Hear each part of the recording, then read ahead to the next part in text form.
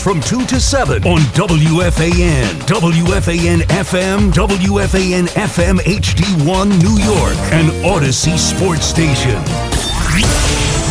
Evan Roberts. Tiki Barber. It's Evan and Tiki on WFAN, The Fan, 101.9 FM, and always live on the free Odyssey app. Ah, yes, the most creative week in sports radio continues. It's All-Star Week, day number 2 on Evan and Tiki with Shaun Morash, with Connor Green, without Evan Roberts. Away we go. We will have the big dumb argument of All-Star Week later on, number 2. We will pull from the football bucket. We'll do all that kind of kooky stuff. And Posted and Toasted comes up later on. But a couple of things to get into the open. Tiki Barber, hello. Hell of a home run derby last night. It was a fun home run derby last night. Jordan Walker, surprising, or at least disappointing, I guess is the better way to put it.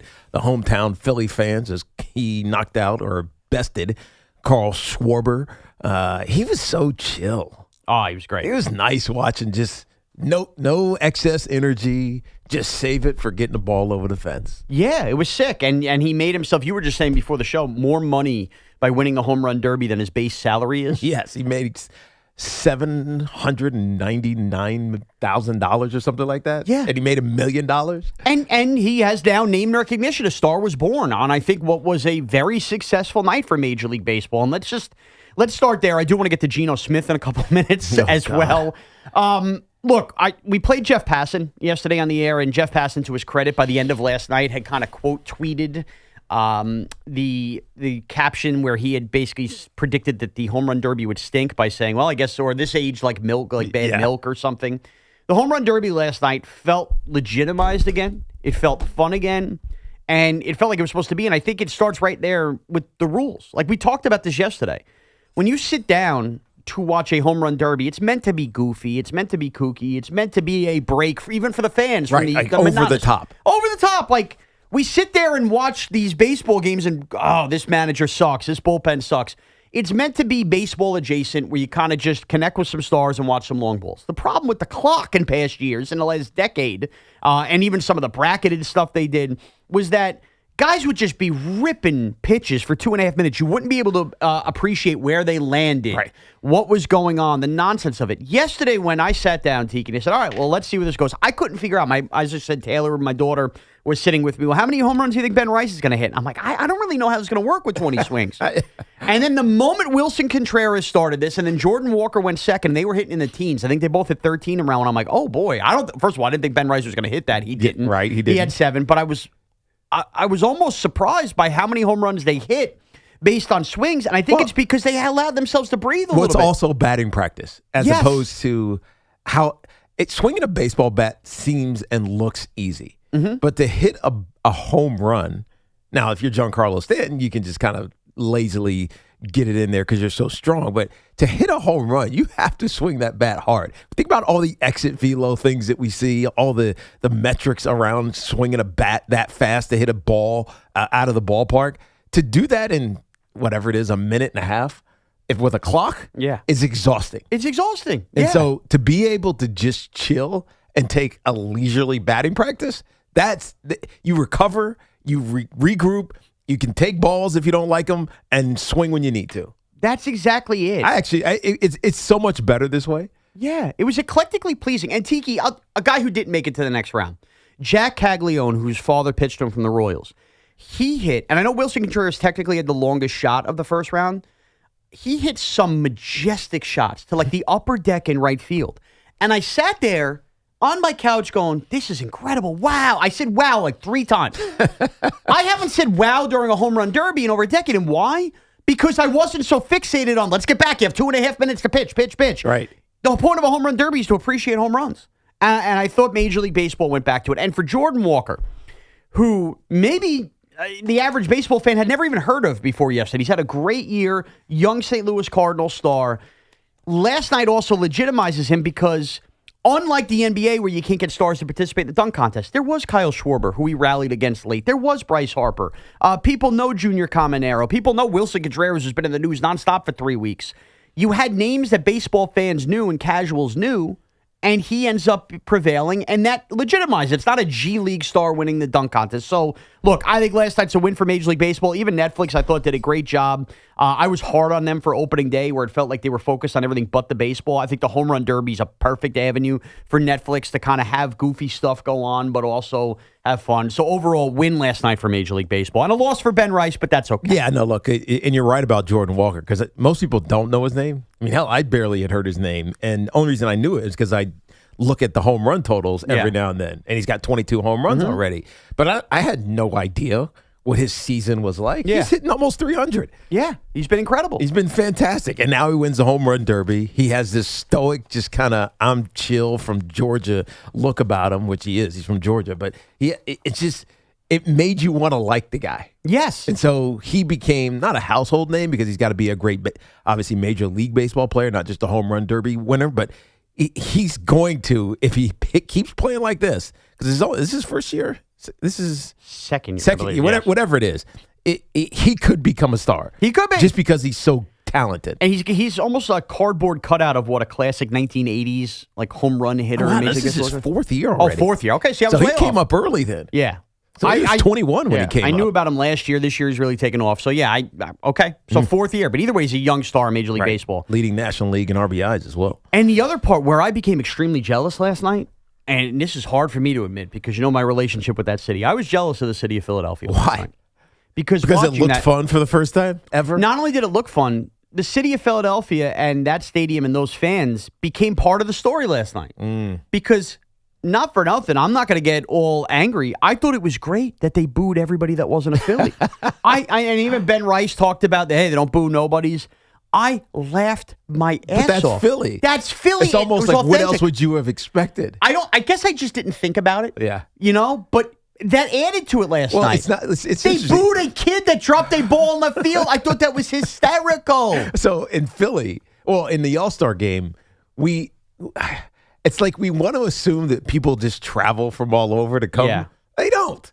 The All-Star game is mostly local. Of course. Unless it's a destination city and people are going to happen to be there over the summer anyways, which is very rare for some of these Major League Baseball cities. So the Philadelphia All-Star game was full of, a home run derby was full of Philadelphia fans. Yes. And that's what made it fun because most people don't get to see how bad they are. Yeah, you got it a full display. But they are bad. And they embraced it. Of course. Be who you are. At worst, even if you're scum, embrace the fact that you are. Yes. Right? Don't run from it.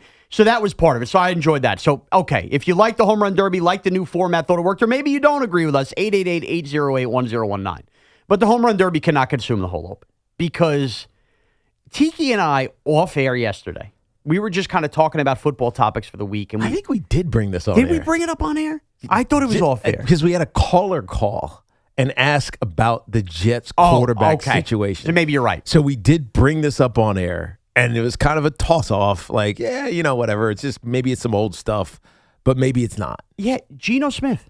I cannot get over Geno Smith seemingly every week and a half. There's something else that comes out that involves him and some kind of police situation. Now, for those that missed it yesterday, is yesterday the biggest deal in the world? No. He was basically going 75 and a 40 or whatever, 70 and a 45, whatever it ends up being. Right. That was the old story.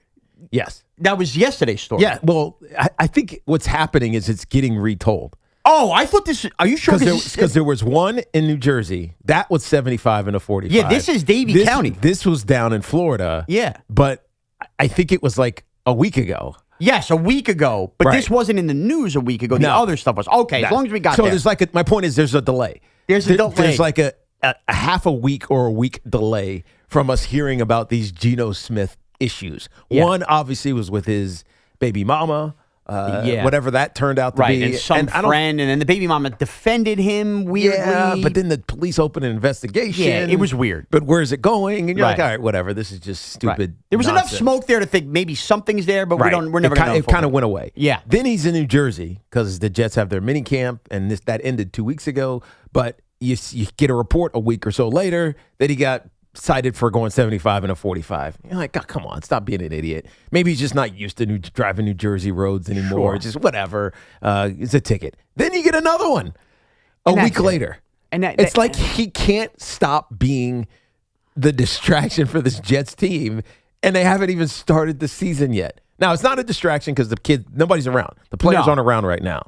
But if we're talking about the Jets, we should be talking about what their season's going to be like. Not whether or not their quarterback's going to get so many DUIs or not DUIs, but excessive speeding penalties and tickets that he's not going to be available for this team. That's it. And look, there have been NFL players this year arrested for far worse allegations. 100%. 100%. So this is stupid. That's exactly it. And I'm not trying to be hypocritical because have I done 70 in a 45? I'm sure I have. And I'm sure I've either gotten away with it, and I know I've gotten speeding tickets in the past. So I say this from places. But you know what I do, Tiki, when I get a speeding ticket? There's at least a month where it's in the back of my head, and I'm pretty cautious from that point forward. Right. And eventually, like anything else in life, maybe I go a little quicker as time goes on because things fade. The fact that Geno Smith has been involved in how many situations, and the other one was a speeding not that long ago, and there's nothing in the back of his brain that says, hey, between now and the season starting, let me just kind of like... Yeah, let me Uber. Let me Uber or like not go above the speed limit. Like, to me, that's decision-making, and for a quarterback of a team, and it's a pretty important year for Geno Smith, the man, the quarterback, everything, to kind He's of like... the guy that's going to lead us to the promised land. Reclaim whatever's left of the end of his career. His decision-making, Tiki, right off the bat, before the season has started, sucks. You know what I think is going on with Geno? I think, look, Geno's made a ton of money as a backup, a second-round draft pick, whatever he was. He's been around for a long time, so he's made a good amount of money. He likes cars. Okay. Clearly, because he had a different car in the first video that we saw. He had multiple cars in the second one where this happened years ago, but he's like, I got lots of cars, fam. Right? Yeah. So I think he likes driving nice cars. Okay. And the problem is when you drive a nice car, you want people to look at your car. And how do you look? You look at your car when you see it going fast. And so I just think he just likes driving fast. Okay. Which is fine. Just stop being a distraction in the offseason. Let's limit those to once an offseason. Yes. There's no reason that we should have 3 stories since he's become the quarterback. And now... Look, it could be worse.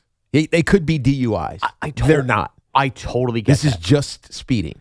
It's just speeding, but it's also not necessary to the Jets and what they're looking at. And again, if he cares what everybody thinks about him in a car and how he looks driving...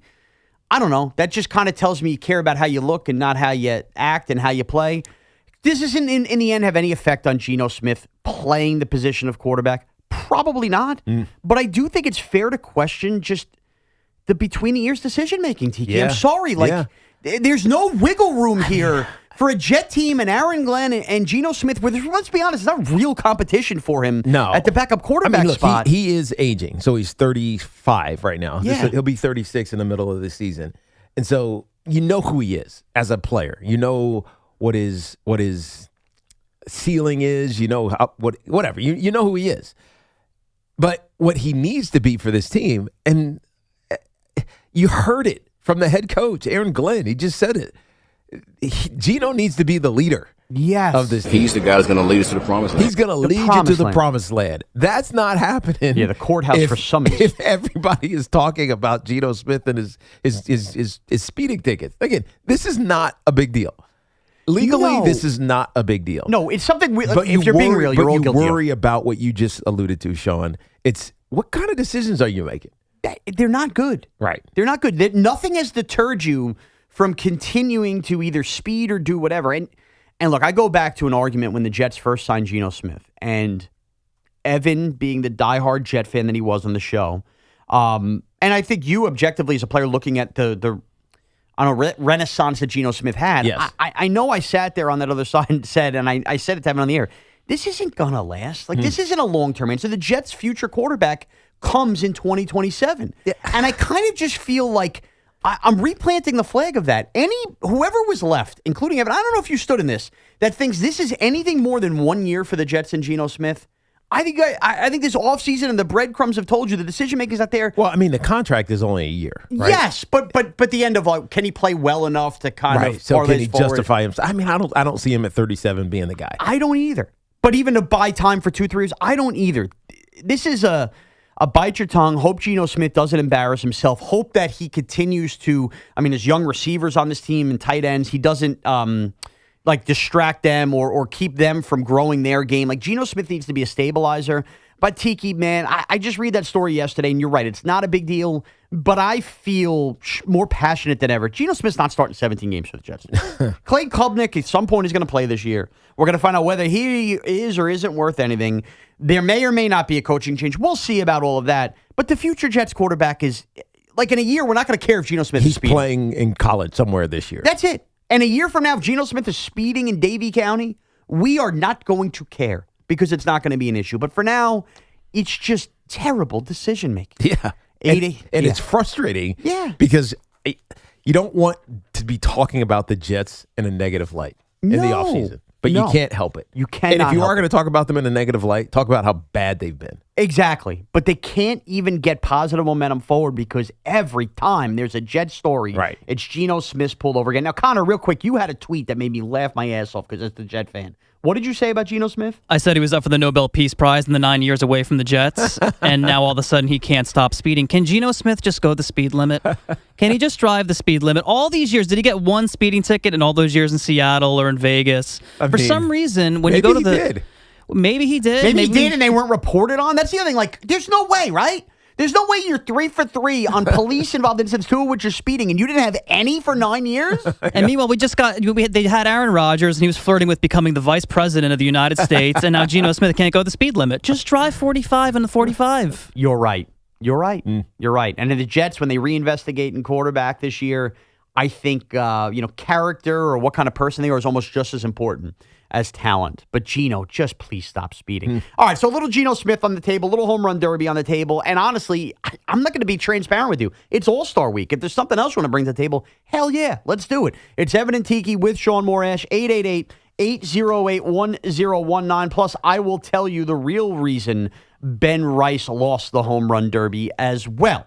Our Connor with us along the way. Again, 888-808-1019. And our friends at Town Fair Tire remind you that at Town Fair Tire, you always get the guaranteed lowest price on name brand tires. From Connecticut to Maine, nobody beats Town Fair Tire. Nobody. You've been hearing about Circa Resort and Casino for a couple of years now.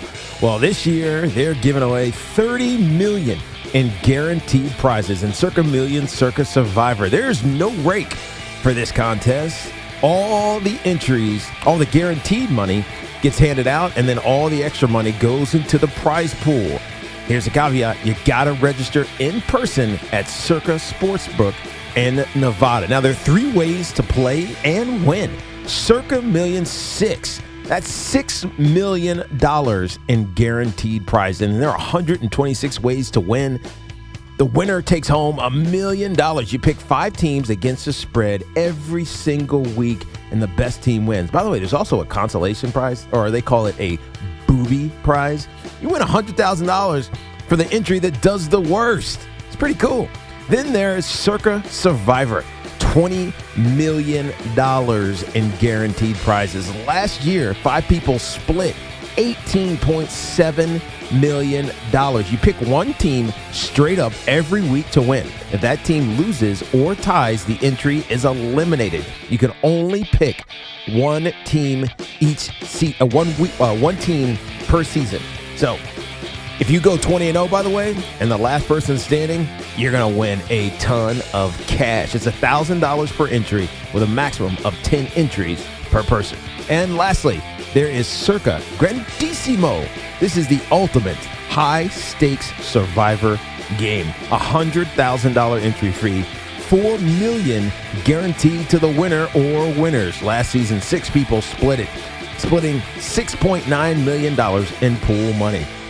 You gotta love it. So many ways to play and win at Circa Resort and Casino. You can sign up in Nevada and play from anywhere.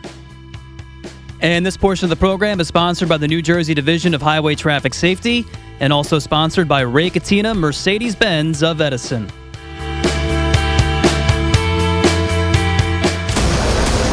The Yankees head into the All-Star break with momentum after winning their last 4. That baby's gone! Ben Rice Rings the bell again. Ben Rice has been red hot, providing big hits and big power during the Bombers' surge. We always had faith in ourselves that we were going to turn the corner.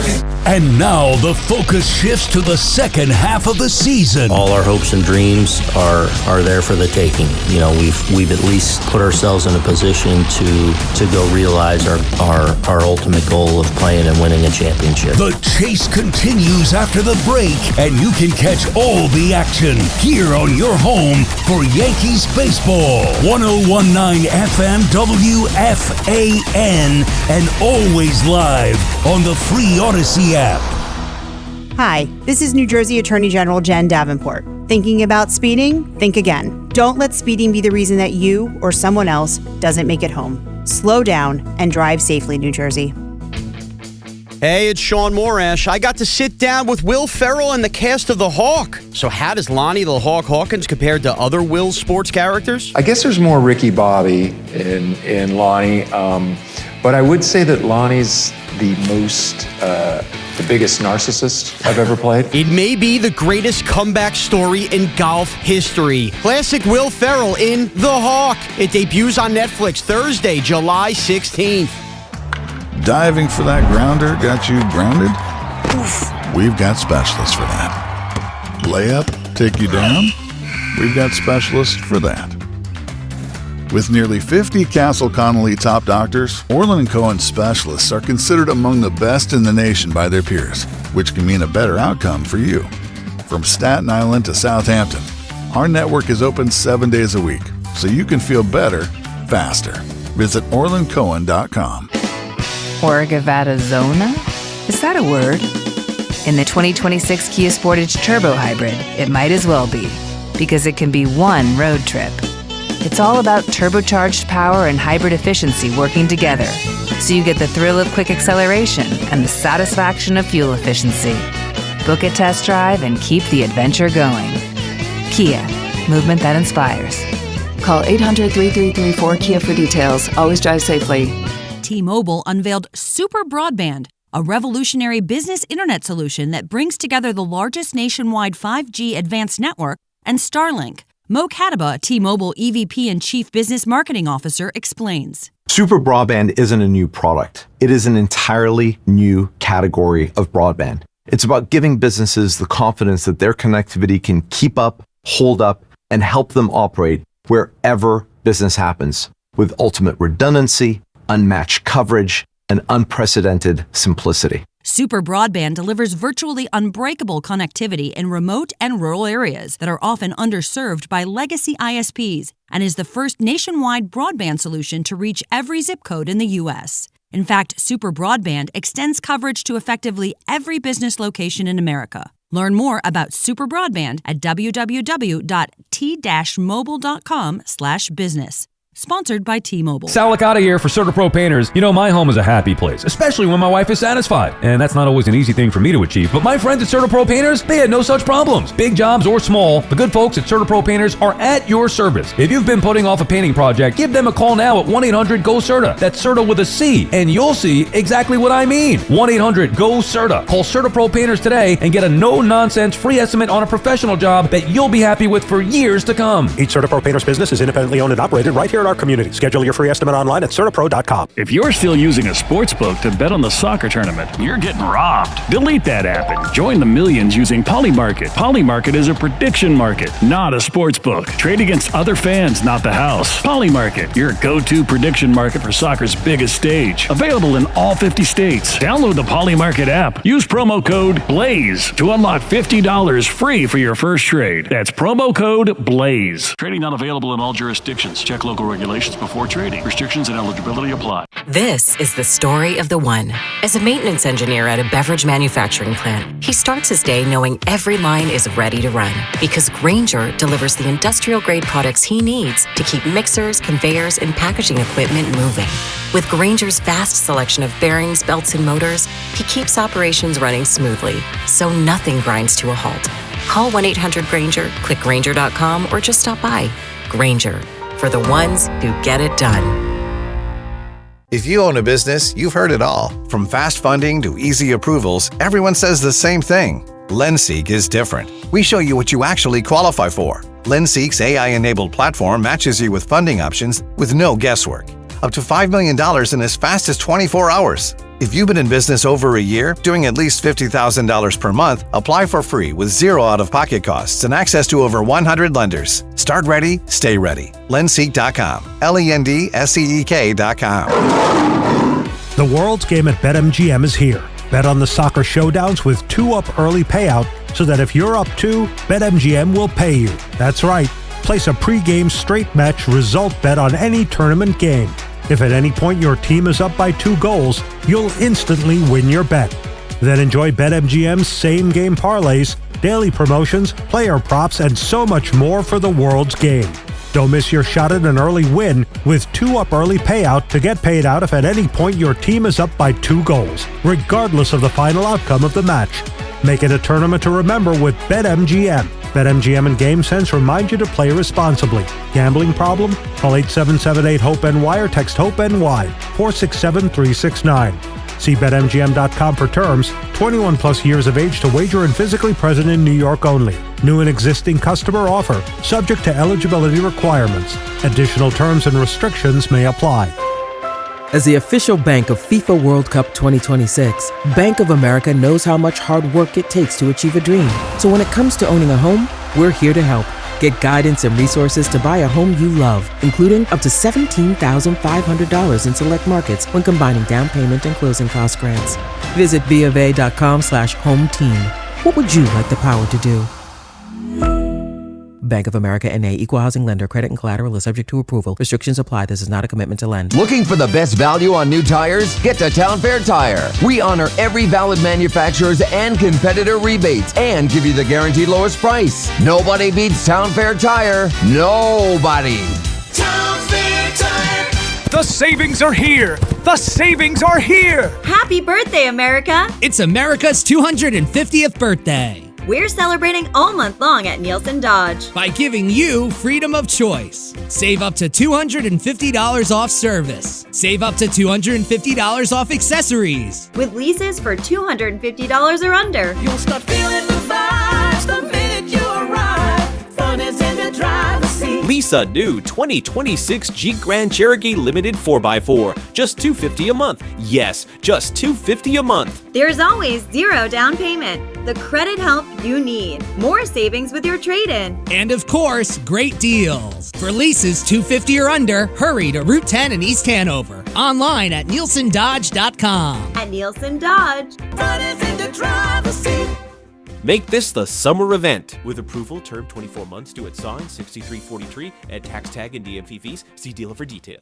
The Mets are making noise in Queens. What's your take on the Amazings? Call us now at 888-808-1019.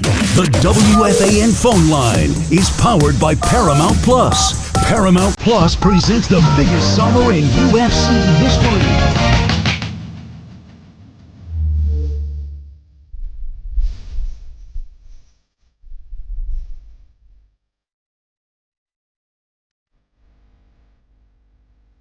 The Fan Focus is presented by Chef IQ. Watch the game, not the grill. Get your gear at chefiq.com. For the second straight year, a Yankee finished last in the home run derby. Ben Rice with 7 home runs in round 1, 6 more than Jazz Chisholm from a year ago. Jordan Walker of the Cardinals, as we discussed at the top, did rally to win, defeating Kyle Schwarber in what I felt like was a successful home run derby for Major League Baseball. We led with that. We led with a little of the Geno Smith issues. More on Ben Rice in a moment, but let's get you guys involved on the phones. Again, it's Evan and Tiki with Shaun Morash. Evan enjoying his week off. Tiki and I, little reminder, Fanatics Fest, Friday. We will be out there 10 to 2 broadcasting our show. Precise location, I'm sure we'll get by Thursday. Kind of let everybody know where to come see us if you have tickets. If you haven't, make sure you go get them. And a special Sunday morning show. Tiki and I will be live 9 to 1 into the early afternoon. I think Fanatics Fest opens around 10, so you come watch Tiki and I. Even though you can't see the first hour? First hour. But we will be there. We'll be there. Already in rhythm by the time you walk in the door on Sunday. So That's you get correct. 2 chances to come see me and Tiki. And for those of you who want my Mets Bible sign, there will be no Evan, but I could try to forge his signature. 888-808-1019. Steve in White House Station. Steve, what's up? What up, Steve? Hey, guys. How you doing? All's well, man.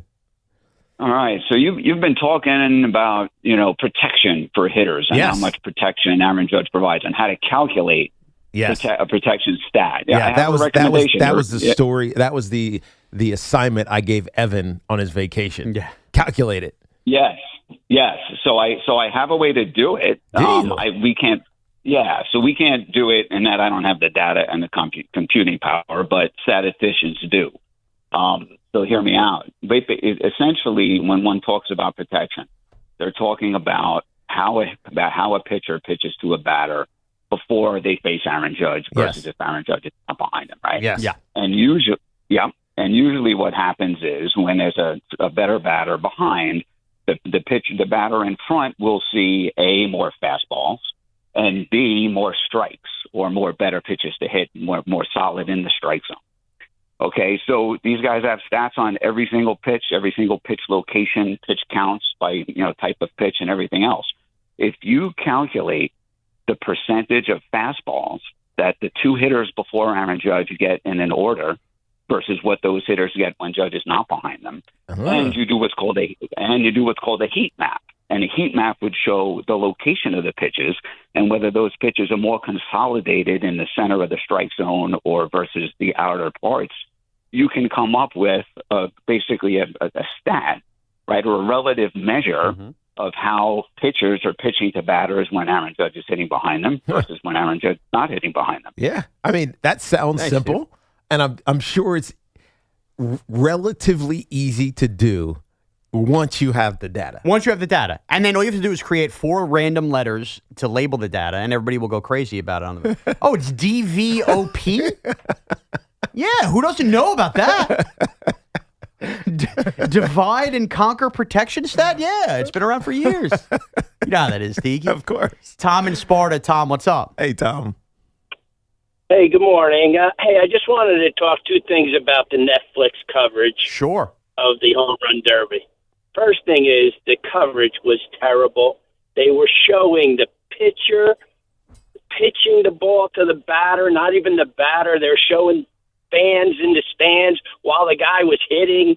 I mean, the angles that they had, you couldn't even see half the time. Tom, that's interesting. You say the producer was terrible. Tom, I find that interesting because, maybe I was just in a different length. I thought the camera angles and stuff and the moon shots and actually seeing where the balls landed in the crowd. Right. I walked away thinking the coverage was actually pretty freaking good. And I got to be honest with you, I was really down on Netflix's opening day coverage. I didn't think they handled it well. I think they kind of handled it like a gimmick, and I wanted to watch like a baseball game. Last night's meant to be gimmicky, but overall, I thought the coverage now, could it get a little convoluted with too many voices? Yeah, that would be kind of my only negative takeaway. But other than that, man, crowd shots and showing the pitcher, I didn't mind that because I also want to see where the ball's located. The guy was hitting the ball, and you couldn't even you were watching the pitcher pitch. And just the pitcher, not even from the pitcher's point of view. Yeah, right? Tom, I got to be honest with you. I don't think that was as frequent as you're making it seem like, because there was at no point last night that over 2 hours that I feel like I couldn't see the hitter. I know what he's talking about, though, because I remember sometimes looking at the pitcher, and I was like, okay, that's his dad, like for Ben Rice. That's kind of cool, but I want to watch Ben. So I know what he was saying, but I think if you watch the whole thing, and so in context relative to the whole, it wasn't really that bad. Yeah. But if you saw it in moments, there could be. I see what he's kind of saying. Yeah, like they would scan back to, I guess, just the shot of the pitcher pitching to go back. And it's like, why are you showing the pitcher? Like, who cares what the pitcher? Yeah, and even I if guess, it is Ben Rice's dad or whoever happened to be on the mound. I just don't think it was as frequent as you want to say. Maybe you missed a couple pitch. Okay, that's fine. And speaking of Ben Rice's dad, this is the other thing I wanted to get to, too. Let's be real. I think it's a great father-son moment. Jack Caglione had his father as well. It is no surprise to me, and I know that's Bryce. Why he lost. Bryce Harper. His dad? Hold on, Bryce Harper won with his dad pitching a few years ago. A little different because it's rapid fire. And wasn't his dad a coach? Not at that time. Now he had the coach last night, but a couple of years ago. I don't think Bryce Harper's dad was a coach when he didn't he coach him when he was a kid. Oh, when he was a kid, but not in the major leagues. Oh, yes, no, not a major league coach. I mean, a little league or high school coach. Yes. This format, though, Tiki, because it's not speed throwing and you're not just trying to throw as many as you wanted, does not it doesn't lean towards a dad popping off the couch to throw to you. And the two lowest home run totals in round one happen to be the two guys in Ben Rice and Jack Caglione whose dads were throwing to them. Now, I'm not telling you not to go out there and have a father-son moment, because for those guys, maybe just your dad pitching in the home run derby, I could understand actually meaning more to you than even winning the home run derby, right? You got to experience that with your dad. He's the one that probably coached you growing up, like you're talking about Bryce Harper. So I think that's cool. But last night, again, Jack Caglione ripped a couple deep bombs, so I wasn't as hyper-focused. Ben Rice's dad is not a home run derby batting practice type of pitcher. It was like Ben Rice's dad was trying to throw a couple curveballs in there. If you watched him pitch a couple, I'm looking going, that's not even over the meat of the plate. And Ben Rice took a couple pitches to his credit, but then you could tell he even felt the sense of urgency, like, I got to start swinging here. I can't take 100 pitches. And frankly, if you're one of these people that's a degenerate and wanted to gamble on the home run derby and you bet on Ben Rice last night, future reference for betting on the home run derby. Make sure you find out who's pitching. And I would shy away from anybody's dad who's pitching to them, because last night was proof of that, man. That was tough. Ben Swinging at balls in the dirt. Yeah. Right. And I forgot who said it on Twitter last night, openly laughed out loud. He should have had Camilo Doval go out there and pitch him. And throw full speed, too. Yeah. Right. Give a little meat Try to it. get me out. Yeah. Because I know you can't. It was tough. I felt bad for Ben Rice. And you're not going to halfway through tell your dad, get lost. I want, somebody else, a pitching coach, to come throw here. But I thought Ben Rice's dad, frankly, cost him the home run derby. I don't know. Connor, I think you tend to agree based on your feelings. Yeah, you need somebody out there that's going to have a little zip on the ball. So there was a couple floaters there, which makes it a little bit tough, because then you got to really put a big swing into it. And then a couple balls too high in the zone, too low in the zone. Yeah, there has to be some pace. You got to have a little zip in there so he can square it up. Yeah, I wasn't a fan. Sorry, Ben Rice's dad. I hope that's one and done for you. Mark in Fairfield, Connecticut. Mark, what's up? Hey, guys. I agree with you that I thought that the home run derby was a massive win for baseball yesterday. But the one thing that I just infuriated me as I watched it was the idiotic magenta ball situation. So prior to the last round, hitters were 1 for 13 on the magenta ball. And, it's supposed to be this more interesting, higher intensity, higher energy moment. And it turned out to be a massive dud. And in this case, it may have actually affected the outcome. And I'm happy for Jordan Walker. He's walking away with, $1 million that he didn't have before, and he's making $780K a year. But to have the T-Mobile product placement affect the outcome of the whole event was brutal. Yeah. The problem is there's nothing special about it. Yeah. A baseball is a baseball. I did find there was a moment in the first round, Anthony Rizzo commented on this, and I thought he said something interesting. I actually think Anthony Rizzo, by the way, on Peacock and now Netflix, I think he's pretty good at this. I think he actually adds insightfulness. He'll really get good at it as he does it. Yeah, but this is not the first time this year where I've sat back and said, wow, that's a good point by Anthony Rizzo. So Anthony Rizzo last night, for those who might have missed it, when talking about that magenta ball, and he goes, something to the effect of, hey, we are such creatures of habit in the batter's box that when you're sitting there we know what every piece of a white baseball looks like coming in. You can see the spins and all that. Right. When you see the laces. You can see the spin, everything you know. And then when you're hitting the same white balls, and then now you want to randomly throw in a multicolored ball, it's inevitably going to affect the hitter. And so maybe that's the challenge then.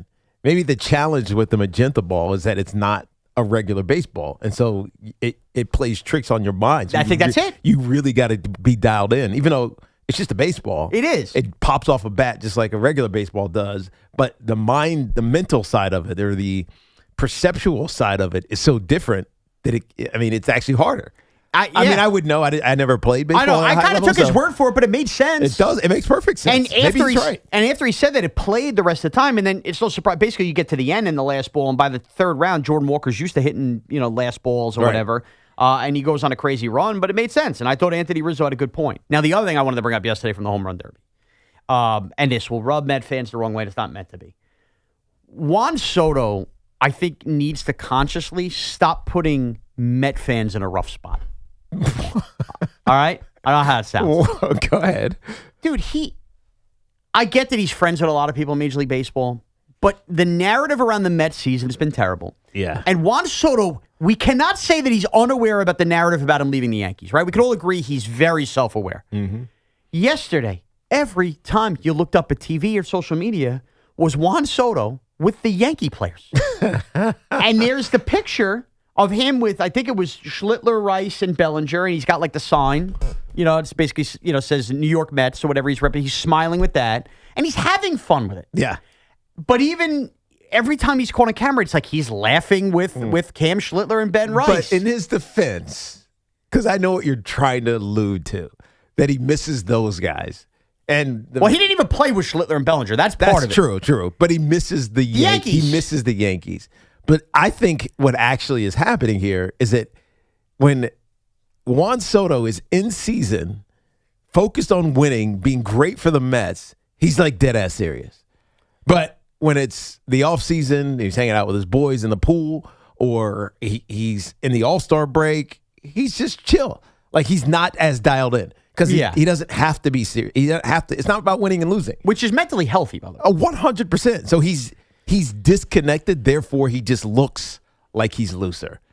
He is. That's my take on that. I can't agree with fault him for that. I agree now, with if this was like a regular season game and like before the game you see him shooting the crap with guys on the field and coming out when the Yankees are taking batting practice during this will be September at Subway Series, and he's just kind of like, hey guys, hey, what's up? Giving hugs and all this other.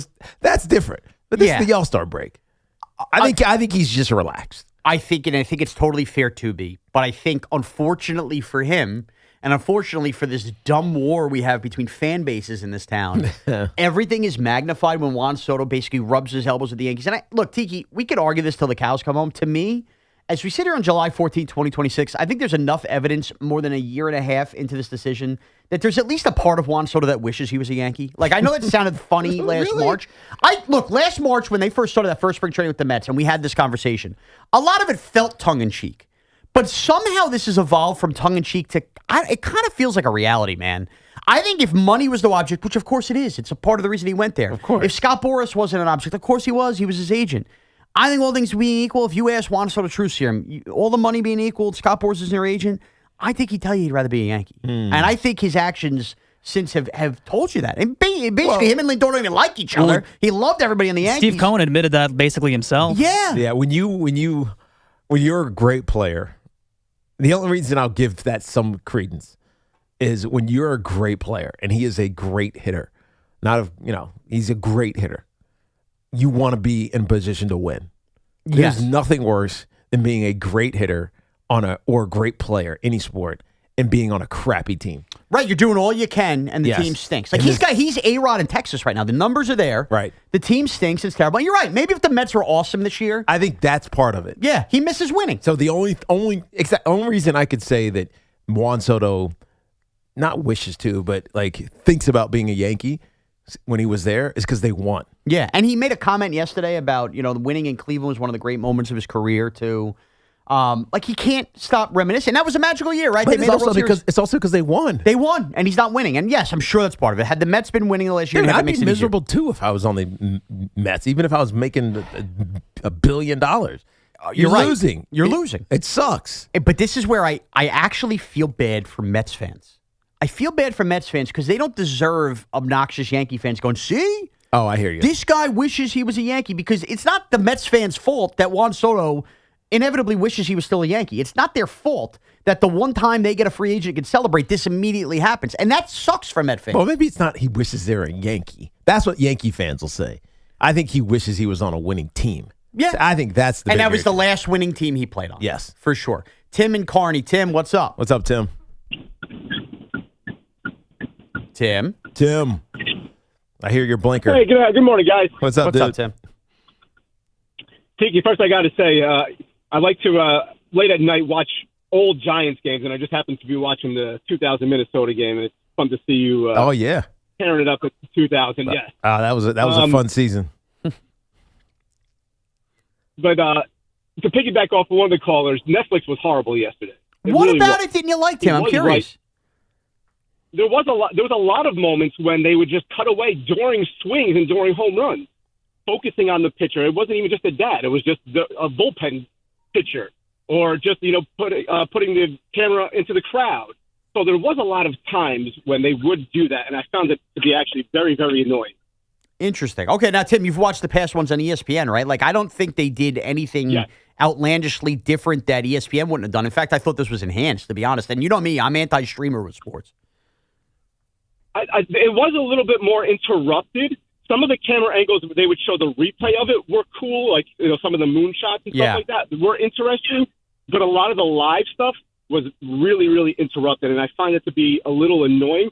I do have to admit, Netflix live stuff has always been a problem and an issue, but I think they did it better yesterday than they have. Oh, they've come along. Remember that Mike Tyson fight? Oh, the first thing that they tried to do? Yeah, when it buffered and basically Mike Tyson's butt cheeks would just sit there on your camera buffering forever. Right. That almost wasn't their fault. Yeah, it was too many people on the server. I don't think they knew how many people were going to, watch. Yeah. Pictures of your booty. And they've obviously done well with the NFL on Christmas Day. And look, I still maintain I hate the NFL playing games on Christmas Day. It's not Netflix's fault that if it wasn't them, the games would be on Fox or wherever. Yeah, it's going to be somewhere. It's going to be somewhere. But I think the Home Run Derby is perfectly kooky enough for a company like Netflix to do. I'd much rather them do stuff like that than, again, on opening day when I got Jameis Winston because it's not interviewing wrestlers while I'm trying to watch the Yankees. It's not a serious game. Exactly. It's not a serious fight. It's not a serious moment. No, there's magenta baseballs being thrown. It's entertainment. I mean, hell, Will Ferrell and Luke Wilson were there. Yeah. And in character from the Hawk. From the Hawk. I think that's part of what Netflix makes it special. You know what? And now you segued me there because I thought Will Ferrell, I heard the morning guys talking about this too, got dumped on a little bit there. Again, I understand that I am coming off of a week ago tomorrow getting to sit down with Will Ferrell and Luke Wilson. It was a really cool opportunity. The Hawk drops July 16th on Netflix. You've heard a couple of the ads running, and I got to take part in all the promotion for this. Yeah, I saw your most recent one with Molly Shannon. So I got to talk to Molly Shannon. That's on my Instagram, Morash Radio, Twitter, at Shaun Morash, about the nostalgia. Because, look, I'm 39, okay, so if you're in my 20s, there was classic, whether it was SNL, Talladega Nights, Night at the Roxbury. Yeah, Molly Shannon and Will Ferrell kind of cooking. That was classic comedy to me. And in this show, they cook again. So last night when those guys are there, and Luke Wilson had told me when he was leaving, because I was with a guy from Philadelphia, he's like, we're going to be in Philly next. And it didn't even dawn on me, Netflix, Home Run Derby, this is what you're going to do. They were kind of getting crushed. Let me just tell you, the show comes out Thursday, which is perfect timing for the Hawk to be released. There's really nothing going on but a Met-Philly game on Thursday. You can kind of binge it. If you love classic sports comedies, I believe you will like this. I did have the privilege of watching this, and I'm not going to spoil anything or anything, but I will tell you this.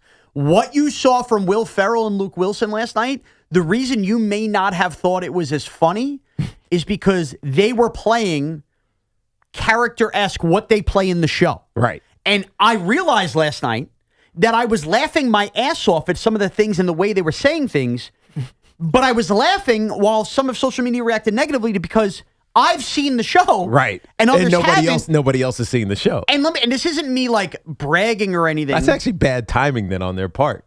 Because they missed the opportunity. And I don't know if in retrospect people are going to go back and now laugh at what Will Ferrell and Luke Wilson were doing. Maybe. And by the way, I get that it was probably overconvoluted, too many voices, and you just wanted to get to the introductions, but it was kind of one of those weird things where if you've ever had like the privilege of watching a movie or a TV show before the public does, and enough time passes, you will forget that you've seen something that the world hasn't seen. So I think that's why I found myself laughing at it yesterday, because I know the characters. Right. And and nobody else does. They haven't been introduced to us exactly. yet. So it'd be like Jason Sudeikis going out and playing, what's-his-face? Ted Lasso, and the show hadn't been released yet. Yeah, exactly. So, again, if you love good... If he did... Think of Ted Lasso before Ted Lasso was released, and he's sitting on a desk on the field at some ballpark during the All-Star game and acting like Ted Lasso. Yeah. We would all be like, dude, you are weird as you know what. Right. That visor what that is he's wrong wearing. with you, man? Exactly. All of that stuff. So, look, if you didn't find him funny last night, give the show a chance. Thursday, you got nothing going on, unless you're Evan scoring the Met game.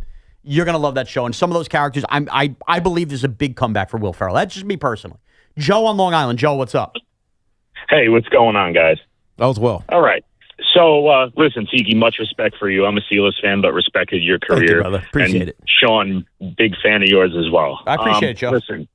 Listen, I think this Soto thing is being dragged out. And listen, I'm a diehard Met fan. We suck. Like, I'll admit that. We suck. Like, it has nothing to even do with that. But when Soto's being interviewed and they're asking him a question about the Yankees, what is he supposed to say?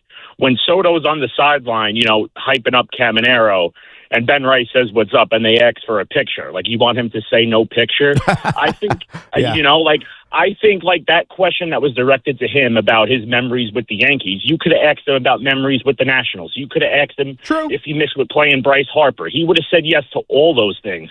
And also, there's actually an audio. His Instagram is called JuanFrank24 on IG. It's in Spanish, but I follow someone on Twitter who did the translation. And I don't know, do you have time? You want me to read it really quick? What does he say? Okay. As long as it's clean.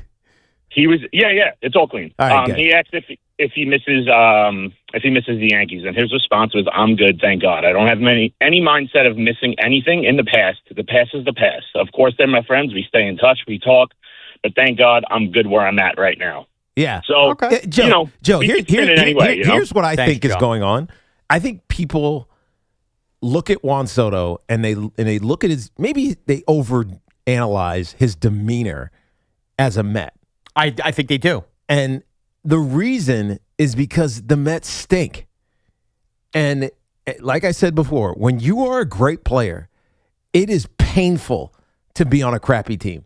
It's painful because there's nothing else you can do. Like, you're doing your best.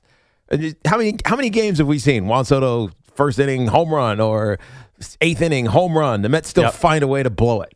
So it almost becomes like you feel helpless. And so when you feel helpless, because there's nothing more you can do, it just, I don't want to say you pine for other places, but you're just kind of like, man, I wish, God, it was so nice when I was with the Yankees. Yeah, I think he thinks positively about those previous experiences. I think it sucks being on a bad team. Especially when you're a great player. I think you've swayed me. I think that's exactly it. I think if the Mets were winning, we don't hear any of this. No, but it looks not at all. And to Connor's point, it didn't help. For all of Steve Cohen, kind of missing in action, when he does speak, he all but confirmed that last year it was, a process for Juan Soto to get comfortable and enjoy being a Met. Like, he basically confirmed that he missed, what chemistry had built over there. Yes. But that gets erased quickly if you're good and you're winning. And Juan Soto has done his job as a Met, and the rest of the team has not. But again, I just go back to, you're right. He's answering questions. He's doing whatever. It's just anything he does in relation to the Yankees gets flashed on social media and the world melts down. Mm-hmm. And he always just looks and sounds happier than he does in a dugout with the New York Mets. Now it's more relaxed, all of that. But it's just, Met fans don't deserve to be kind of laughed at by Yankee fans over Soto. They don't. And I'm saying this from a Yankee fan. Right. And this is not going to go away as long as Juan Soto keeps doing these smiley pictures. And he's probably thinking, I have 13 years left on this contract. When is this team going to get good now? Yeah. Yeah. I got a long time I'd be thinking left. about that. Yeah. I mean, and again, in baseball, especially when you have the ability to spend money, it could happen, I don't want to say overnight, but it could happen in a year. Of course, which is why I've maintained the Mets are still, as long as Steve Cohen is willing to spend money, are always 1 year away from having another 2024 magical ride with the right investments in an offseason. They are. That's why they're different than the Jets and the Nets, because something actually has to go right draft pick-wise for those teams to completely change the trajectory. All right, when we come back, the Yankee trade line trajectory, a lot of smoke yesterday, which has now swayed me again. As I flip-flop on the Tarik Skubal to the Yankees stuff, I flopped again, Tiki. Again? And I'll explain why. And now I forget what side you were on. I do yesterday. too. Maybe I flipped and then I flopped and then I flipped again. We'll get into that as more baseball news came out. Plus, we still have our big dumb argument to come, posted and toasted.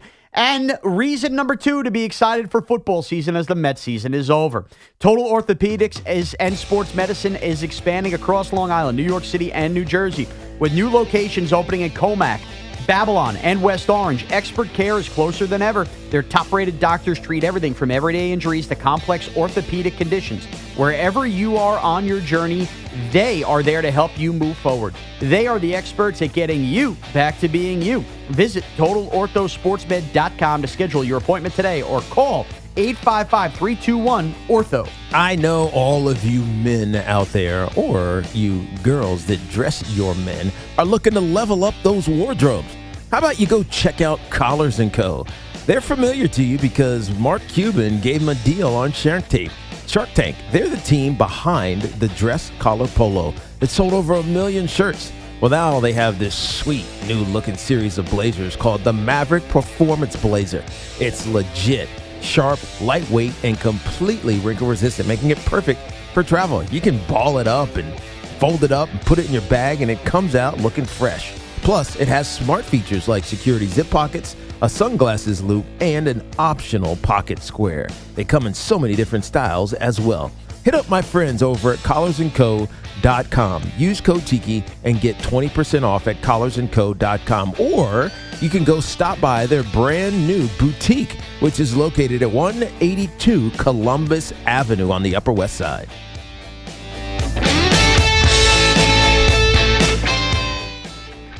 This is an Odyssey Sports Minute. This Odyssey Sports Minute is sponsored by AutoZone. Get in the zone, AutoZone. The World Cup semifinal this afternoon between France and Spain is basically the World Cup final. These are the best two teams remaining. With all respect to England and Argentina, the winner of France and Spain is going to win the World Cup, and I believe it will be Kylian Mbappe in France lifting the trophy. I'm Nick Costos.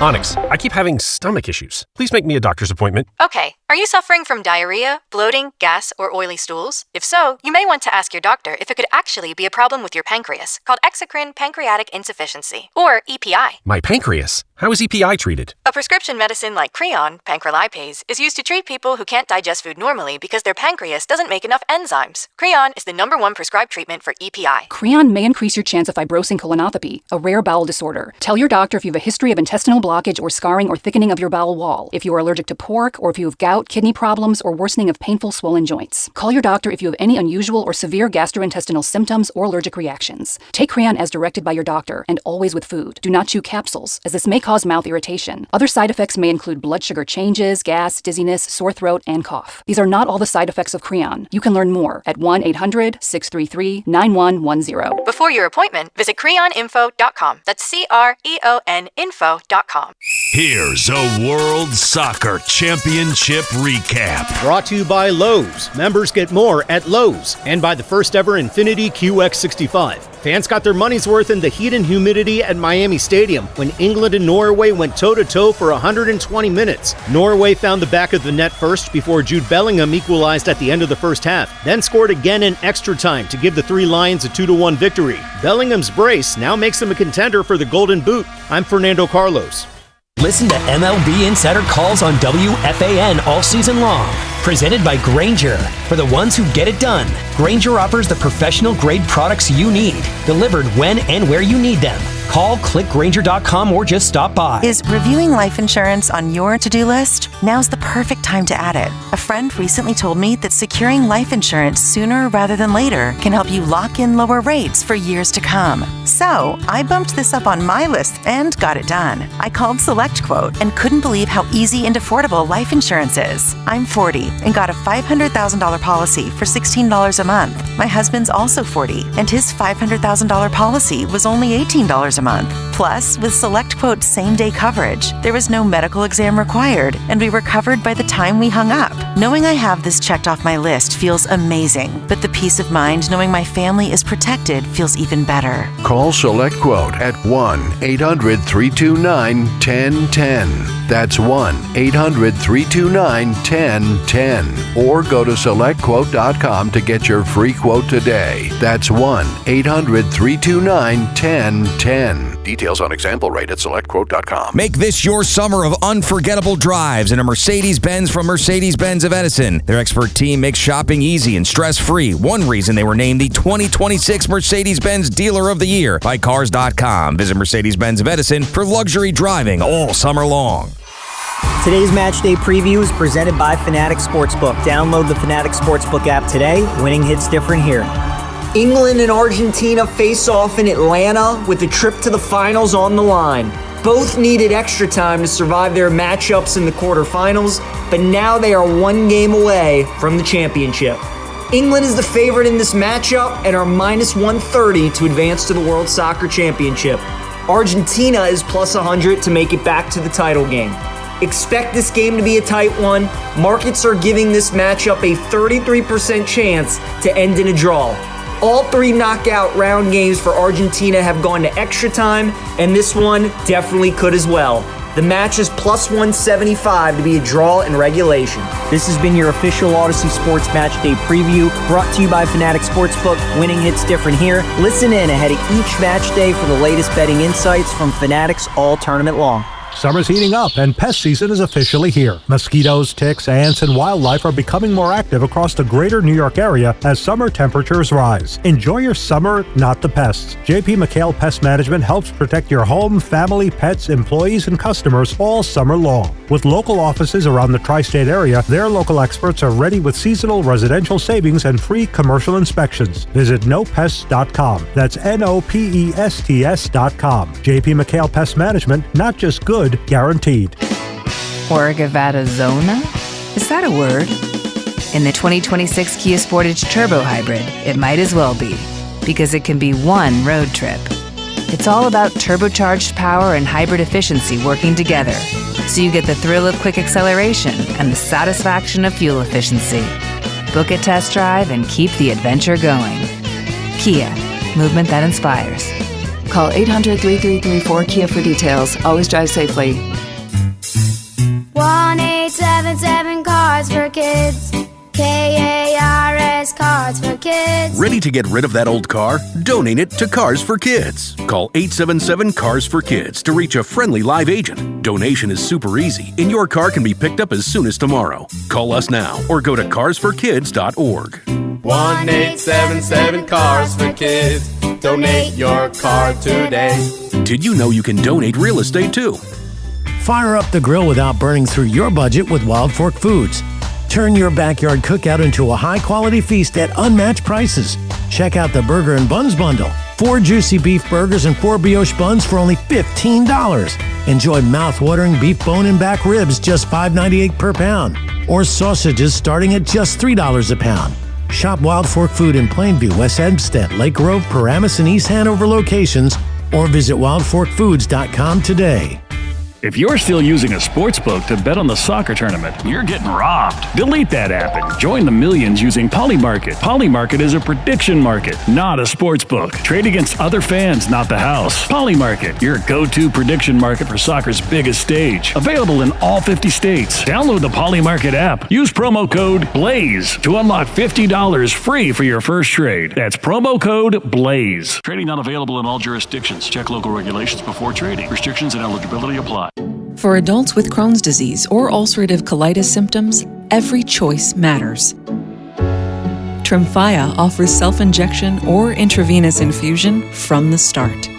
Tremfya is administered as injections under the skin or infusions through a vein every 4 weeks, followed by injections under the skin every 4 or 8 weeks. If your doctor decides that you can self-inject Tremfya, proper training is required. Tremfya is a prescription medicine used to treat adults with moderately to severely active Crohn's disease and adults with moderately to severely active ulcerative colitis. Serious allergic reactions, increased risk of infections or lower ability to fight them, and liver problems may occur. Before treatment, get checked for infections and tuberculosis. Tell your doctor if you have an infection, flu-like symptoms, or need a vaccine.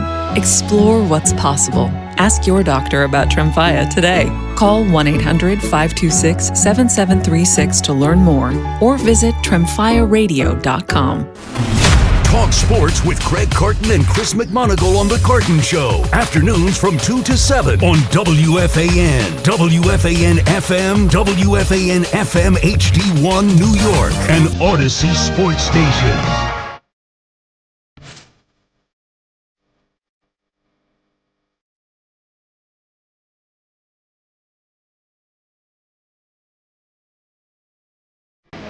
Too late. Evan and Tiki here on The Fan with Shaun Morash, Connor Green as well. Thank you for getting that, Connor. All right. Good first hour, home run derby. A lot on that. A lot on the Geno Smith issues. Continue to take your calls there, 888-808-1019. But like with anything with the All-Star Game, people get to talking. Executives get to talking. Insiders get to talking. And we get a bunch of rumors as we are a couple weeks now out from the trade deadline. And I tease this going into break. I don't remember an Yankee issue that I have gone back and forth and not been like dug in on more than whether I want the Yankees to trade for Tarik Skubal in my life. Yes. I started off by saying, no, starting pitching's a strength. I'd rather them invest those resources elsewhere. Then you watch some Yankees start sputter, and I go, you know what? No, go get Tarik Skubal. Who am I kidding? Act like the Yankees. Go be the best. Go get the best players. And then a name I basically had written off in terms of availability gets resurfaced yesterday, Tiki, and I have flopped backwards. Go ahead. If the following person I'm going to bring up is actually available, they would require the same pieces, if not more, that Tarik Skubal would, and the Yankees absolutely should invest in this player over Tarik Skubal. Let's hear. That player, Steve Phillips brings up on the show podcast with Joel Sherman and John Heyman. I think that when I look at the Yankees and their bullpen, like at some point, Duvall's scaring me a little bit. He runs away from his arm all the time with his delivery. I've proposed this before, and I think that if I'm San Diego, I'm considering trading Mason Miller. Mm-hmm. I am. And I'm considering trading him to the Yankees because if I'm San Diego, I need starting pitching and I need offense. And whether that's going to be Weathers, who they've had before, or Warren as well in a deal, or Elmer Rodriguez, or Dominguez, and or Jones, I think there's a package the Yankees can put together that could give the Padres a shot to win this year. And they've got Jason Adams hurt a little bit, but they've got Morahone, they've got Estrada. They've got guys that can pitch the ninth. Yeah, they're not Mason Miller, but I'd be willing to give up a game or two there to give me 20 starts, 15 starts, and 300 at-bats of somebody who can hit the ball out of the ballpark for a team that can't hit into the ballpark. And the Yankees, if I could get Miller and move Bednar up in that bullpen, I think that's a huge play for the Yankees. Okay, Tiki. So now you flopped anti-Skubal because you want Mason Miller. Okay, hear me out. Because this is going to come down to the old starter versus closer mentality. Yes. John Heyman, by the way, it should also be noted, did say, and this kind of led to the Steve Phillips answer, that Ryan Jeffers, the catcher of the Twins, and Mason Miller are expected to be the Yankees' top 2 trade deadline targets. So this is in the atmosphere. The Yankees are going to try to get Mason Miller. And in my opinion, Tarik Skubal on an expiring contract, and Mason Miller, who, and I had to double check this, is signed for the next 3 seasons. Arbitration element. Man. 2027, he is under your control. Yes. As unquestioned the most dominant relief pitcher in Major League Baseball. That means it's going to cost you a lot more. Exactly, but hear me out. Skubal was already going to cost a ton. Like, the Tigers are not going to trade him without getting a massive haul. You're talking about maybe the best starting pitcher in baseball. He's going to get a ton on an expiring year. It will cost you more to get Mason Miller. But it is expiring. It is. And I'm not denying that it will cost you more to get Mason Miller. My point is, though, if you were already in the camp of, I want the Yankees to trade for Tarik Skubal, when they already have, in theory, 3 aces on the team, you go into that camp knowing how much you're going to likely have to give up. If you're already willing to give up whatever that may be, Dominguez and Jones, plus insert how many of these prospects, if Legrand is included in there, the kid that pitched in the Futures game, throw him in there. Right. Will Warren, Ryan Weathers. Okay, but you heard the names of Steve Phillips attached to it. And again, as Steve Phillips was saying all of those names, I was like, okay. I thought the same thing. That's fine. So the we don't need him. And this We're good. This is what's important. The Padres are still very much in contention. So what Steve Phillips indicated there was a starting pitcher, a guy like Dominguez whose offense is ready and plays and maybe just doesn't have a position with the Yankees. All right, I got to give up Will Warren or Ryan Weathers and Jason Dominguez on top of the same prospects I was going to give up for Skubal. That's all I'm saying is all you're adding on to a Skubal deal, in theory, maybe one more prospect, but a couple pro guys. No, Mason Miller is going to cost you more than Skubal. But this is the more it's going to cost you is ready guys. Oh, I see. Maybe both Will Warren and Weathers. My point is, I'm willing to... and. Right. Yeah. I'm willing to go the extra mile, and even if it takes away some of the Yankees' starting pitching depth, if I was already willing to do that for Skubal, I'm more than willing to go another extra level above that to get the game's best relief pitcher under contract for the next 3 years. Because if you were willing to do that, only to have Tarik Skubal leave in free agency to go to the Dodgers or wherever, like we've already gotten burned with the Juan Soto trade. Why the hell would I not push even more chips to the table to get Mason Miller under club control? No, you would. You absolutely would. Now, the problem or the issue you're going to run into is that David Bednar has been really good. He's been awesome. He's not overpowering. He's not a power pitcher. He's not going to blow I don't know, 95, 90 to 100 mile an hour fastballs by you, regardless of what you think you're ready for, which Mason Miller does. But when things start to get a little off, he's a pitcher. Yeah, he's a top 8 closer in baseball. He pitches. He knows exactly how to force you to hit a ground ball or pop out or even strike out.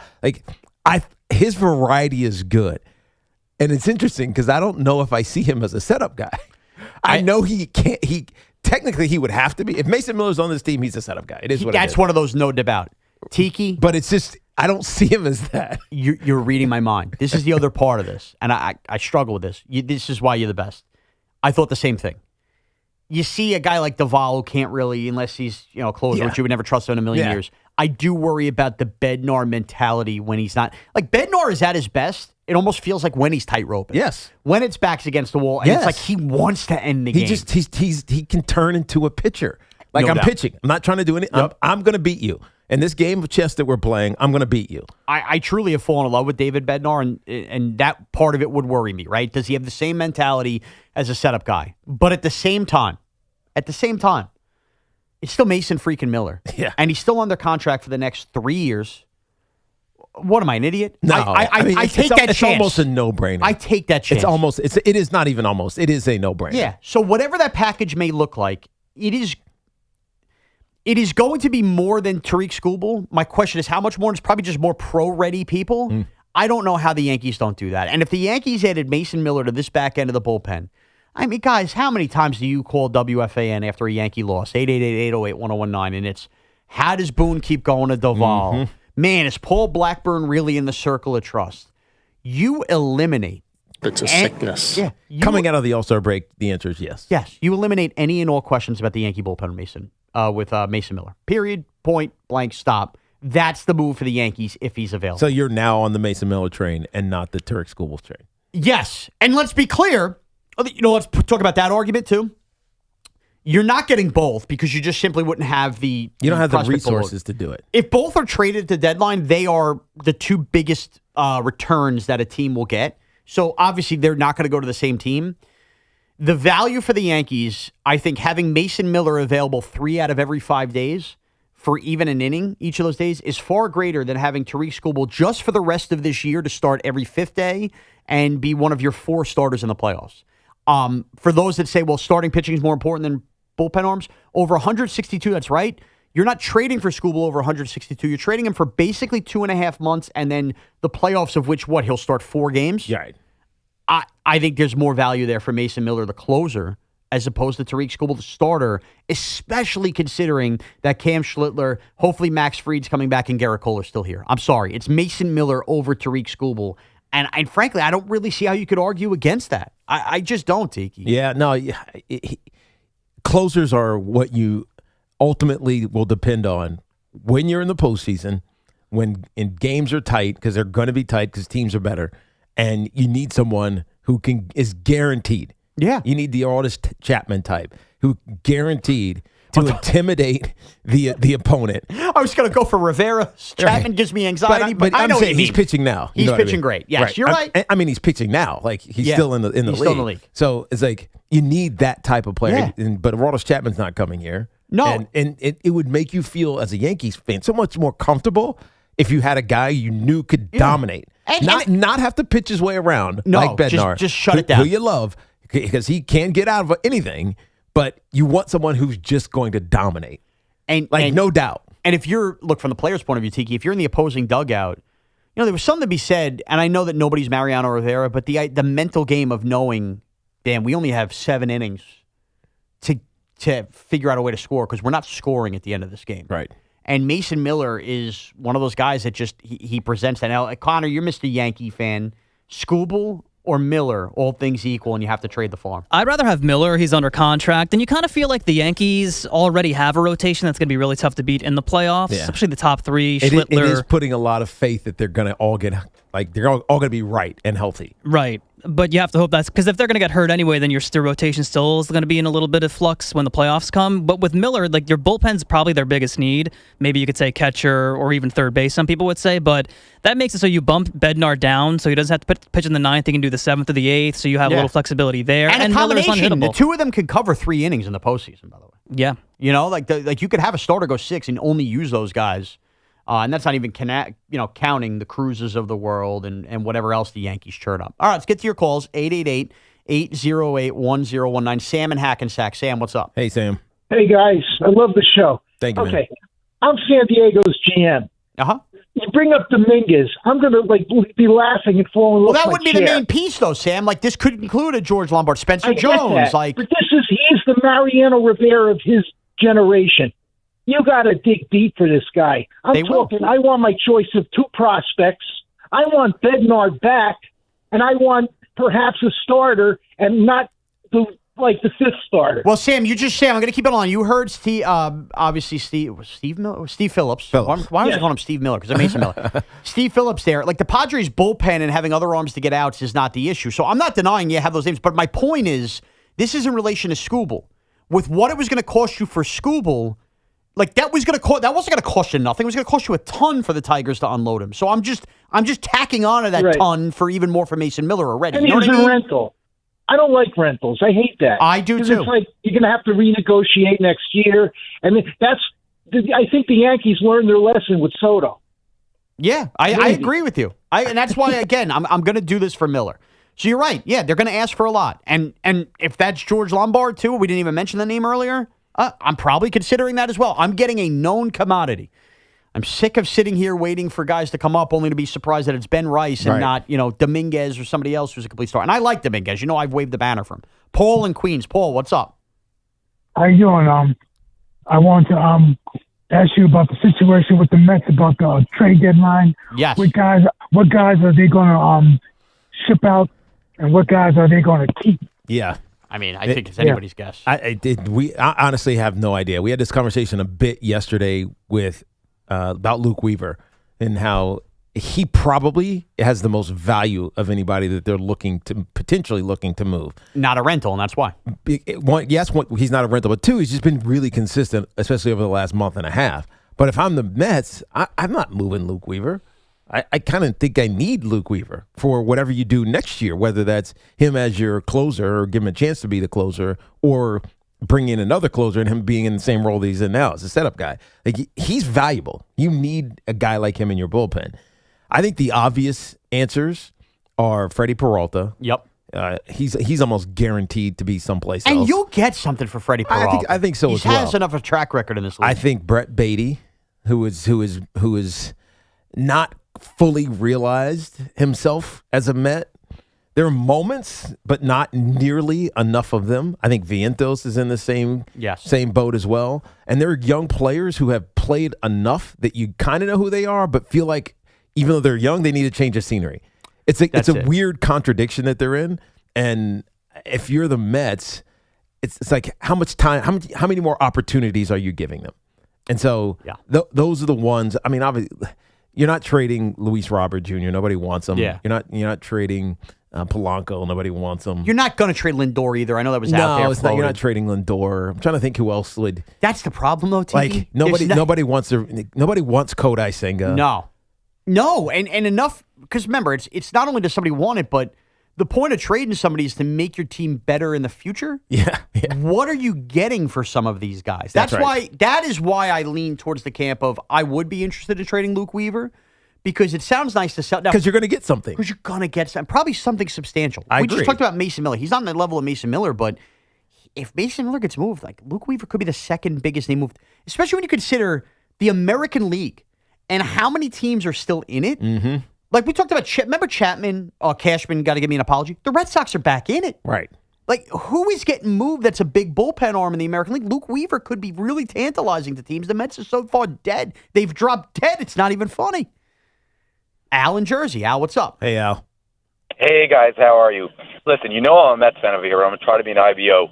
Do you remember when Cashman traded Chapman to the Cubs? What did we get back? What did he get back? Gleyber Torres. Prospect. Right. Gleyber Torres, one of the top prospects in baseball, for a rental. If I'm the Padres, Before anything, number one, George Lombard. Okay. After that, with another couple of prospects.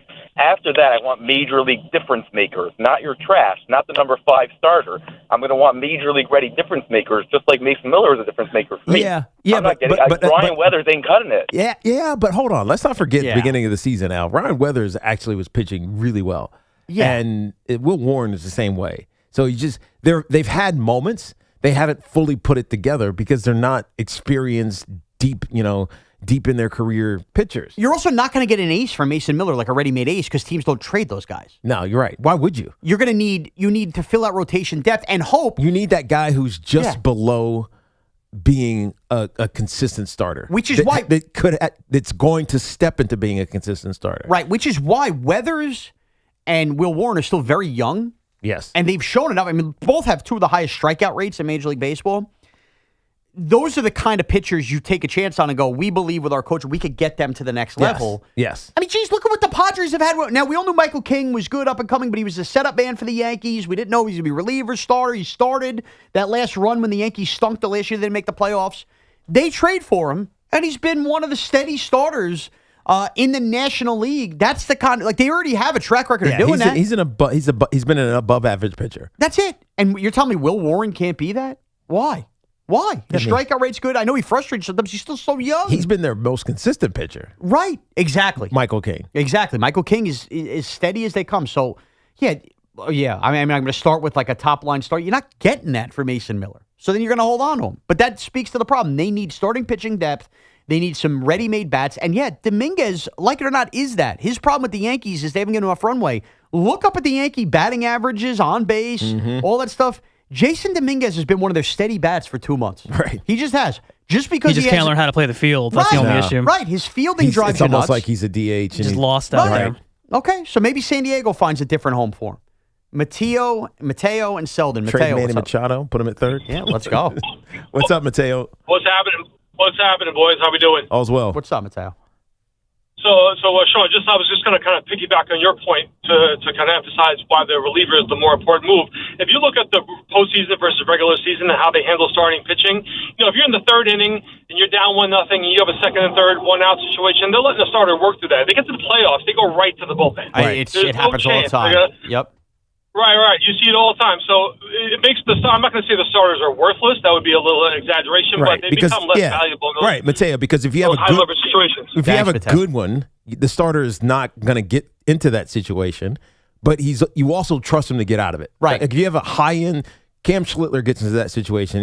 Let's not use him. Let's use Max Fried. Max Fried gets into that situation in division round.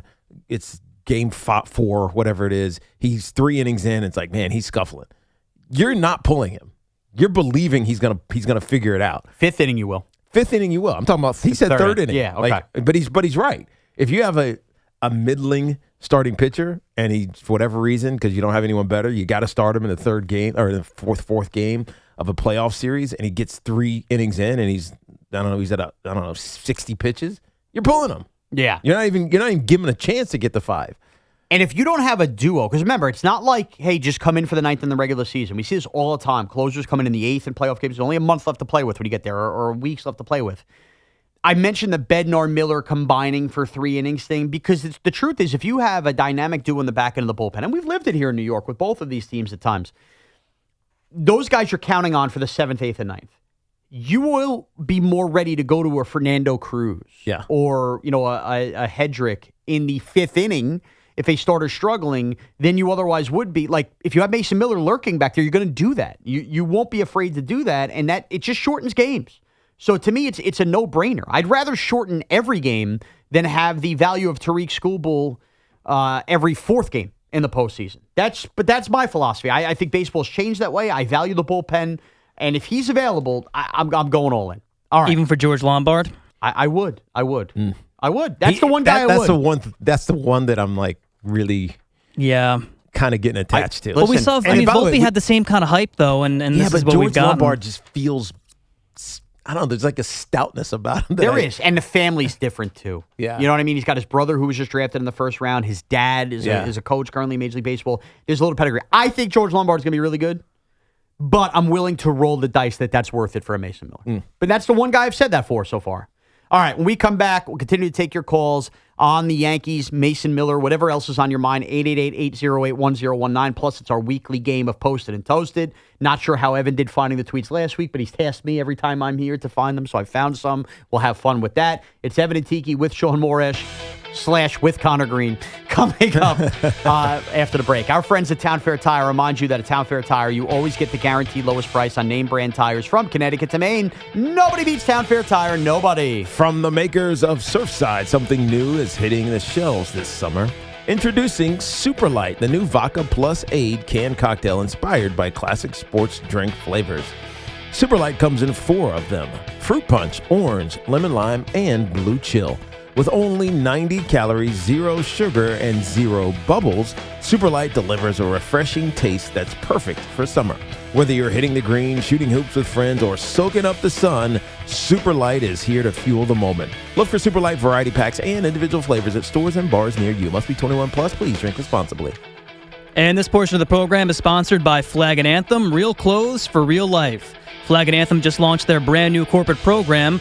Want your company decked out in premium Flag and Anthem gear? Head to flagandanthem.com/CORP to check it out. Flag and Anthem, real clothes for real life. The road to kickoff 2026 starts now. From off-season moves to position battles and the biggest storylines surrounding the Giants and Jets, WFAN is getting you ready for football season. Expert analysis, breaking news, insider insight. Football lives here. WFAN. Baseball season is here, and now you can trade every game on Kalshi. You can also trade who will win the big game awards, which teams will win their division right now. You can even trade who the next manager for Boston and Philadelphia will be, as well as the date when a manager will be fired by. Maybe you want to trade on who will win the championship. The team from the Bronx is trading at 14% to win it all, meaning a $100 trade pays out $655 with a win. On Kalshi, you're trading against peers in a live market, meaning there's no house. And as the probability changes, you can buy in and out of your position. For a limited time, download the Kalshi app and use code CMAC to get $10 when you trade 10. Kalshi, Kalshi. Trade on anything. 18 plus only. Restrictions and eligibility requirements apply. Event contract trading involves risk and may not be suitable for all investors. Prices, values, and available markets may differ from those mentioned. For more information, see kalshi.com.regulatory. Bank of America is the official bank of FIFA World Cup 2026. Helping people achieve their goals is what we do. So if your goal is owning a home, we're here to help with guidance and resources, including up to $17,500 in select markets when combining down payment and closing cost grants. Visit BofA.com/home team. What would you like the power to do?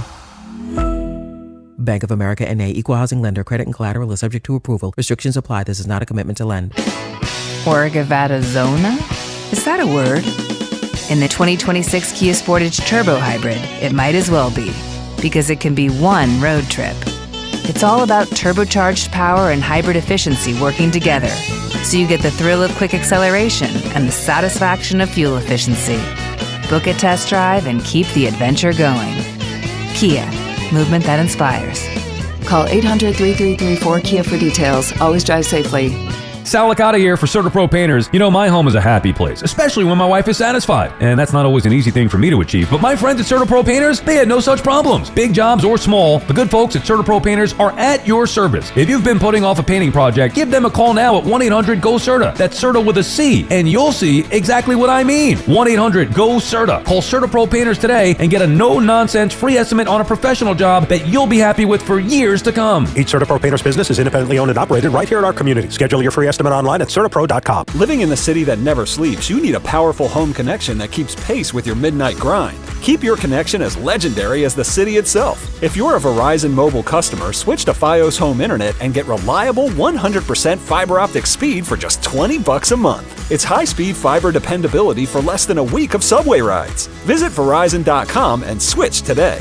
Availability varies. For new FiOS customers with auto pay, Mobile Plus Home, and bonus discount. Enrollment required. One offer per eligible account. Additional terms apply. Limited time offer. Whether you root for the Mets, Yanks, or another squad, there's one destination every baseball fan needs to hit. The MLB flagship store in the heart of Midtown. We're talking 2 floors of baseball heaven. The spirit of the game vibes all year long at the MLB flagship store at 6th Avenue and 51st Street. MLB trademarks used with permission. We all hear the radio ads about the IRS. They tell you to be afraid, to be scared, and they try to frighten you into calling. I'm not here to do that. Tax Relief Advocates is different. TRA is here to tell you that if you owe money to the IRS, whether it's $5,000, $50,000, or $500,000, we have a solution. It doesn't matter if you're sitting in your car, at work, or with your kids. No matter where you are, call now. 800-575-9834. Don't lose hope. TRA can eliminate or reduce what you owe to the IRS. Generous programs are now available that can give you a fresh start. Our passion is taxes and helping individuals fix their IRS problems. We have over 1,000 5-star reviews on Google and an A+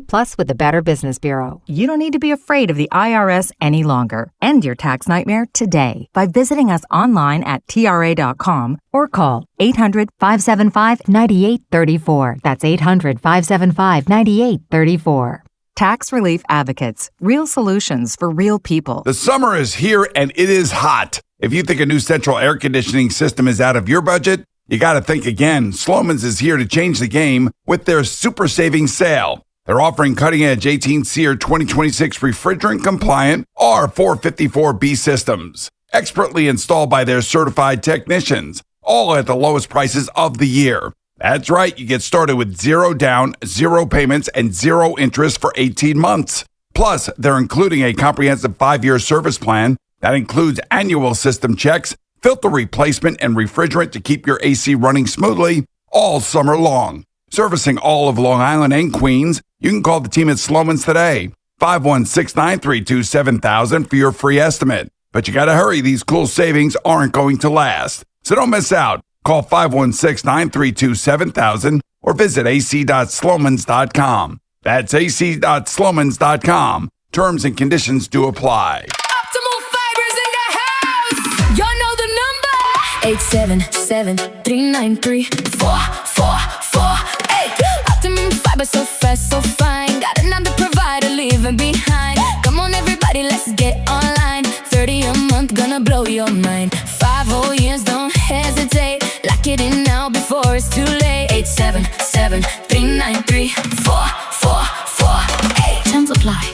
See Optimum.com for details. If you're still using a sportsbook to bet on the soccer tournament, you're getting robbed. Delete that app and join the millions using Polymarket. Polymarket is a prediction market, not a sportsbook. Trade against other fans, not the house. Polymarket, your go-to prediction market for soccer's biggest stage. Available in all 50 states. Download the Polymarket app. Use promo code BLAZE to unlock $50 free for your first trade. That's promo code BLAZE. Trading not available in all jurisdictions. Check local regulations before trading. Restrictions and eligibility apply. This summer, luxury comes in threes. 3 premier destinations, Mercedes-Benz of Edison, Ray Cattina of Freehold, and Mercedes-Benz of Union. 3 reasons to drive Mercedes-Benz: the versatile GLC, the refined GLE, and the Ray Cattina experience, where the customer always comes first. Wherever summer takes you, discover luxury SUVs built for every journey. Visit Mercedes-Benz of Edison, Ray Cattina of Freehold, and Mercedes-Benz of Union, or go to RayCattinaMercedes.com. 3 locations, triple luxury, 1 unforgettable summer. At Town Fair Tire, New England's largest name brand discount tire dealer, you get it all. The guaranteed lowest price, the most free services, and we accept all valid rebates from any manufacturer and from our competition. Yes, we accept them all, even competitor rebates. Town Fair Tire, New England's largest discount tire dealer, now with over 120 stores from Connecticut to Maine. Nobody beats Town Fair Tire. Nobody. Name brands at discount prices. Town Fair Tire. Listen to MLB Insider Calls on WFAN all season long. Presented by Grainger. For the ones who get it done, Grainger offers the professional-grade products you need, delivered when and where you need them. Call, click Grainger.com, or just stop by. Gang Green fans, are the Jets ready to take the next step? Let us know what you think at 888-808-1019. The WFAN phone line is powered by Paramount Plus. Paramount Plus presents the biggest summer in UFC history.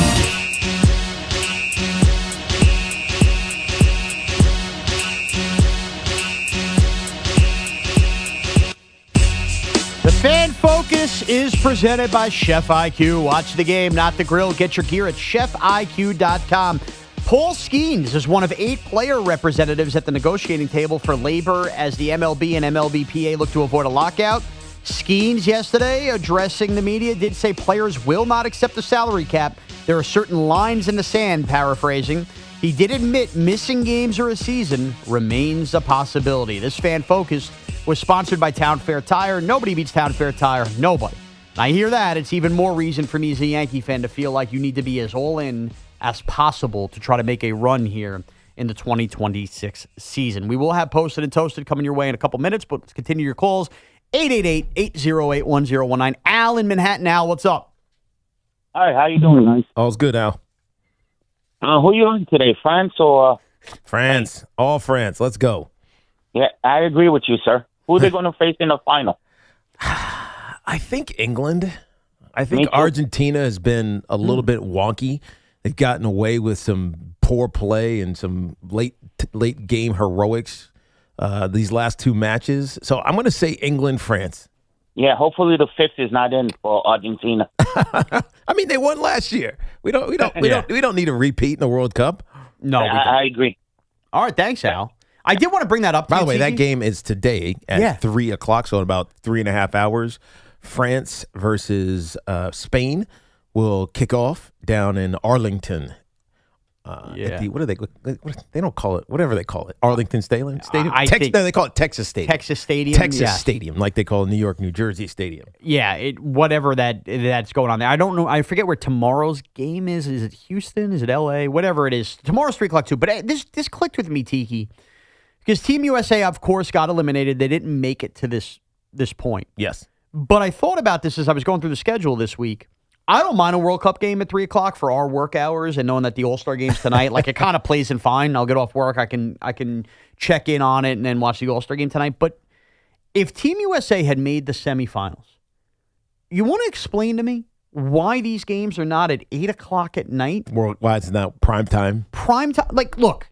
I mean, I would bet that they would be. Okay, so this wasn't preset. I only say that to say this. I'm not trying to be a snobby American and thumb my nose up. But all I know is when it's the World Cup, when it's the Olympics, and these events take place overseas, Europe, Asia, you insert wherever they may be. Mm-hmm. All I know is I got to go on their time. And I got to adjust to what's prime time in their countries. And sometimes that don't work out here, and sometimes it even dissuades my interest. But it's part of the deal. We have the World Cup in our home. Why are we not playing this in our primetime hours? Probably because it's the summer. And by the way, the England-Argentina game is in Mercedes-Benz Stadium. Oh, Atlanta. Okay. All right. I think because it's the summer and people will be willing, if you love it, to just take a long lunch, skip work, leave or whatever. NCAA tournament-esque. It's the summer. Yes, it's NCAA tournament-esque. But it's not an every year thing. No, it's true. But I would also say that, are we on like week 3 of the World Cup now? Okay, is it a 3-week tournament? Whatever. I think it's a month. Okay. Right, because it ends on the 19th. It started on Understandably, like the NCAA tournament. I keep going back to that. That's like my go-to here, right? Those early rounds in pool play, we played a lot of day games, right? We had noon games, we had 3 o'clock games. But also a lot of late games because they were all right. They were all late. They were all over the place. So I guess that's kind of the point I'm making is I understood that. There were a lot of games. With so few games, and you want to really build momentum, I totally understand 3 o'clock in New Jersey on Sunday, championship game Sunday after 3 o'clock. That cooks. That's perfect. I don't know. To me, like the game should be at 8 o'clock tonight. The game should be at 8 o'clock tomorrow night. Now, All-Star game notwithstanding, why would FIFA give a crap about that? Right. We're in America. Give me the game at 8 o'clock at night. Yeah. I mean, I see what you're saying. And forget us. 3 o'clock. It's at noon on the West Coast. Yeah, but I'm telling you, it's the summer. People still work. Yeah, but so many people work from home. It's easy to watch these things, even if it's on the app. Like you get the Fox One app, you can watch it from watch it on your iPad. By the way, it's a month and a week. First game was June 12th. We've been at that for that long? Yeah, so it's been basically a month, and then a month and a week because the final is on the 19th. Wow, that's crazy. And the final this weekend, obviously in New Jersey, Fanatics Fest weekend, we'll be out there. Yeah, I don't know, Tiki. It's just, I always view soccer in America, and you are far more engaged. I give you credit. You've latched onto a team. I've enjoyed when I've been able to go to a game, and I even said, ironically, I find these teams that aren't America far more interesting and entertaining to play. Well, it's because the better players. Better players.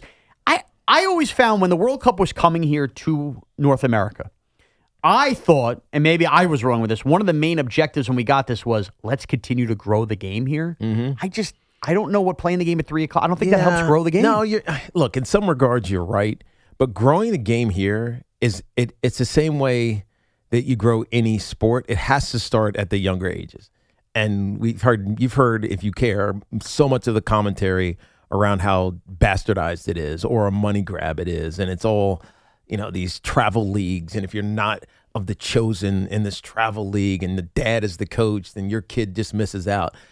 To me, that's stunting because you're missing the opportunity to play against and challenge the best athletes in the sport to develop the skills to be great at the sport. That's true. And so, like in Europe, they take these kids at 12 or 14 and they put them in an academy. It's all they're doing. Yeah. It's playing soccer. That's their life. And so when they come out at like Lamine Yamal, who is the Spanish kid who just turned 19, and at 16, he was elite. Playing against men, you're not surprised. Why? Because he's been doing it since he was 12.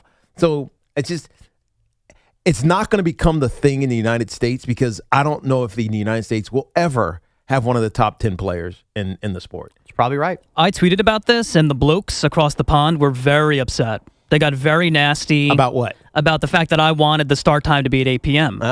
They said, well, because for them, you got to think about that. It's in the middle of the night. I think it's for them, their viewership. By the way, I am thinking about them, and you know what I tell them? Tough. Go scratch, because when every time we have a world event, when you have the Olympics, we're watching, I don't know, whatever sport, and we're watching 1 a.m. Yeah, or we're watching tape delayed the next day in prime time.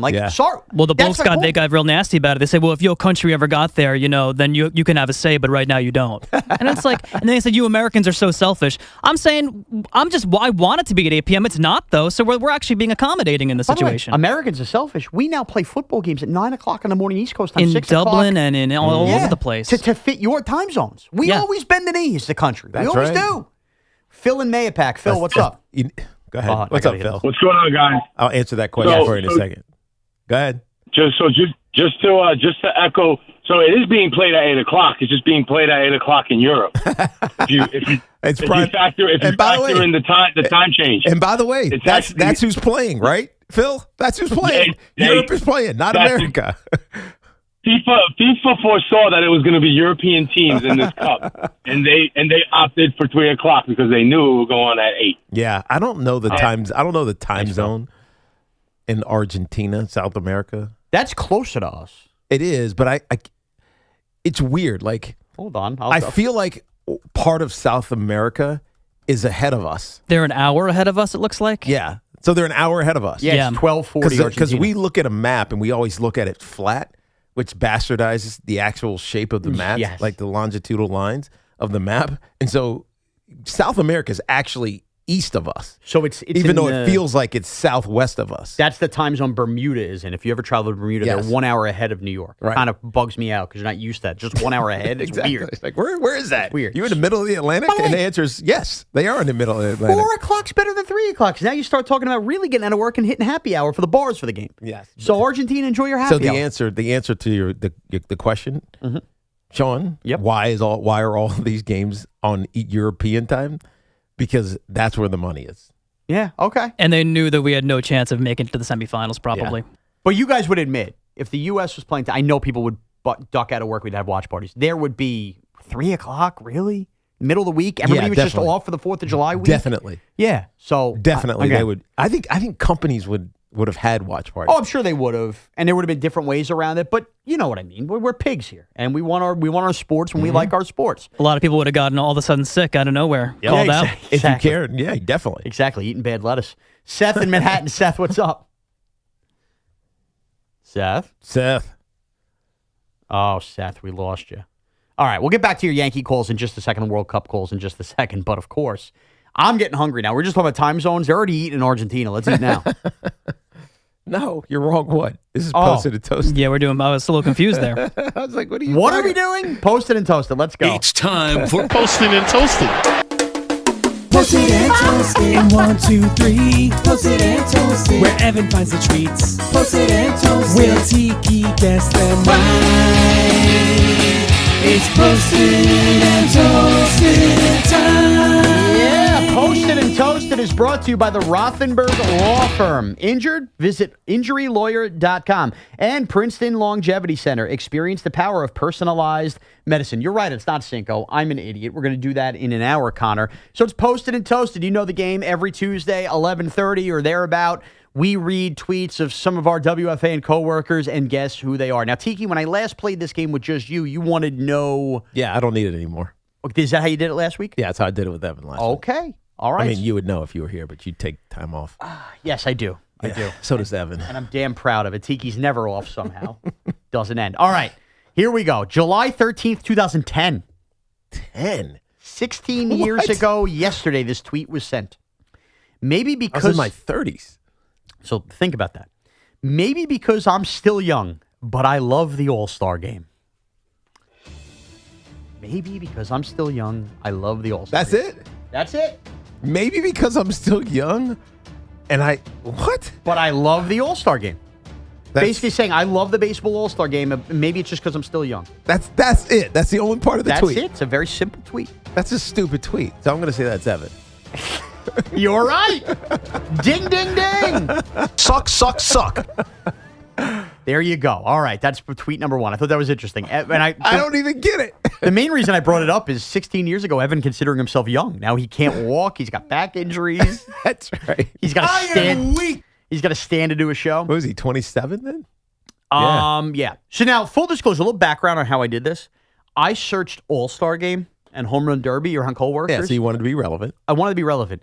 And what happened after that was a lot of the word all being included in tweets.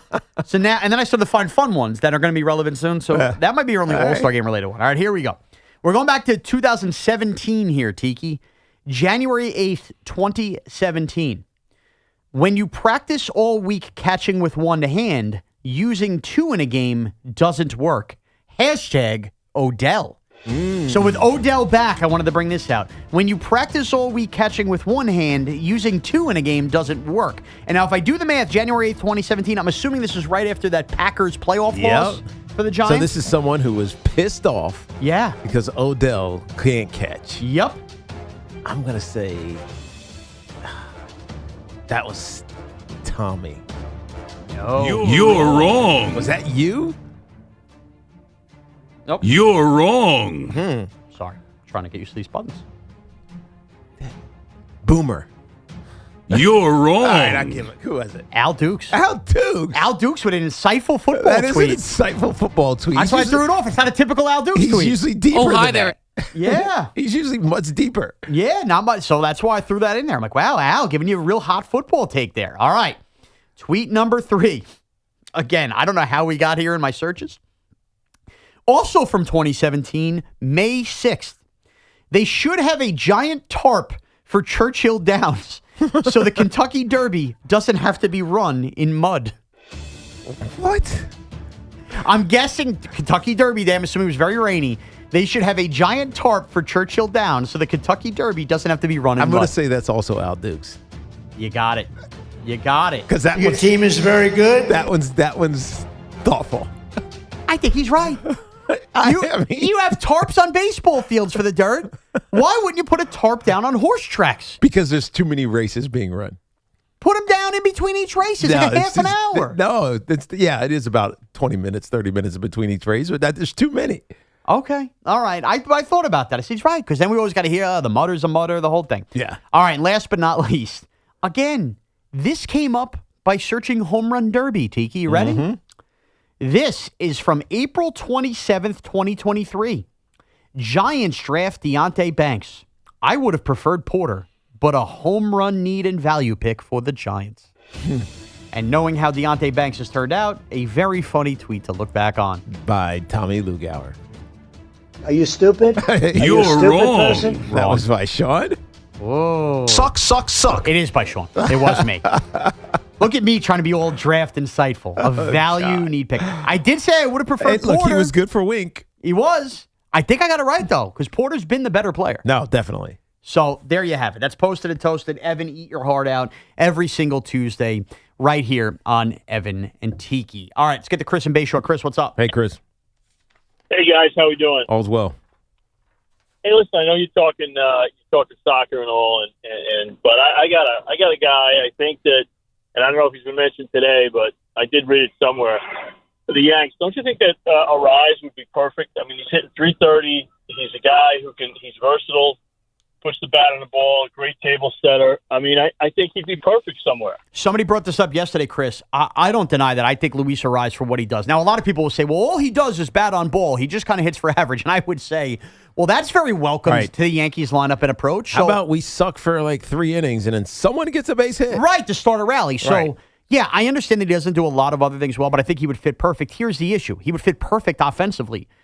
Defensively, outside of playing him at second base, where you have Jazz Chisholm right now, albeit you may not sign him after the year. Yeah. What are you going to do? And we had a caller yesterday, Tiki, that mentioned sending Jazz back to third base. Remember, Jazz forever. He did that willingly.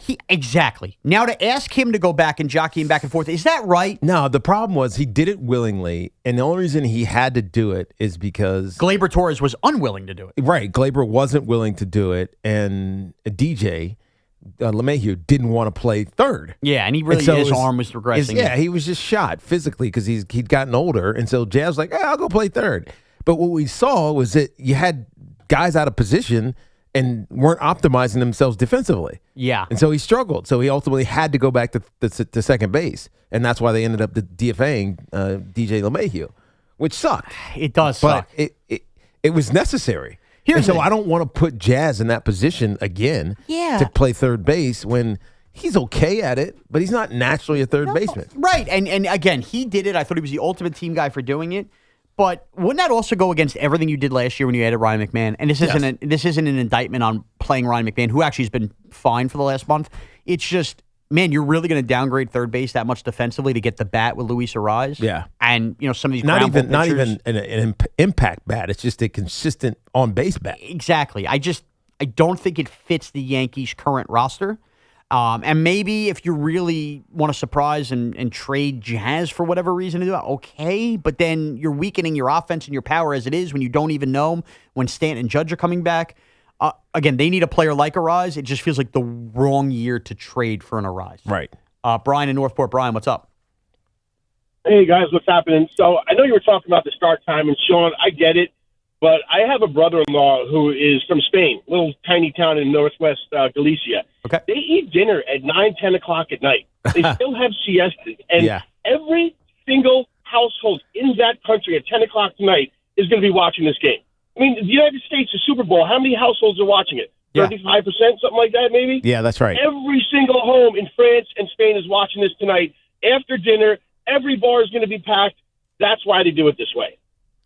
Look, I understand that. My problem is we're having it here. Play to our times. That's it. Play to their times when it's there. When it was in Qatar, we got up early, like 7 or 8 a.m., I think it was. And I understand it means more. Well, Qatar was different. Yeah, and that was also in November. And they had to do it late because it's brutally hot. Yeah. That's true. That was a weird time. Remember the U.S. played England on Black Friday? Right before an NFL game? It was what a weird time that was, that World Cup. Look, again, if you're going to tell me the reason they're doing this is because Europeans care more and that's where the TV money is, I can't argue that and I can't fight that. Right. But what I would argue is if you want American TV dollars to constantly be invested in soccer, this 4 weeks was the opportunity a bit. We say it every World Cup, hey, grow the game, grow the game, grow the game.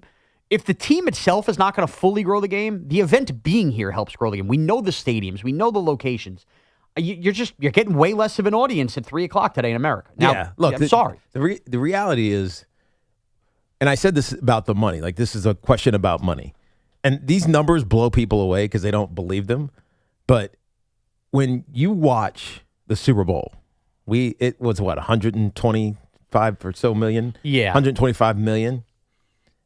The only reason I know this is because it happened on the same day.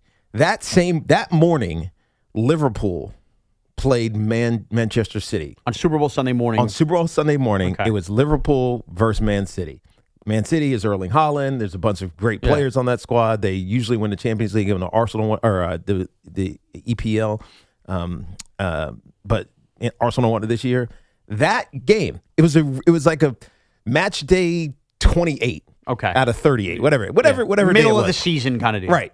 That game, Liverpool Man City, had 700 million worldwide viewers. Is that right? 700 million. That's wild. And so why is the soccer game on at 3 o'clock in prime time in Europe or in the time zone across the ocean? Because that's where the viewership is for soccer. Wow. I'm just telling you. So they don't basically in the end, they don't need whatever American growth they get, they'll take. They don't need it. No. They don't need it. Okay, so it shows you where we 700 million is like 9% of the global population was watching that game. Yes. Meanwhile, here I'm going. They played Super Bowl Sunday. Whole world knew the game happened. Yeah, but half of the world is Who's like this, Hogland? Half of the world is like, Super Bowl Sunday. What the hell is that? Well, of course, yeah. We don't play that game. Right. I don't even know what is football. What are the rules? You're not talking soccer, right? And to be fair, the soccer was probably more entertaining than the Seattle Seahawks playing. Wait, who the hell did Seattle play this year? Why am I the New England Patriots? That's right, and it was a bad Super Bowl. That game stunk. I forgot. That's our opener too. Yeah. In like 8 weeks, we're getting You couldn't do better. You couldn't Drake May, week 1. Oh, come on. Vrabel, what are we doing? That's the opener?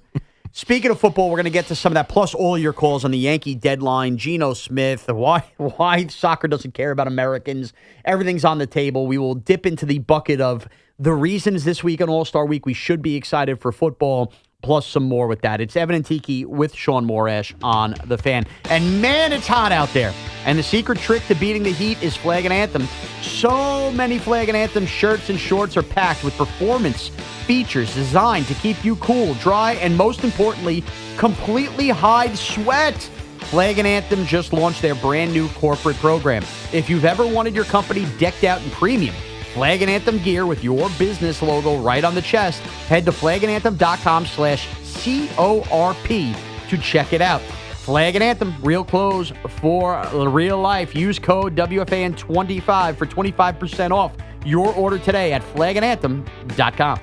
Tiki Barber here. When you think soccer, you might not think about technology, but it takes the latest in tech to power something as massive as the World Cup. And New Jersey Institute of Technology is helping turn up the power on tech.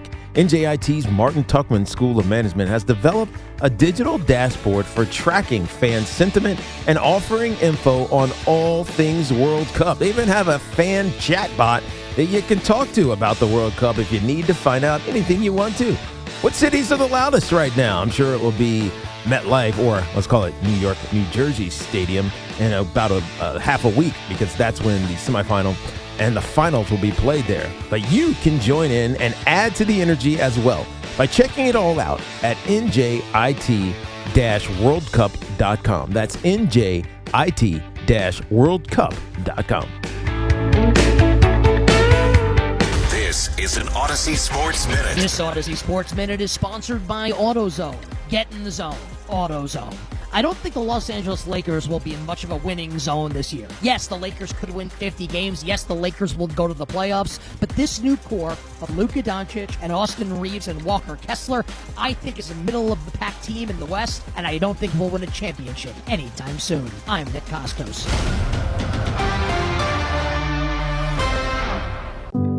When you first saw her, she was out walking her dog. You didn't notice her at first. But when you finally did, it was too late. Because at that moment, you were speeding. She was out walking her dog and only had a second to let go of the leash. Your foot was on the gas, and her life was on the line. Speeding catches up with you. Paid for by NHTSA. This is the story of the one who keeps multiple buildings running smoothly day after day. Plumbing that flows, HVAC that hums, cleaning supplies that keep surfaces sparkling. That's why she counts on Grainger. With easy reordering online and 24/7 support, Grainger helps her keep the products she needs on hand. So shelves stay stocked and buildings stay ready. Call 1-800-GRAINGER, click Grainger.com, or just stop by. Grainger, for the ones who get it done. Here's a World Soccer Championship preview. Brought to you by Lowe's. Members get more at Lowe's. And by the first ever Infiniti QX65. Spain and France meet in Dallas in a blockbuster semifinal that is more than worthy of being the actual final. France has faced very little adversity in the tournament, racking up 16 goals in their first 6 matches. Now they have to face Spain, who's allowed only 1 goal in their first 6 matches. I'm Mike Conti. Bring the flavor to the World Soccer Championship with Crush Orange Soda. Crush is the perfect pick for every match, highlight, and game-winning goal. Make every match even sweeter with Crush Orange Soda. Odyssey Sports is presented by ZipRecruiter. Find out why 4 out of 5 employers who post on ZipRecruiter get a quality candidate within the first day. Try it free at ZipRecruiter.com/team. Snakes, zombies, public speaking. The list of fears is endless. But the real danger is in your hand when you're behind the wheel. Distracted driving is what's really scary and even deadly. Eyes forward. Don't drive distracted. Brought to you by NHTSA and the Ad Council. Sunny and hot. High 92. Weather brought to you by Duke's Mayo. Welcome to Duke's Mayo Country, where the mayo is so smooth and creamy, it makes every bite better. Duke's Mayo. Look for the yellow lid. Orgavattazona? Is that a word? In the 2026 Kia Sportage Turbo Hybrid, it might as well be, because it can be one road trip. It's all about turbocharged power and hybrid efficiency working together, so you get the thrill of quick acceleration and the satisfaction of fuel efficiency. Book a test drive and keep the adventure going. Kia, movement that inspires. Call 800-3334-KIA for details. Always drive safely. Hey, it's Shaun Morash. I had a chance to sit down with Will Ferrell, Molly Shannon, and the cast of Netflix's The Hawk. So, Molly Shannon, did it ever occur to you how much we missed you and Will together? I like that people respond to the nostalgia because what they're feeling is real. Yes, the nostalgia and all the feels. It's the golf comeback story for the ages. The Hawk debuts on Netflix Thursday, July 16th. The World's Game at BetMGM is here.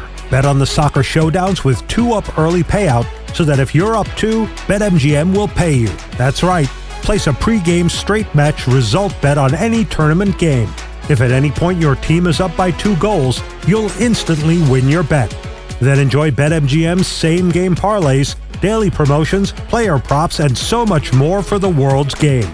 Don't miss your shot at an early win with 2-up early payout to get paid out if at any point your team is up by 2 goals, regardless of the final outcome of the match.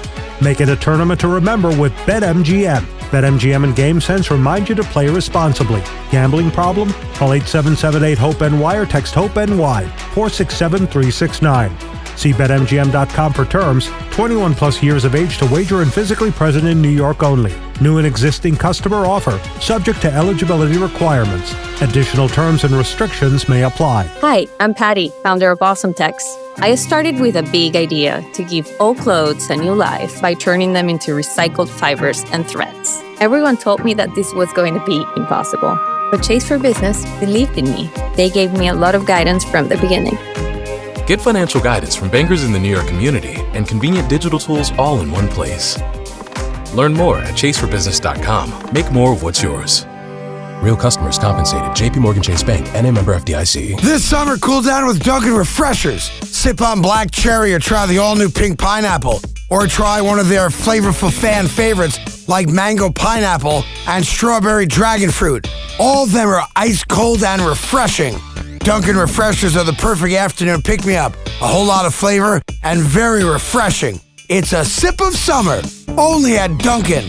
Dunkin' Refreshers are fruit-flavored, contain 0 to 1% fruit juice. Terms and exclusions may apply. The savings are here! The savings are here! Happy birthday, America! It's America's 250th birthday. We're celebrating all month long at Nielsen Dodge by giving you freedom of choice. Save up to $250 off service. Save up to $250 off accessories. with leases for $250 or under. You'll start feeling the vibes the minute you arrive. Fun is in the driver's Lease a new 2026 Jeep Grand Cherokee Limited 4x4. Just $250 a month. Yes, just $250 a month. There's always zero down payment. The credit help you need. More savings with your trade-in. And of course, great deals. For leases $250 or under, hurry to Route 10 in East Hanover. Online at NielsenDodge.com. At Nielsen Dodge.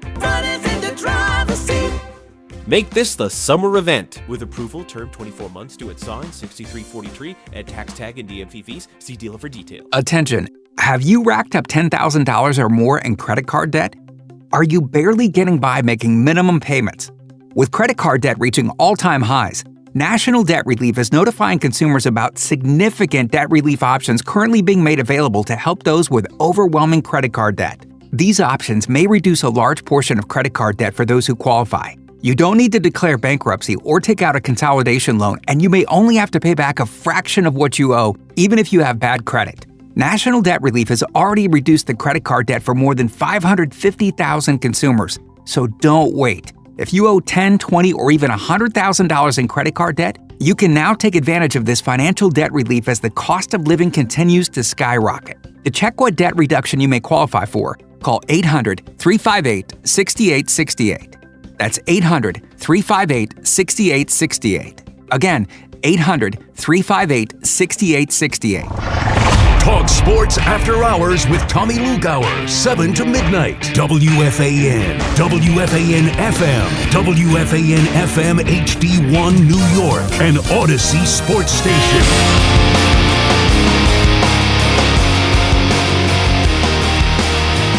It's Evan and Tiki with Shaun Morash here on The Fan. Evan back next week. Tiki and I here the rest of the week, including Fanatics Fest Friday. If you have tickets or getting tickets, come check us out.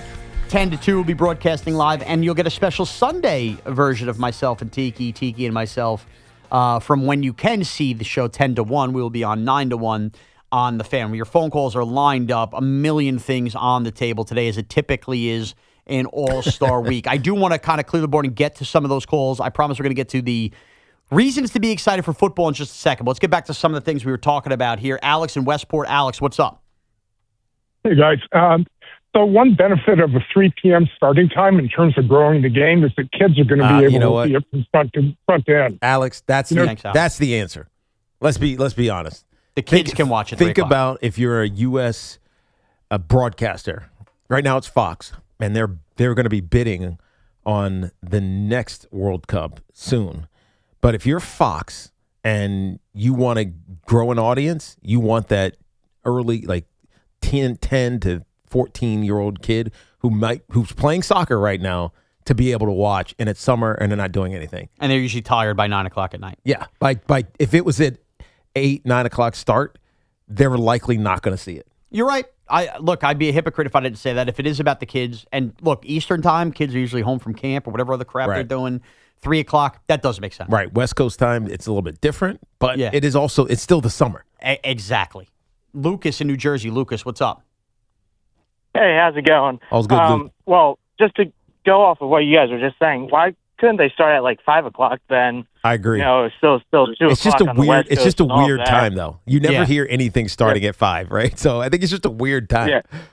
But that would be that is ideal. true. That would be ideal. And to that point, it raises the time up on the West Coast because noon is early on the West Coast. Yeah. That is.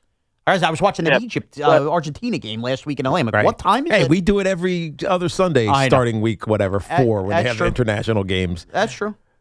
What's up, Lucas? Yeah, but my main point, I wanted to go back to the home run derby from last night. Just talking about the magenta balls, I just wanted to hear your opinion on, the last pitches and players basically missing just because they can't see the usual color that they're seeing and all that. I just wanted to hear your opinions on that. No, I think it's a big part, Lucas, because not only was the ball different color, and as Anthony Rizzo was explaining, you trained your whole life, and maybe not even consciously training it, but because you played so much baseball and seen so many pitches, the familiarity of a white baseball with the seams spinning, like that's just natural to you.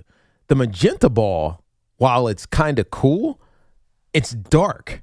Yes. And by the time they get to the end of the home run derby, it's dark outside. Well, not only that, picture the batter's eye. Yankee Stadium, for instance, the black glass window and all of that. The whole point is to see a white ball coming out of the pitcher's arm. Yes. You can't. Look, that's a sponsorship thing. Yeah. So, you know what? They should have just done the laces. They should have done a white ball with magenta laces. That's perfect, Tiki. And then it's kooky looking, but at least it's a white ball. Well, and in the end, isn't it just about whatever fan catches these balls, then they have those forever. Yeah. They sell them. Yes. They're marketed. Like, you're right, magenta laces. That's the way to fix it. Right. You've nailed it. Because I was going to say put like some kind of stamp or logo on it. No, it is what magenta it is. laces. We're going to continue your calls, but I did want to. We're doing this series this week. It's All-Star Week, which means you kind of do what you want in sports radio, right? There's no wrong answer. I'm being honest with you. I've worked all phases, on air, off air, and I've seen it all done. Football, we are 2 weeks from today. The New York Jets are in training camp. Yeah. Can you feel that Jet passion, that fever? Connor Green is as excited as he's ever been for Jets. I hate this team. And we can finally start talking about things other than Geno Smith being pulled over by police. So yesterday, Tiki brought up the West Virginia Greenbrier Giants. Yes. And my reason number one for the week to be excited that football's coming is that the Giants are getting away for training camp, and it'll give you a little nostalgic feel, and maybe this is the feel that the Giants will be different. So that's a Giants story. Today, I wanted to give you a Jets reason. Oh. I am not a believer in the New York Jets this year. I think they're going to struggle mightily. I think it might be the right year to stink, and we might talk about that later as the week goes on. However, if you want a reason, and I know the Ets feeling, Evan is one of these people, the Mets are done. It's July 14th. You have nothing to look forward to the last 2 months, and that sucks. So you want to look forward to football. And could you imagine the pain of looking forward to football and feeling like, well, what's there to look forward to? Here's the glimmer of hope for the Jets. So reason number 2 in the week to be excited, football's coming, even though the Mets season's over. Tiki, I think it's the Jets' offensive line.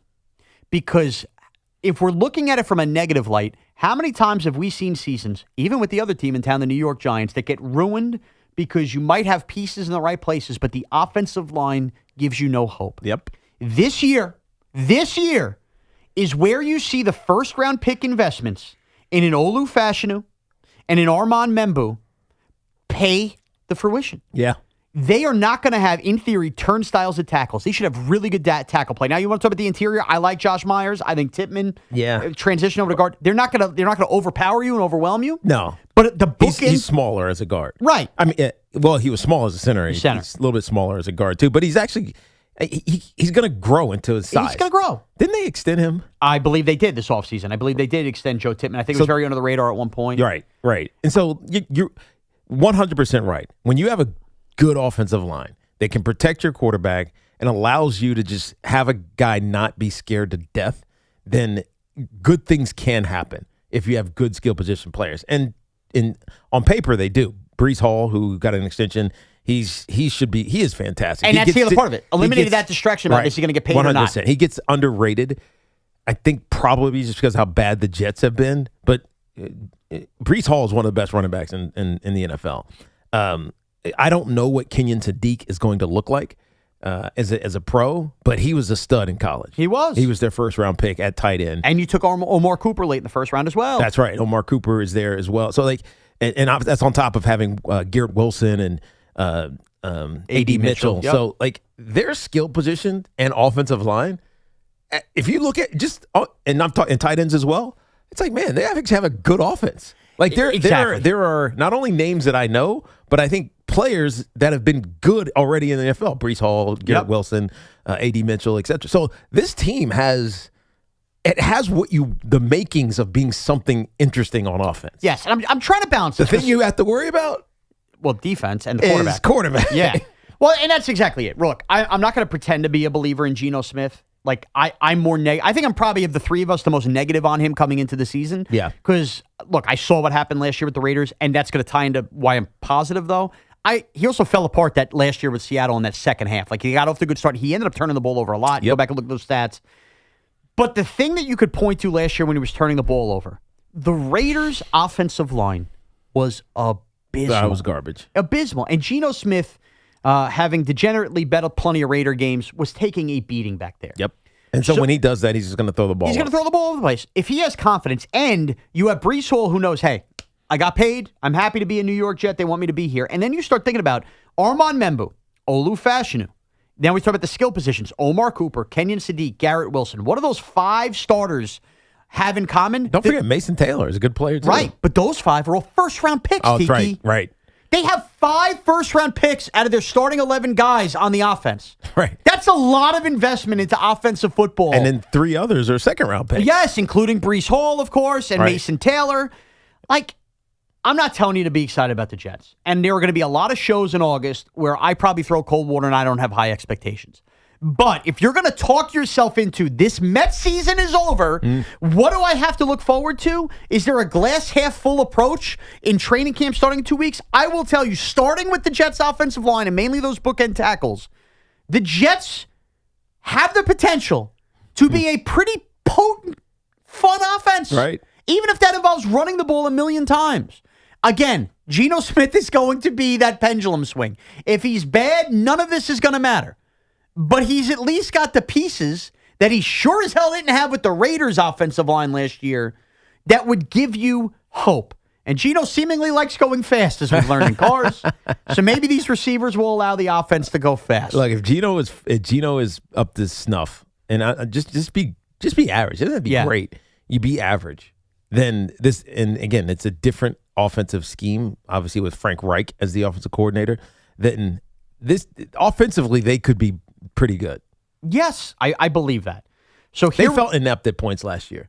Unwatchably inept. That's not going to be the case. No. At least on paper this season. Yeah, and again, Garrett Wilson, you assume is healthy, going to play, and you're not going to have you're not going to be talking about trading Breece Hall anymore. There's so much of that goes into it. And I didn't even mention Frank Reich, who knows a thing or two about offense in the NFL. When he's not having to worry about being the head coach, probably a pretty good offensive professional coach to have on your side. So, Jet fans, I hope I've convinced you that there's some glass half full. It's day number 2 of look forward to football. The Mets season's over. That was what I had from the bucket. But I turn to our resident Jet fan, because there's no Evan Roberts here. It's Connor Green. Connor, did I help pump you up about the Jets at all here? You know, I mean, it would be nice if their offensive line plays well, but if that's like the big selling point going into the year, that the offensive line could be pretty good, that's a tough sell. I mean, the last year they were so bad to end the season. Defensively, they were terrible. Couldn't intercept a pass. And now they have like 6 free agents that are slated to start on defense now. Yeah, and Geno Smith, I mean, he's supposed to be the mature presence, and I guess we won't have to worry about him being late to the games because he'll be driving pretty quick to get there. But I don't know how mature he really is because he's been getting into trouble, and so I don't think their offense is going to be that good. The only reason the Jets didn't get the first pick last year is because Geno Smith was so bad with the Raiders. I mean, I guess you can get a little bit excited. All I'm hoping for is that they just play competitive football. Even if they're not good, just at least be competitive and don't be a laughingstock. Okay, so there you have it. We'll see if we fired you up. 888-808-1019. Ryan in Oceanside. Ryan, what's up? Hey, Ryan. I got to say, you guys are firing me up about the Jets. Nice. There we in go. July. All-star break, Come baby. on. Let's go, baby. No, you kind of took my thought, Shaun, when I was going to say, they have all, you name all the pieces with the offensive line. Didn't they play every snap together last year? Or every game they started? There was something like that. Yeah, they had one of the longer tenured snap continuations in the NFL at the O-line. I'm not sure how it ended up that way. And by the way, Ryan, but, that matters. Like when the Giants got really good those years they won those Super Bowls, it's because their offensive line was basically the same for like 5 years. Yeah, absolutely. I mean, you play together more. The more you play together, the better you play. Right. Look at the Knicks, for example.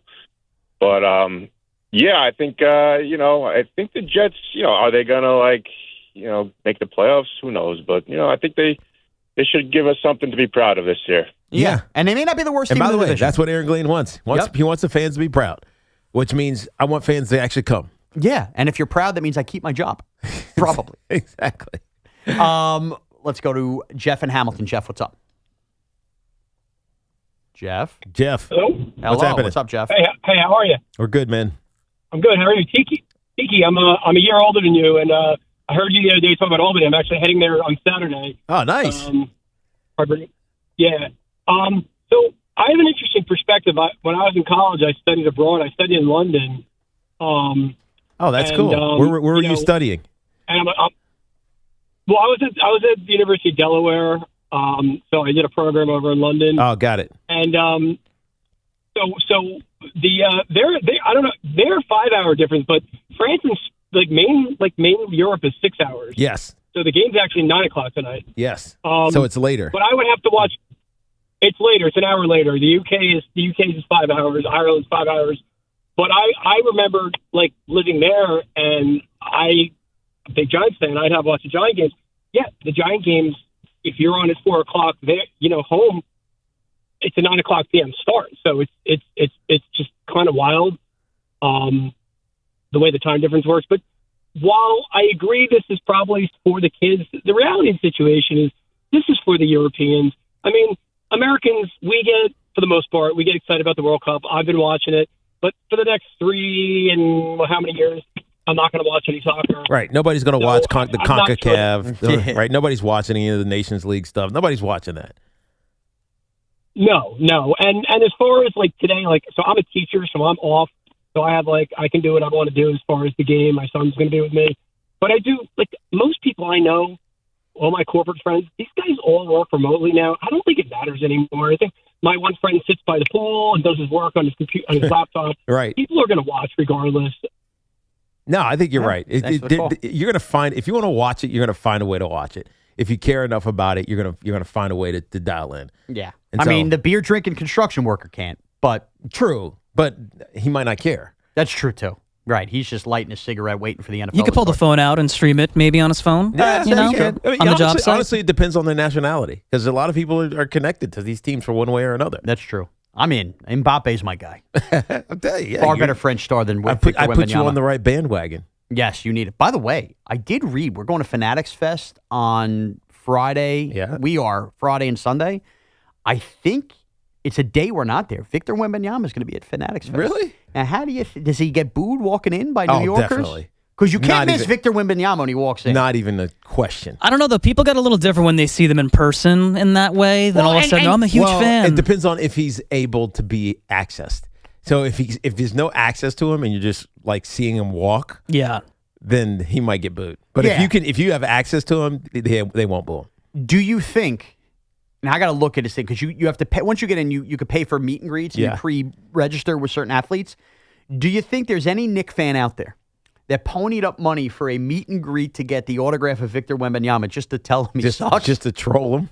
It's got to be at least one person. You would think, right? I thought that yesterday. Like, there's probably at least one. You think about all the money that was spent on these tickets? Now that you say that, there's no doubt that's happening. Yeah. There's no doubt that that's happening.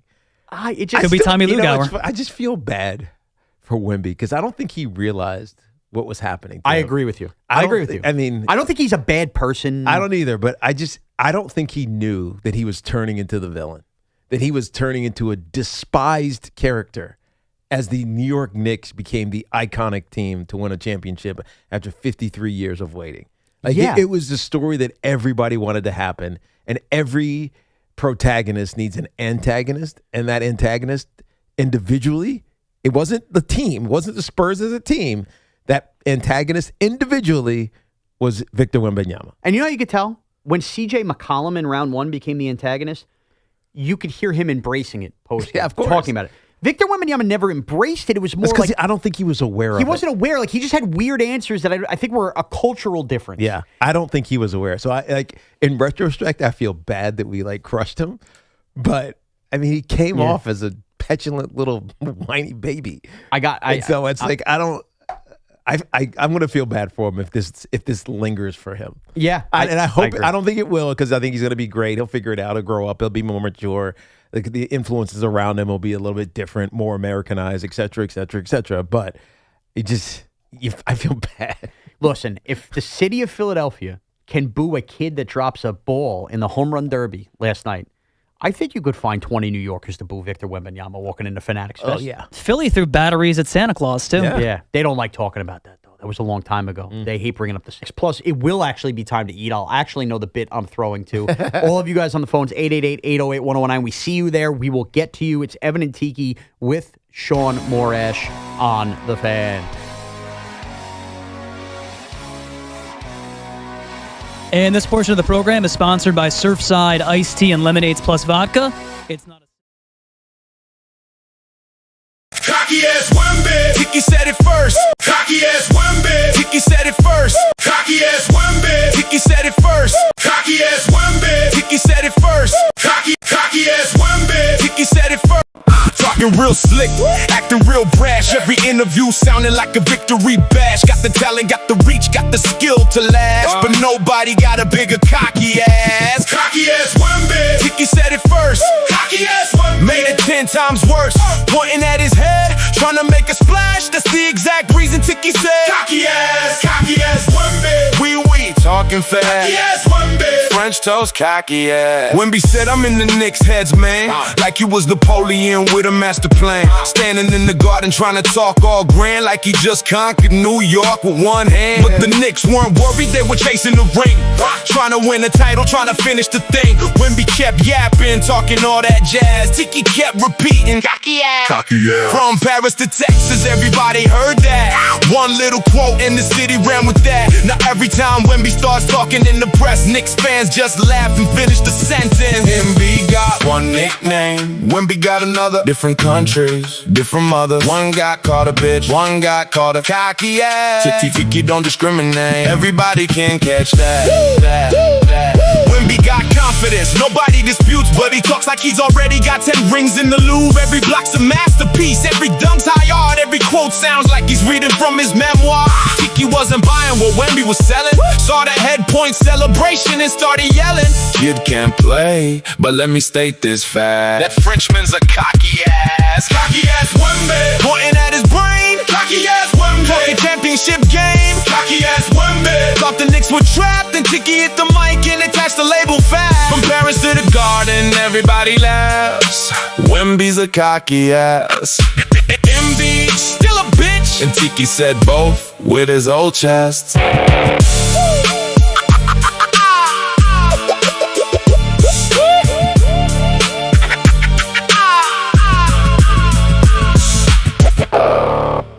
Talking real slick, acting real brash. Every interview sounding like a victory bash. Got the talent, got the reach, got the skill to lash. But nobody got a bigger. Visit MDGamblingHelp.org. Not available in all states. Terms apply. See Fanatic Sportsbook app. Orgavattazona? Is that a word? In the 2026 Kia Sportage Turbo Hybrid, it might as well be, because it can be one road trip. It's all about turbocharged power and hybrid efficiency working together, so you get the thrill of quick acceleration and the satisfaction of fuel efficiency. Book a test drive and keep the adventure going. Kia, movement that inspires. Call 800-3334-KIA for details. Always drive safely. When I got a new car, I thought my insurance premium would increase and empty my bank account. Like if Between won the lottery. I've invested most of my winnings in chicken tenders because they're bomb. But bro, I bought a house and it's sick, bro. I'm thinking the floor is gonna be all trampoline, bro, with a helipad on the roof. The contractor said it's structurally unsound, but they're just being babies. But switching to Geico saved me hundreds, so my bank account is safe. It feels good to save some hard-earned cash. It feels good to Geico. This is Mary at the Department of Rejected Dreams. If you had a dream rejected, IKEA can make it possible. Hi, I've been dreaming of having an epic college setup. But your college budget is less than epic. Way less. Well, with IKEA, you can get everything you need for college, from bedding to storage and decor, all at a great price. That's good economics. Sounds like someone just found their major. Visit IKEA in-store or at ikea.us to get ready for college. IKEA, dream the possibilities. If you're a small business owner, choosing the right wireless provider can make a huge difference. Trust me on this. That's why I've always and only partner with Verizon Business. Their My Biz plan makes it easy to build a wireless plan that fits the exact way you work. Period. Stop. Get the flexibility and reliability your business deserves, including built-in security or international calling. Connect with a Verizon Business rep today at verizon.com/bizfans and get started right away. The 96 Midsummer Classic is finally here, and you can find your look right here in the heart of Manhattan. Head over to the MLB NYC flagship store on 6th Avenue and 51st. Shop the exclusive 2026 All-Star Game collection with official New Era caps, Nike jerseys, and limited edition apparel and collectibles. Don't just watch history, wear it. Visit the MLB NYC flagship store today. MLB trademarks used with permission. If you're still using a sportsbook to bet on the soccer tournament, you're getting robbed. Delete that app and join the millions using Polymarket. Polymarket is a prediction market, not a sportsbook. Trade against other fans, not the house. Polymarket, your go-to prediction market for soccer's biggest stage. Available in all 50 states. Download the Polymarket app. Use promo code BLAZE to unlock $50 free for your first trade. That's promo code BLAZE. Trading not available in all jurisdictions. Check local regulations before trading. Restrictions and eligibility apply. That'll be $84.52. Perfect. Grab the bags, honey. Mom, why do you always check your phone before we pay? I'm just claiming my cash back on the Upside app. Since we're getting the groceries here and we filled up the car on the way, I've already earned enough this morning to pay for that pizza night we're having Friday. Wait, so the app pays for pizza? Not exactly, but the cash I earn on stuff we need helps us pay for the stuff we want. It's just a little win for our family every week. Get more out of your everyday. Upside is the free app that gets you cash back on routine purchases like gas, groceries, and dining out at more than 100,000 locations nationwide. No points, no rebates, just cash back straight to your wallet. Download the free Upside app and use promo code WINNER to get a $5 bonus on your first purchase. That's promo code WINNER to get a $5 bonus. Remember, use promo code WINNER. Offers vary by user and location at participating merchants. Go to upside.com for terms and conditions. Bring the flavor to the World Soccer Championship with Crush Orange Soda. Crush is the perfect pick for every match, highlight, and game-winning goal. Make every match even sweeter with Crush Orange Soda.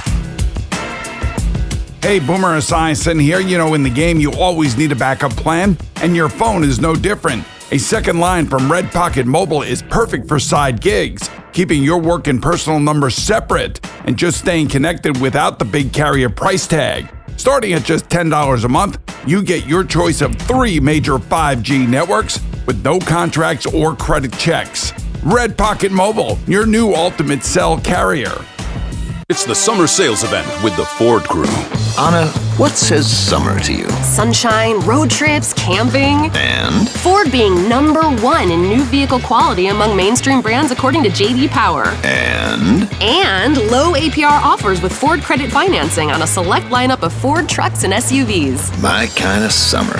For APR offer information, visit Ford.com or your local Ford dealer. For J.D. Power 2026 U.S. Initial Quality Study Award information, visit jdpower.com/awards. Awards based on 2026 model year. Sal Licata here for CertaPro Painters. You know, my home is a happy place, especially when my wife is satisfied. And that's not always an easy thing for me to achieve. But my friends at CertaPro Painters, they had no such problems. Big jobs or small, the good folks at CertaPro Painters are at your service. If you've been putting off a painting project, give them a call now at 1-800-GO-CERTA. That's CERTA with a C, and you'll see exactly what I mean. 1-800-GO-CERTA. Call CertaPro Painters today and get a no-nonsense free estimate on a professional job that you'll be happy with for years to come. Each CertaPro Painters business is independently owned and operated right here in our community. Schedule your free estimate online at CertaPro.com. Everybody knows Town Fair Tire is New England's largest name brand discount tire dealer, beating all the local competitors with our guaranteed lowest prices. And now, with over 120 stores throughout New England, we beat all the competition, including the warehouse clubs, the online sites, and the local dealers. Yes, we beat them all with the absolute guaranteed lowest price on name brand tires. Nobody beats Town Fair Tire. Nobody. Name brands at discount prices. Town Fair Tire. The night belongs to the fans. Join Tommy Lugauer for After Hours, weekdays at 7. Call 888-808-1019. The WFAN phone line is powered by Paramount Plus. Paramount Plus presents the biggest summer in UFC history.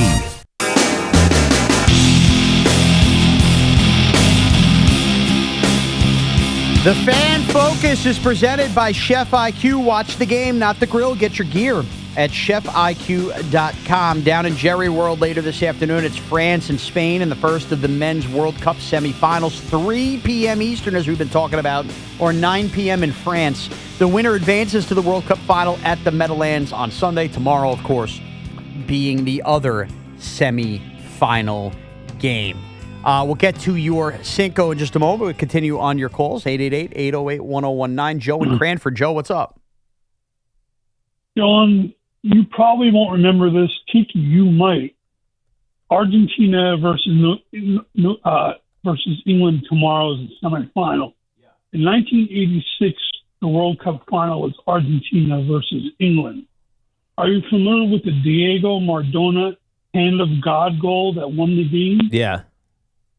Yes. And there's a great documentary about it. Yeah, I just got reminded of it. What is I'm unfamiliar. So Diego Thanks for Maradona, the who was call. a great soccer player, like talk about I know ball yeah. control, all that stuff. There's a pass lifted in, and he goes up to head it, but his hand comes up, and so he handballs it, and Which so, is illegal, no? Of course, which play should have been dead. He ends up scoring, and that's how they end up winning. Oh, and they call it the hand of God goal? But because they didn't call it. Oh my God! Oh, my hand of God! But it was I can't remember why, because I think. And that's how a World Cup was decided? I didn't know this. Yeah. Wow. I see. That's juice. That's controversy. It was controversy, and it still is, like years later. Hold on, I gotta find it. So tomorrow would be a little retribution for England, looking back at 1986 there? Well, England hasn't won in forever. I forget what the stat was that they keep talking about. They're like the Toronto Maple Leafs / like Notre Dame. It's been forever. Soon to be New York Yankees. They right. Dallas Cowboys. No, not nearly that long. Their last World Cup title, 1966. Yeah. 19. England, a bunch of frauds. They like running around with that Premier League. That's like 60 years ago. Yeah. What kind of big power are they? Okay, That's before the Jets last won the Super Bowl. Let's not forget the Premier League has players from every country. everywhere. It's like Major League Baseball has players from everywhere. But still, it's not going to take America that long to win a World Baseball Classic, is it? I don't know, man. Maybe. England, bunch of frauds, sitting there with their tea and their crumpets, and they can't win a World Acting Cup. better than everybody else, Yeah. making fun of us for our soccer team. Dude, who's running England's World Cup team? Brian Cashman, by the way. What's taking so long? Thomas Tuchel. Tiki had the legitimate answer. Steve in Brooklyn. Steve, what's up? Hey, what's up, guys? How we doing? All's Doing well. well, Steve. What's up? Good. So, just a quick point. Since you said Cashman, that was a good way to get me into the Yankees real quick. I was at the Jay-Z concert on Sunday. You were there late? Now, I was there late, but I'll start by saying I didn't stay because it was the most ridiculous experience. And I say this as a person who doesn't go to concerts, really. My boy called me. He's like, yo, you want to go? All my girls, my daughters, my wife, they're out. They left for a dance competition. So I'm like, you know what? I could do this today. It happened to be my birthday. Everything was going great. Yeah. Thank you. Everything was going great.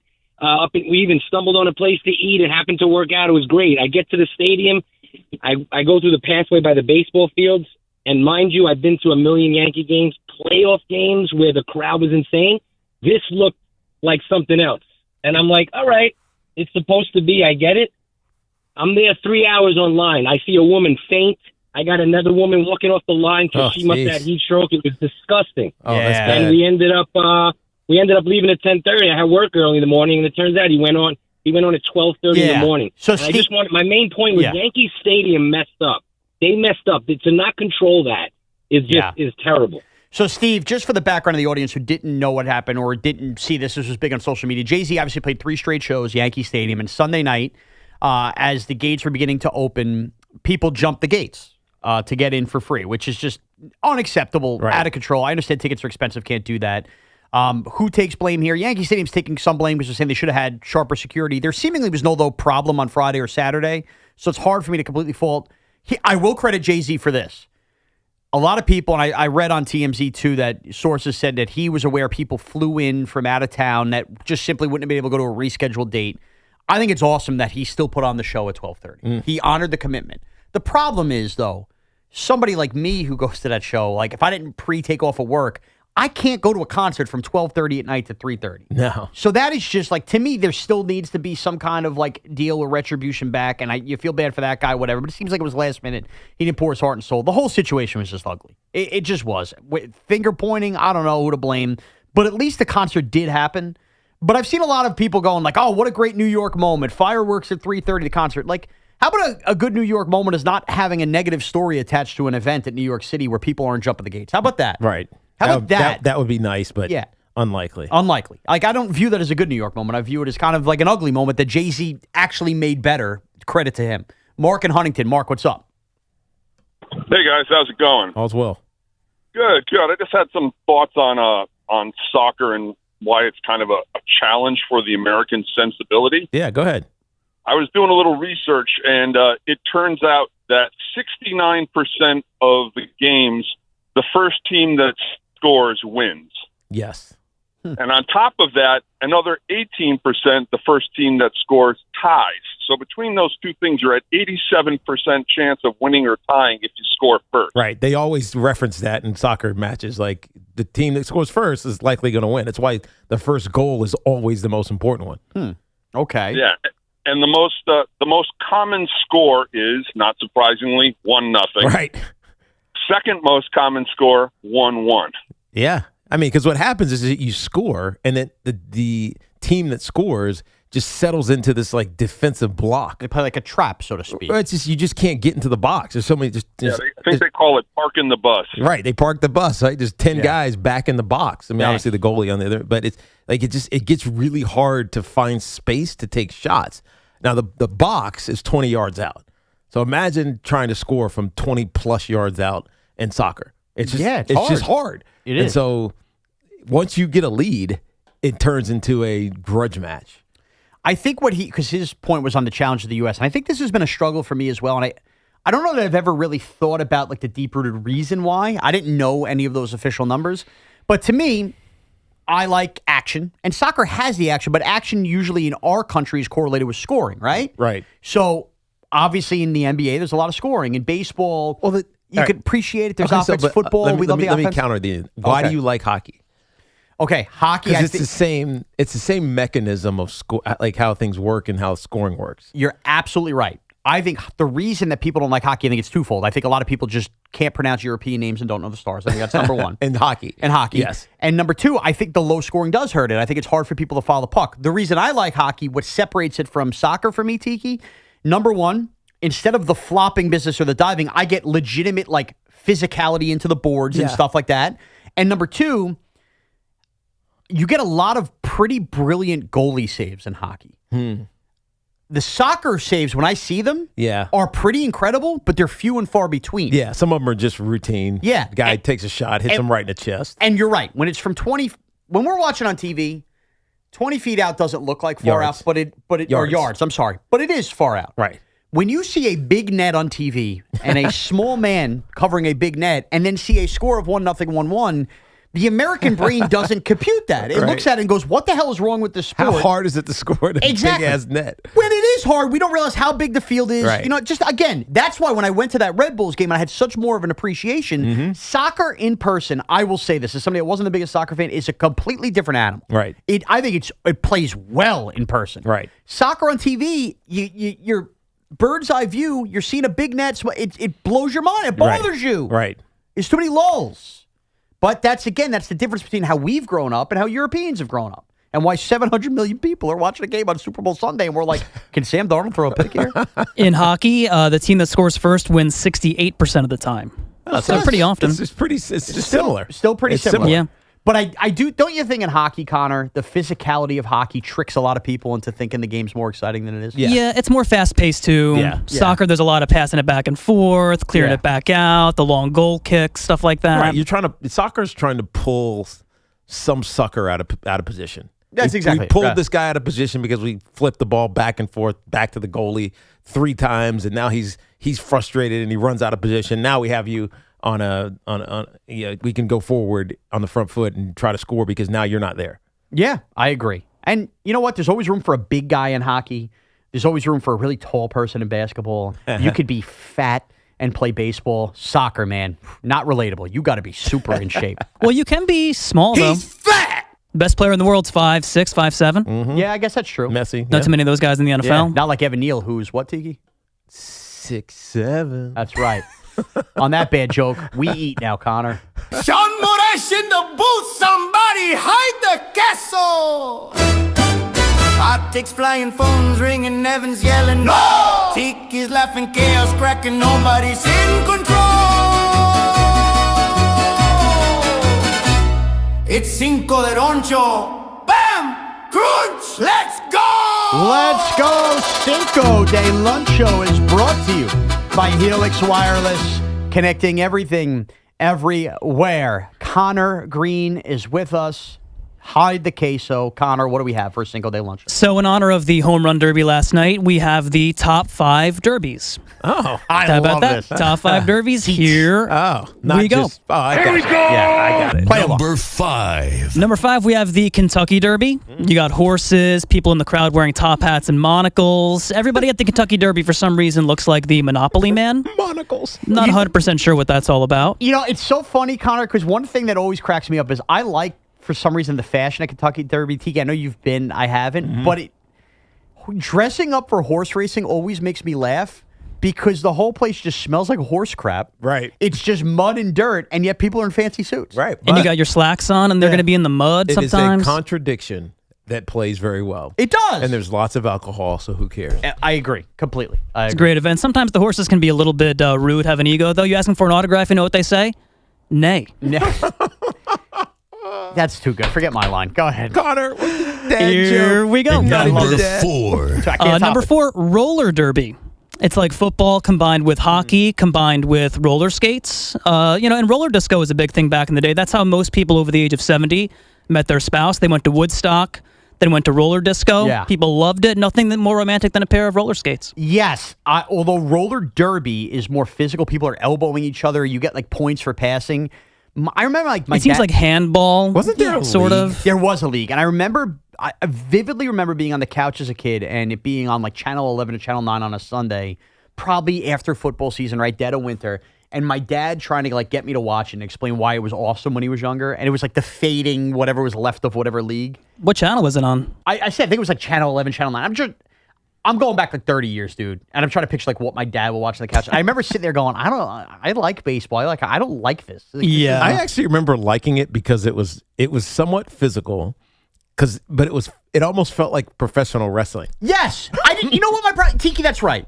My problem, and this was an early age for kid me, I couldn't do the math on it. Like, I couldn't figure out the scoring. Yeah. And if I don't know how things are being scored. Right, you get points for passing somebody. Yeah. And you get like these whiplashes, like they would grab their teammate and whip them forward, and they're throwing elbows to block the other guy. And you got to get to a certain spot, but then like you don't know where the spot is once really. You pass them, you stick your foot out, you start going, I take the points. It's definitely dangerous. You're right. It's aesthetically pleasing, but I don't know. The scoring throws me up, but it's crazy. It's absolutely Here we go. Number 3. The plain toe derby. The plain toe derby is a nice pair of dress shoes. Looks great with a pair of chinos. You pair them with a top hat and a monocle, and you're all ready for the Kentucky Derby. So it's like a 2-for-1 derby special. Hold on. A name of a shoe is called the plain toe derby. You know how you can tell you're already wrong? You put this higher than the Kentucky Derby. Tiki, who's Mr. Fashion, has no idea what the plain toe derby is. Well, you can't go to the Kentucky Derby without the plain toe derby on your feet. That's not true. That's why it's more important. They're just slick shoes. That's it? I mean, is that a brand plain toe kind of like derby? moccasins a little bit? Yeah. Moccasins? That doesn't sound like they're a a little bit like shoe. moccasins. Okay. Keep going, Connor. Here we go. Number 2. Bingo derby. Bingo derby is now I thought bingo derby might have been to see old people see how many cigarettes they can smoke while playing derby. That's actually not what it is. Bingo derby is a team-based event in the popular mobile farming game known as Hay Day. It's apparently a big thing. Players work together to complete various farming tasks. So, as you know, virtual farming is a big thing. Remember, Farmville was a huge deal. Yeah. I don't really understand why you wouldn't just grow a real carrot as opposed to a virtual carrot. But people love it. I got so hooked on Farmville. I was going to say. People love it. I was too. Parents on Farmville ended Facebook effectively. Like kids needed to abandon and go like, my mom's growing fake carrots on here. I can't be it's on no here longer anymore. cool. I'm not trying to. But there are certain games like that just end up taking your like Flappy Bird, just your free time to the point where it becomes obsessive. The guy who created Flappy Bird, he deleted the app because he was worried people were spending too much of their time on it. Well, so there's one called Royal Match. Have you heard of that? No. So it's don't play it because you'll be stuck. I'm on like level 13,000. Are you really? I'm not even kidding. Are you serious? Tiki loves a good game. That's the one thing people don't realize. Tiki on that iPad, he's like every 9-year-old. You can't take it away from him. The dinner table, he's there. He loves it. And here we go. Number 1. The Demolition Derby. There's nothing more cathartic than watching two cars smash into each other for 4 hours. Nothing more peaceful than watching. Do those? Yeah, they still do them somewhere. I think probably down in the South a little bit. Hold on. Like monster trucks, I think. I was going to say, is a monster truck rally the same as a demolition derby? No, these are like souped up cars that have like like grills that are battering rams, and they just smash one another. And I think it's more local. You could just sign up for it and just go in there and soup your car up and just smash it into somebody else's car. You're right, because I think they do that out in Riverhead and Long Island. I think that's part of what they do. They do it in Long Island. There's a raceway out east on Long Island. Now, have I passed it in like probably been 10 years? Like I might act like it's Long Island. I'm pretty sure they have like a night a week that's Demolition Derby now that you say that. Or at least did. I don't even know if it's still open. I know it's where they filmed the scene in The Sopranos when he looks to buy the racetrack. That's out in Riverhead. It's called Riverhead Raceway. But I think once a week they do, or they did, Demolition Derby. Have you ever done one of those? The monster truck rally or whatever? You know, is that even a rally? Is that called Monster Truck Jam? It sounds kind of stupid, cars just smashing into each other. But honestly, if I had a couple beers, I'd probably love going out there watching that. Right. Be fun. You'd be rowdy. You probably pick a car you like and root what for happens it. is you end up picking a car that, like Connor just said, you pick a car that you like. And now you're watching out for it. And you're like, wow, move. Oh, you're going to get hit. Move. So you get like a short, like passionate thrill out of it. Yeah. Yes. Okay. Maybe you could even gamble on it. Who knows? So that's your number one derby. Demolition Derby. I appreciate the creativity on the list. I don't understand it how barely edges out the Plain Toe Derby. It's close. The Plain Toe Derby. 888-808-1019. That's Connor Green for you. Are you with us tomorrow? Yep, rest of the week. Can't wait to see. Love it. So Connor's got some Cincos to come up with here, pal. All right, so work on the Plain Toe Derby. All right, Harvey and Dix Hills. Harvey, what's up, man? Hi, how is everybody? Oh, it's good, Harvey. Doing well, Harvey. Have How you are heard of a plain toe derby? Yes. No, I have not. I was going to say, thank you, Harvey. I was going to feel bad. and everybody knows that my passion for the Mets and the New York Giants football team never wane. Yep. Good or bad or otherwise. And this is not the same, but that doesn't mean I can't be critical. I've been very critical without ranting for 2 years, even though I have ranted. And my main criticism is that I felt that Stearns is not the right man to be president of this team. And the reason I said that, not because I don't like him, I don't even know him. Right. Is that he doesn't follow the philosophy that I think is important. Number one, old-fashioned scouting and analytics. Analytics is information. I don't know how they compile their analytics, and you need a personnel guy who follows both scouting and analytics. That's number one. And number two, the Mets have a nucleus.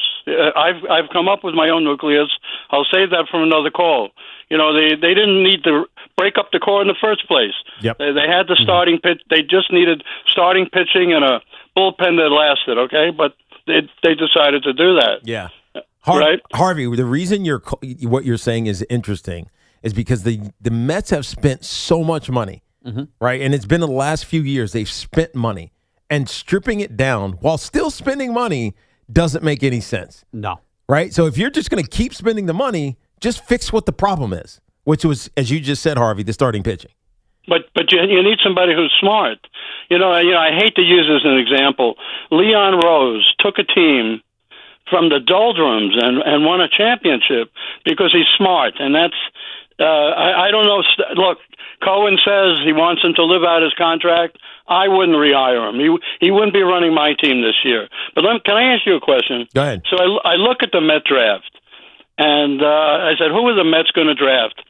They drafted two pitchers, one of whom had internal brace surgery on his elbow. The other one had Tommy John surgery. Both didn't pitch last year. And a guy named Chris Gross or something, I never heard of him, international director of scouting. I don't understand. Do they factor injuries into drafting people and providing and compiling their analytics?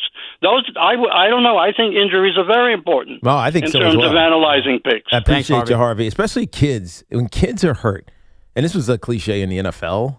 I mean, maybe it lasts and it pertains to the Major League Baseball as well. But when you draft a hurt player, hurt kid, you better expect them to be hurt. Yeah. Because that's just, it's what your track record is and has been, especially when you're young. It's more likely than not. Baseball's a little bit different because almost all of these pitchers are at some point going to have an elbow issue. Especially at the rate they throw. Right, and you're even hearing like some people talk about, just get preemptive Tommy John. You already know you're going to need it in 4 years. Just get it on. Just get it now. And it's just bizarre. But it's the reality of the sport. It's different, especially now. I mean, it starts at the baseline level, Tiki. It's not just like Little League into junior high and high school now. You have kids at 9 years old joining these travel teams and playing 10 months out of the year. What do you think is going to happen? Right. They do all this just to get there. Of course their arms are shot. 888-808-1019. Eric in Clifton. Eric, what's up? Hey, good afternoon, boys. How are you? All's good. What's up, Eric? All right, real quick. So you guys are talking about, I'm a Met fan, but you were talking about the Yankees and Judge and the protection. I just looked it up. Yankees got a .591 winning percentage. They're 711 wins, 493 losses. With him in the lineup, .553 winning percentage without him. 215 wins versus 195 losses. So he is the protection for the whole damn team as far as I'm concerned. Yeah. One of the greatest players I've ever seen, and as much as I hate the Yankees, I still want to see him in the lineup every night. Yeah, I mean, it's one of the shames. I'm sorry. It's one of the shames of this season. And for the Yankees who need to win because their guys are getting older, he's not available. Yeah. Absolutely. And, Teak, like you always say, the best ability is availability, even regarding with the Mets draft. No doubt. On to Geno Smith. Again, being a Raider fan, I had to deal with this guy last year. You know, I haven't heard mentioned, he was arrested in 2022 for suspicion of drunk driving. 2 a.m., he was belligerent in the police station. Before the year before he started with us at the Raiders, there was a 7-on-7 youth tournament. He had to be restrained by security. He was screaming at the opposing coaches. I remember that. Yelling, that's why they pay me the big bucks. Oh, I do remember that. I forgot about that. Now, here's the coup de grace. Week 12, after the Browns game, he's walking off the field. He gives the Raider Nation the middle finger. In that same picture, you see Austin Gentry signing a little kid's autograph. Right. The Raiders immediately issue an apology on the team website and via Twitter that night. And that game was played 1 o'clock, out there West Coast time, 4 o'clock here. They received all the data. They put out an official apology. It took him until Wednesday afternoon to come out with an apology. What does that suggest to me? It took his agent, his friends, his family, and possibly even, John Spytek and maybe, who knows, Davis and Brady. You got to go out there and apologize, man. I mean, if it was me, and if I owned the team, I would have thrown him off the team. You don't do that to my customers and who are my fans. So, I mean, listen, he got me what I needed at the end of the day. I got Mendoza. So, hopefully he can get you guys, Jets fans, he can get you the first overall natural pick. So you don't got to piss away your picks to go get Arch Manning, hopefully. Wow. Yeah. So it's interesting. I would have thought he was viewed differently. I guess the Raiders are different. Than Seattle. Seattle. I think he's viewed favorably in Seattle. I would agree. It sounds like with the Raiders, and a lot of that's just because he was bad. Right, and the team was bad, and look, but here's the thing. This season has a chance to be bad with the Jets. Like, you can't be giving the middle finger to the MetLife crowd when Jet fans are booing you. No, it doesn't work in New York. We've seen it happen multiple times already. Again, a lot of pause, but it does answer our question. Has Geno Smith been in trouble with anything before or after the Jets? At least we did, and I did forget about that thing at the camp, Tiki. I had forgotten about that as well. So, work cut out. We'll see what Geno Smith and the Jets bring to the table. I still say with that offensive line, time to be excited. We're 2 weeks Sean, I just can't get excited about offensive line play. I just can't. I'm trying to sell you here. You know what the best offensive line play is? When you don't talk about them. Right. When you weren't worried about, wow, Geno missed that wide open throw. Or, you see how easy it was for him to make that whatever deep over to Kenyon Sadiq. Like, when you're not talking about the offensive line, that's when you have a good offensive line. You never really say when the team's going good. Look at that low pad level there from the left tackle. No. Look at that set. Look at that punch. We lived it with the low Giants. Center of gravity. Couldn't even comment on anything other than the offensive line with the Giants for a long time. All right, we come back. Big dumb argument number 2 of All-Star Week. Nice. Plus your calls. It's 888-808-1019. Evan and Tiki with Shaun Morash on the Fan. With the warm months here, it's time for a healthier you. My good buddy John Gallucci Jr., CEO of JAG Physical Therapy, always tells me how important it is to focus on your biomechanical chain to reduce injuries. Well, now is the time for you and your loved ones to turn to JAG to get stronger and function at a higher level. The dedicated team of physical therapists at JAG Physical Therapy will develop a plan specifically for you to help prevent injuries. And if you have an existing injury, their expertise and commitment will help you get back the life you love. Schedule your appointment today at jagpt.com. That's JAGPT.com. This is an Odyssey Sports Minute. If future first ballot Hall of Fame defensive tackle Aaron Donald does in fact return to the Los Angeles Rams, as ESPN Adam Schefter alluded to yesterday, it will give the Rams an absolutely stacked defense that includes Donald and Myles Garrett. And while the Rams might not win the NFC, it's tough to poke holes in this team with the reigning MVP at quarterback and a monster defense on the other side. I'm Nick Costos.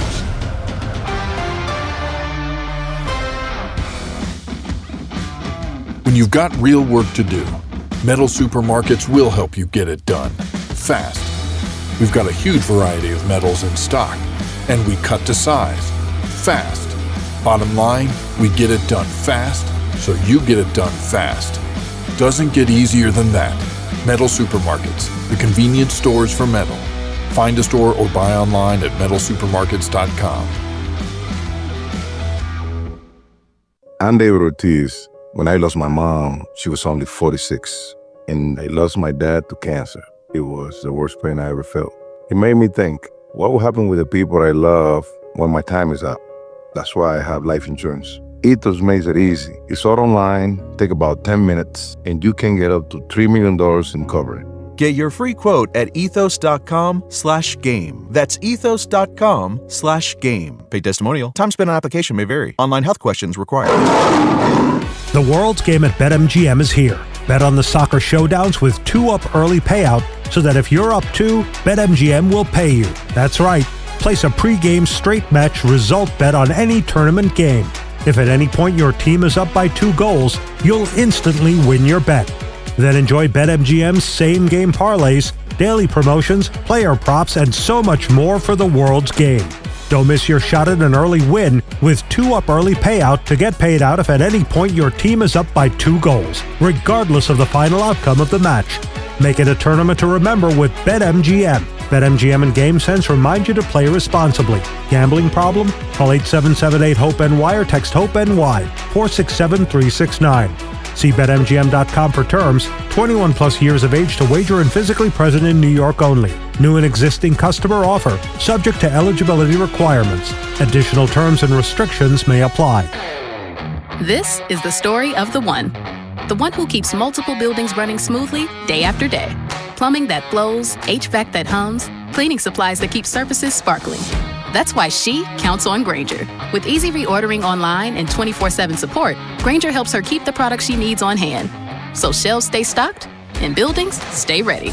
Call 1-800-GRAINGER, click Grainger.com, or just stop by. Grainger, for the ones who get it done. And the match is about to begin. Most of the team is out with COVID-19, so there'll be some substitutes tonight. What's this? We have an unexpected guest on the field. It's a dog. Well, they could do with extra players. She's going for the ball. Are front paws hands or feet? Soccer season is full of surprises, and COVID-19 could be one of them. If you test positive, prescription medications may help. Ask your doctor if they're right for you. Learn more at PfizerForAll.com. Sponsored by Pfizer. If you're still using a sportsbook to bet on the soccer tournament, you're getting robbed. Delete that app and join the millions using Polymarket. Polymarket is a prediction market, not a sportsbook. Trade against other fans, not the house. Polymarket, your go-to prediction market for soccer's biggest stage. Available in all 50 states. Download the Polymarket app. Use promo code BLAZE to unlock $50 free for your first trade. That's promo code BLAZE. Trading not available in all jurisdictions. Check local regulations before trading. Restrictions and eligibility apply. Orgavatazona? Is that a word? In the 2026 Kia Sportage Turbo Hybrid, it might as well be, because it can be one road trip. It's all about turbocharged power and hybrid efficiency working together, so you get the thrill of quick acceleration and the satisfaction of fuel efficiency. Book a test drive and keep the adventure going. Kia, movement that inspires. Call 800-3334-KIA for details. Always drive safely. Diving for that grounder got you grounded? Oof. We've got specialists for that. Layup, take you down? We've got specialists for that. With nearly 50 Castle Connolly top doctors, Orland & Cohen specialists are considered among the best in the nation by their peers, which can mean a better outcome for you. From Staten Island to Southampton, our network is open 7 days a week, so you can feel better, faster. Visit OrlandCohen.com. Where the West Village, Tribeca, and Soho meet, Hudson Square has been reimagined as one of the city's most compelling creative hubs. For over a decade, Hudson Square Properties has brought together the world's leading technology, media, and fashion companies across a 13-building office and retail portfolio. They offer full floors to entire buildings, from pre-built to raw space, with the flexibility to scale without ever leaving the neighborhood. And Hudson Square was just declared the newest dining destination by the New York Post. Hudson Square Properties, where great stories start. Right now, you can grab a full breakfast at Dunkin' for $6. That's 2 wake-up wrap sandwiches and a medium hot or iced coffee, all for $6. It's quick, easy, and it covers your whole morning all in one stop. Did I mention it's filling and delicious? It's a full breakfast, it's a great value, and it just makes mornings easier. So next time you're at Dunkin', don't overthink it. Order the Dunkin' $6 meal deal. No substitutions, participations, and times may vary. Offer prices varies in California and Hawaii. Limited time offer cannot be combined with other offers. Exclusions and terms apply. With Bet365 Early Payout, you win even if they lose. Get paid out instantly when your team goes up big, even if they blow the lead later. Bet365. Winning is everything. Gambling problem? Call 1-800-GAMBLER. 21 plus only. Must be physically located in New Jersey. We all hear the radio ads about the IRS. They tell you to be afraid, to be scared, and they try to frighten you into calling. I'm not here to do that. Tax Relief Advocates is different. TRA is here to tell you that if you owe money to the IRS, whether it's $5,000, $50,000, or $500,000, we have a solution. It doesn't matter if you're sitting in your car, at work, or with your kids. No matter where you are, call now. 800-575-4094. Don't lose hope. TRA can eliminate or reduce what you owe to the IRS. Generous programs are now available that can give you a fresh start. Our passion is taxes and helping individuals fix their IRS problems. We have over 1,000 5-star reviews on Google and an A+ with the Better Business Bureau. You don't need to be afraid of the IRS any longer. End your tax nightmare today by visiting us online at TRA.com or call 800-575-4094. That's 800-575-4094. Tax Relief Advocates. Real solutions for real people. This summer, the Honey Pepper Pimento Chicken Sandwich and Pineapple Dragon Fruit and Sprite are back at Chick-fil-A. Let me tell you about the Pineapple Dragon Fruit and Sprite. It's bright, it's bubbly, it's back. The Honey Pepper Pimento Chicken Sandwich, it's so rich, and you can choose between the original or the spicy filet. Ooh, boy. And then you got those pickled jalapenos tucked right under the filet, and then just to top it all off, you've got a little honey drizzle right on top. Okay, now I'm a pimento fan. And I'm feeling the dragon fruit. Which fan favorite will you choose? Real customers paid for their testimonials. Straight Talk Wireless presents Pickup Truck Wisdom. Trust is earned. That's why I've stuck with Straight Talk. Same price since 2009 on Verizon's 5G network. Cause shoot, anyone can make a promise. Keeping it for years, that means something. Now plans starting at $25 a month with 4 lines. Find us at straighttalk.com and Walmart. Straight Talk Wireless. Straightforward. Always. Same price claim applies only to the base monthly price of our $45 plan from October 2009 to present. Our friends at Town Fair Tire remind you that at Town Fair Tire, you always get the guaranteed lowest price on name brand tires from Connecticut to Maine. Nobody beats Town Fair Tire. Nobody. Start the day with Boomer and Geo. Mornings 6 to 10 on WFAN. WFAN FM, WFAN FM HD1 New York, an Odyssey sports station. Gallo about the Men in Blazers and how big their network has become and all the shows that they have. And I'm doing it on Sunday right after Shaun and I get off air from 9 to 1. Yeah. We're doing our show. And then right after that, I'll go do Men in Blazers. And was talking about how, no, we're doing 9 to 1. We're doing 9 to 1. Yeah, 9 to 1. So right after that, I'll go on Men in Blazers. And I was talking about how, like, so much of what we do, I forget what your point was. It was just, is Evan going to score the All-Star game? And so I got lost talking to Gallo about Men in Blazers, and I meant to ask Hoff, how many Ricos did you do this week? I bet there are none. You bet there's none? None. He did do one Sunday after the game. This week, how many Ricos are there going to be? Oh, and if there is one, now I'm really going after Evan. Okay, there's going to be one. Why? Okay, because if I've learned anything from Evan, and this is like, I'm going to peel back the curtain for you. I do 2 Giants podcasts, as you know, Tiki. Mm-hmm. And when I took the deal with Talking Giants, Evan was adamant and kind of explaining like the special sauce he has beyond the Rico. He's doing it every day. It's not even every day. Like what typically, are you talking about, though? Well, exactly. He typically does one at the end of every series, but he throws in so many extras and he's built a great audience. But his point is, you got to just be consistent. There's no way he's letting that channel or whatever. The Rico Broaden the podcast. There's no way he did that one to end the series, and we're not going to hear from him until Friday? No way. Yeah. Maybe tonight, Soto gets a hit or something. Let me go ask. I do think he said that he's not going to score the All-Star game. Okay, so you know that answer. I think he said that, yeah. I think he was on the fence. Maybe he would do it, but probably not. I love, by the way, WFAN is the best for this reason. It is like living in somebody's house, and we all just kind of are like, we all share bedrooms. Tiki just got up like we were in the kitchen to go to the living room to ask Pete Hoffman if there's going to be a Rico. What did we get there, Tiki? Hoffy has confirmed. You're right. It won't be empty, but only 2. One of which is already done. No. One of which. Oh, come on. One of which is tonight for the Rico Bronya listeners. Rico Bronya podcast. It is a drunk Rico. Okay, he did this on vacation before. Evan's going to do a drunk Rico. So in other words, when his day is done on vacation, he'll have had a couple cocktails, he'll fire it up, and he'll talk about whatever. Oh, wait, I'm just getting a report coming in. It's going to be about France, Spain. No way. I'm just kidding. No way. I'm just kidding. No shot. 2-hour breakdown of Mbappe from Evan. Now, Evan's like somewhere on a beach. I bet you Evan's watching the All-Star game with the kids and the nephews and all that other stuff, and he's probably having a couple cocktails. It's going to be a All-Star Rico. I'm Rico. sure. And then what's the second one? The start of the second half, Rico? Probably. Probably Thursday. Okay. That's still too many Ricos on vacation. Thursday is the first game or Friday? Oh, Thursday. You're right. They play Because that's that a Thursday. standalone game. Mets Phillies is standalone on Thursday night.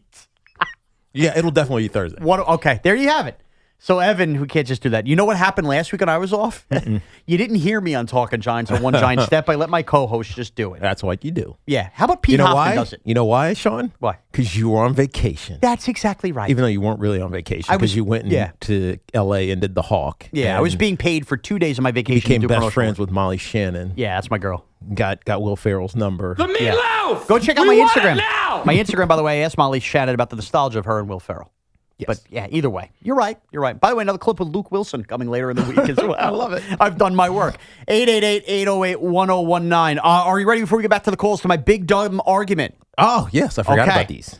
So every day this week is part of All-Star Week because people put out lists. I'm having a dumb argument. Yesterday's dumb argument was, will Cam Schlittler eventually be the best number 31 in New York baseball history? I said no. Sean said yes. That would mean passing Piazza. A lot of people, Dave Winfield stands, are all bent out of shape. They think he's better than Piazza. Either way. Connor smartly agreed with me. Well, Rosenberg was here yesterday. I mean, Rosenberg agreed. But I also agree with you. Yes. Oh, okay. I was going to say, you never want to be on Team Smartly. Rosenberg. So here's my big dumb argument that Paulie Rosenberg properly predicted. I am falling in love with a Mets player.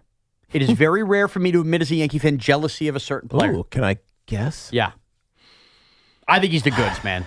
AJ Ewing. Yeah, I think that, like, for all the talk we've had about Vientos and Beatty, I don't know how you feel about AJ Ewing. There's just something there with AJ Ewing. I think he's good. And I bet I know why. Why? What has been the issue that the Yankees have had? Or, because they've had plenty. But one of the biggest issues that keeps coming up, it hasn't so much this year, but it's come up at least for the last clutch hitting 2 years. Nope. Bat on ball? Nope. Average? Who the hell is leading off? Oh, God, great point. You're right. And AJ Ewing. Man, the Yankees do have a lot of issues. AJ Ewing is a perfect leadoff hitter. He is a perfect leadoff hitter. And he's versatile, could play a bunch of different positions. Yep. Gets on base. He can steal if he needs to. He's an athlete. Okay. And he takes it dead ass serious. You can tell. Much different style of player. So just work with me on the comp. I just mean in terms of what he means to the team.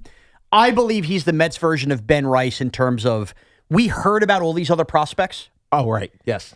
And then here out comes of nowhere. This kid. Now, AJ Ewing's probably a little less out of nowhere. It felt like I was hearing about him in the relationship. But you get my point. I feel like I heard more about Carson Bench. I mean, I heard AJ Ewing, but it always felt like way down the line. Exactly. And however you get there, you get there. Yeah. The point is, for all the prospects that kind of flame out or maybe good but not as great as you think, I have watched enough of AJ Ewing where I just feel like he's going to be a really important Met for a long time. With Ben Rice. Exactly. That's the comp. That's the similarity. Exactly. Different hitter, obviously, because Ben Rice is going to hit 40 home runs this year. Probably more than that, to be honest with you. But AJ Ewing, you weren't talking about him like, I can't wait. We need him. We need him. We need him. We need him. We need him. But now that he's here for the Mets, you're like, dude, if we didn't have him, we're screwed. You're screwed. I mean, they are screwed, but you know what I mean. Right. But what helps him is that he has Juan Soto. Exactly. He's got protection behind him. So you got to throw you got to throw the ball to him. Yep. And I think Ewing and Soto together, and I like Carson Bench too, but I just really think these two guys are going to be the two most important Mets moving forward. So my big dumb argument, and it's kind of an easy one, is when all is said and done, will A.J. Ewing be the best Ewing to have ever played in New York? Patrick Ewing, of course, the famed New York Knick, who did not win a championship, although obviously he's like the great, before Brunson and company, one of the great Knicks of all time. If he has a 10-year career, let's just say 10 in New York, for maybe something happens, he goes someplace, who knows? He has a 10-year career and they win a championship, and he's what we're seeing. Yeah. Remember, Ewing's one of the. I'm going to say yes. Okay, I'm going to say yes. I'm going to say no. I would thought you said yes. I know. I set this whole argument for this. Because as good as I think he is, and this is very tough with cross sports, at least yesterday I gave you baseball to baseball. Patrick Ewing is one of the 50 greatest NBA players of all time. Yeah. He didn't win a championship here. He's a Hall of Famer. He's revered. Will always be. Is A.J. Ewing going to become an iconic Met? Baseball's just deeper, so I can't even say he'll never be one of the 50 greatest baseball players of all time, but can he be an iconic Met to the point that Ewing was this iconic a Knick? Could Ewing be a Hall of Famer one day? He could be. I think he's going to be really good, but it's hard for me to say that now. I just think in the end, A.J. Ewing, we're going to look back on. It's probably too early. Too early, but I'm going to say no. But I think, but even by having the dumb argument and conversation, it should tell you how highly I at least think AJ is. The question is, if they win, if they win a championship, and if the Mets do, who's going to be the reason? Is it going to be because they somehow find great pitching? Is it going to be because Juan Soto hits 350 and has 6 home runs in the postseason? Or is it going to be because A.J. Ewing? And I think in order for that for him to be greater than Pat, it's got to be the latter. Yeah, he's got to be the bigger reason than Juan Soto.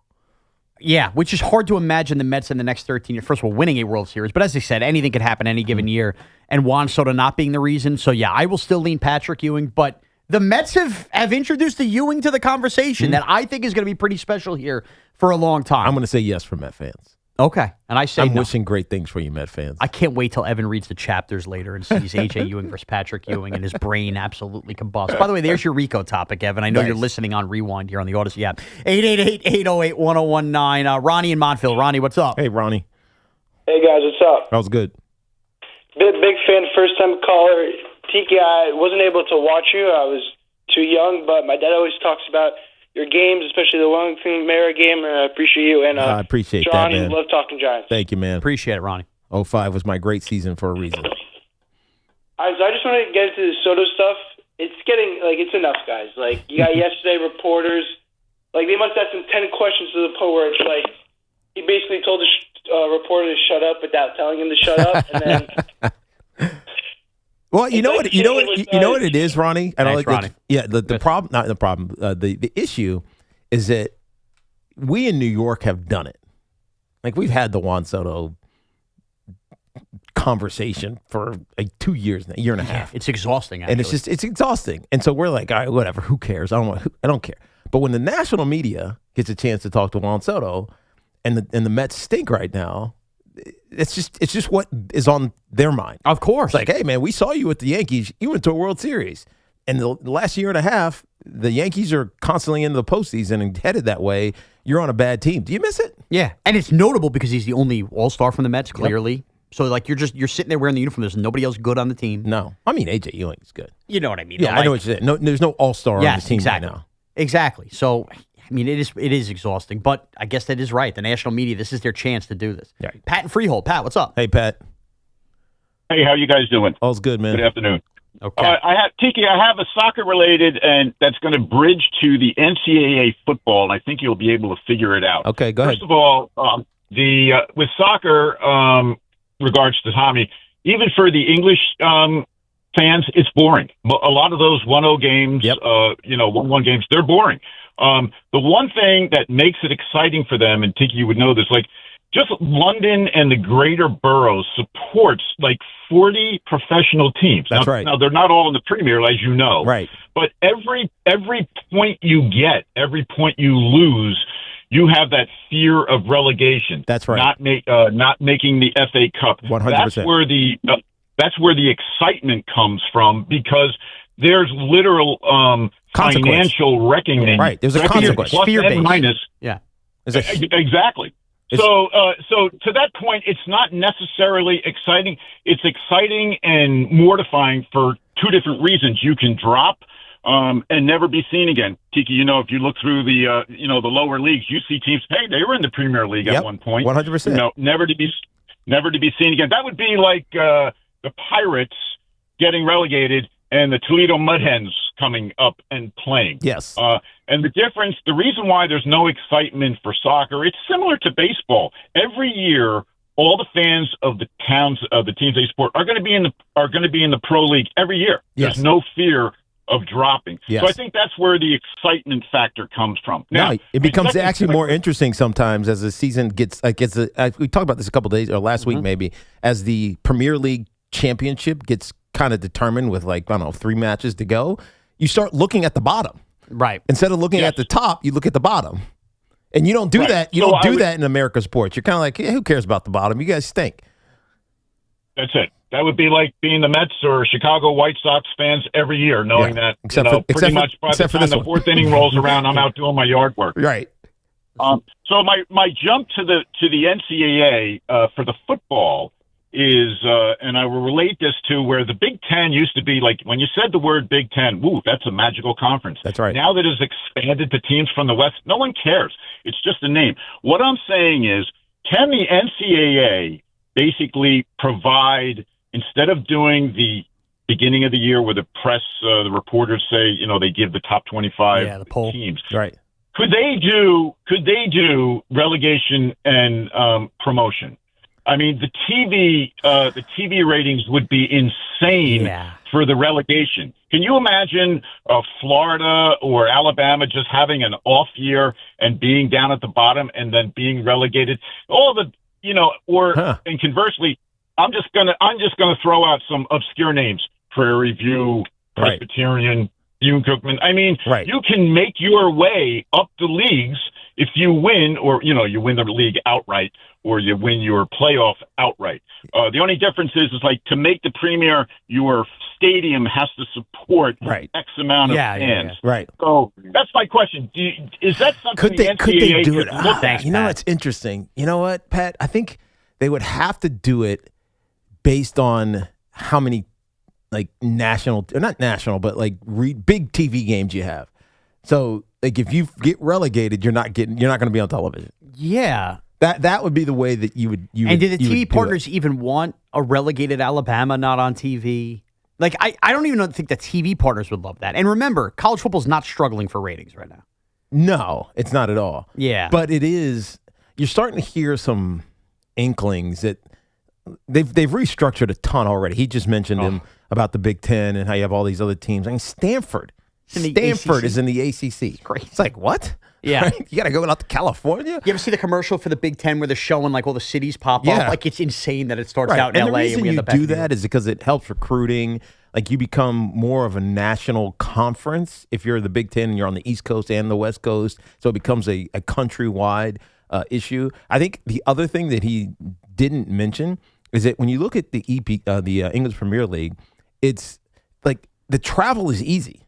Yeah. It's we got to go to, we're in London. We got to go to, or Manchester. You got to go to Liverpool. It's it's an hour flight, less than that. I was just saying, even on planes, they're just taking trains all over the place. I don't either. I mean, sometimes they're close. You can take buses, whatever it may be.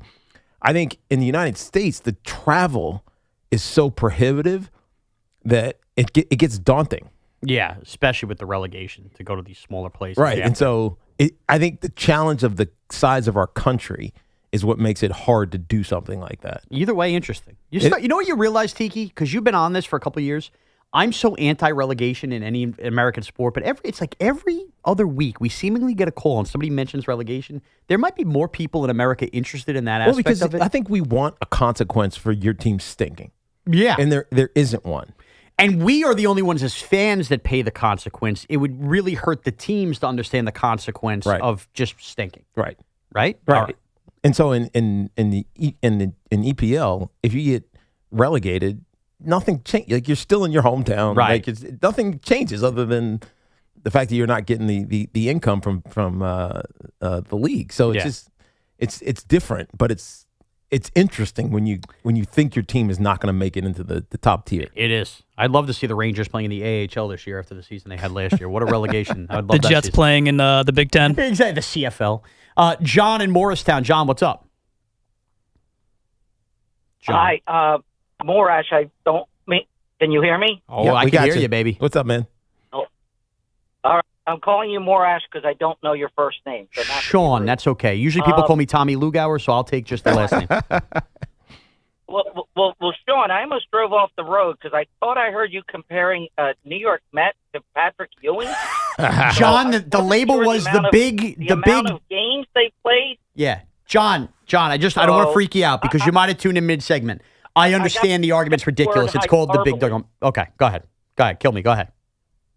No, I understand. It's a long day. You guys have to have topics and so forth. But, Yes. Well, there's no sports other than the World Cup, and so every day this week, because there are no sports other than the World Cup, we're doing a big dumb argument. Right. Yesterday was who's the best 31 in baseball. Tiki, as a former football player and a soccer fan, on relegation, the best line I ever heard was on Ted Lasso, and they asked the soccer players in England asked the American coaches, if you don't have relegation, what do you have? His answer was the New York Jets. Wow, what a call. We got there with a jet punchline on Ted Lasso. Man, nice. Tells me my argument's dumb, then goes his best line on relegation comes from a comedy, and it's a shot at the Jets. Connor, that make you feel good for the season here, buddy? Yeah, I wouldn't mind the Jets getting relegated. Look, at least they'll have some success maybe in the Big Ten. That's true. They could. Win some games. Imagine the Jets losing to Rutgers. Oh. That's a tough one. That's it. Good week of radio here in the fan. Jets go up to Ann Arbor, just get blown out 56-10. Those games, some of those Saturday night games, those are rough ones. 888-808-1019. All right, we'll continue to take your calls, plus look ahead to tonight's All-Star game. Will we watch beyond when the starters are pulled? I'll ask that question as well. It's Evan and Tiki with Shaun Morash. And this portion of the program is sponsored by Surfside Iced Tea and Lemonades plus vodka. It's a seltzer, not a Surfside. Speeding catches up with you, paid for by NHTSA. Pat Boyle here to help you beat the books with Westwood One Sports. World Cup semifinals, and I think Spain's defense is the difference maker in this one. Mbappe and France have looked like the best team in the tournament. I'd argue they're the most talented team in the tourney. That doesn't always guarantee you win it. Spain has the best defense in the world, and the way they control possession will frustrate the French. Give me the slight upset today. Spain to advance to the World Cup final. I'm Pat Boyle. Bet smarter and beat the books. Download the BetMGM app today.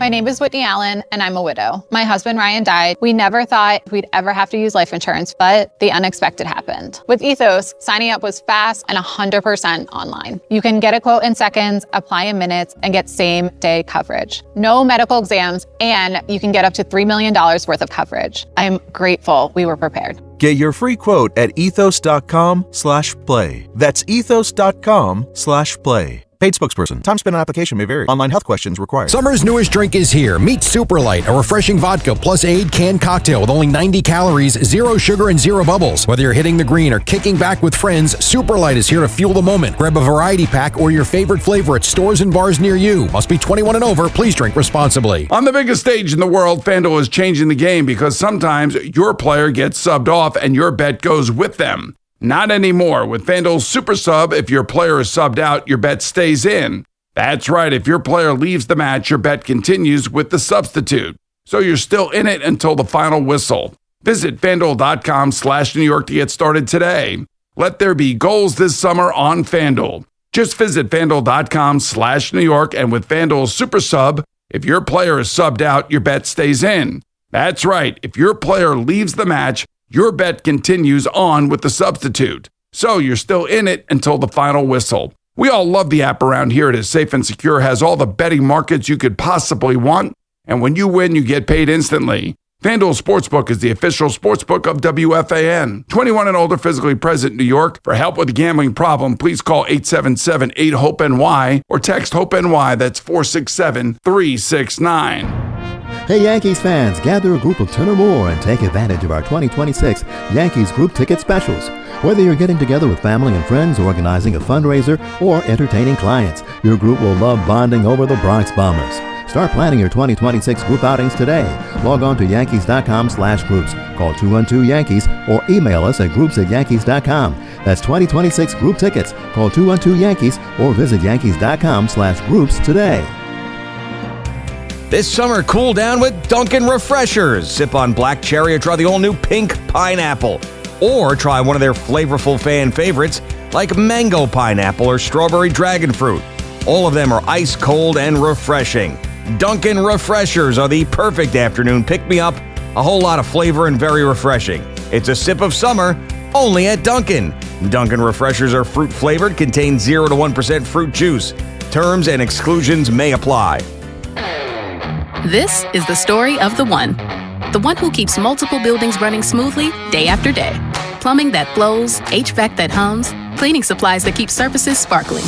That's why she counts on Grainger. With easy reordering online and 24/7 support, Grainger helps her keep the products she needs on hand.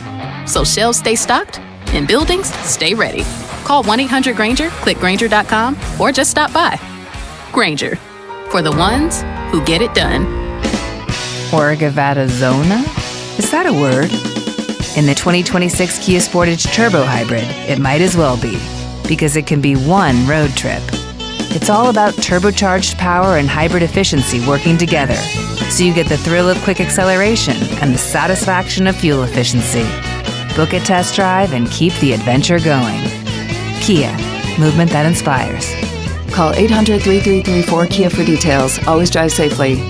If you're still using a sportsbook to bet on the soccer tournament, you're getting robbed. Delete that app and join the millions using Polymarket. Polymarket is a prediction market, not a sportsbook. Trade against other fans, not the house. Polymarket, your go-to prediction market for soccer's biggest stage. Available in all 50 states. Download the Polymarket app. Use promo code BLAZE to unlock $50 free for your first trade. That's promo code BLAZE. Trading not available in all jurisdictions. Check local regulations before trading. Restrictions and eligibility apply. Finding great candidates to hire can be like, well, trying to find a needle in a haystack, but not with ZipRecruiter. Its powerful technology actively finds and invites qualified candidates to apply to your job. So while other companies might deliver a lot of hay, ZipRecruiter finds you the needle in the haystack. See why 4 out of 5 employers who post a job on ZipRecruiter get a quality candidate within the first day.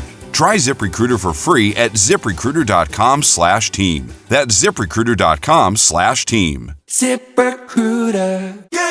New Game Plus with Oxy makes your laundry smell incredible and fights stubborn smells, like the ones your dog Biscuit brought into your freshly made bed last night. But you washed that all away with Game, and now you're drifting asleep to the scent and sound of waves. Ah, nope.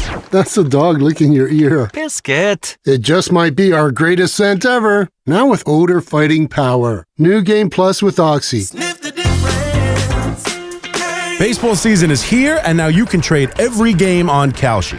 You can also trade who will win the big game awards, which teams will win their division right now.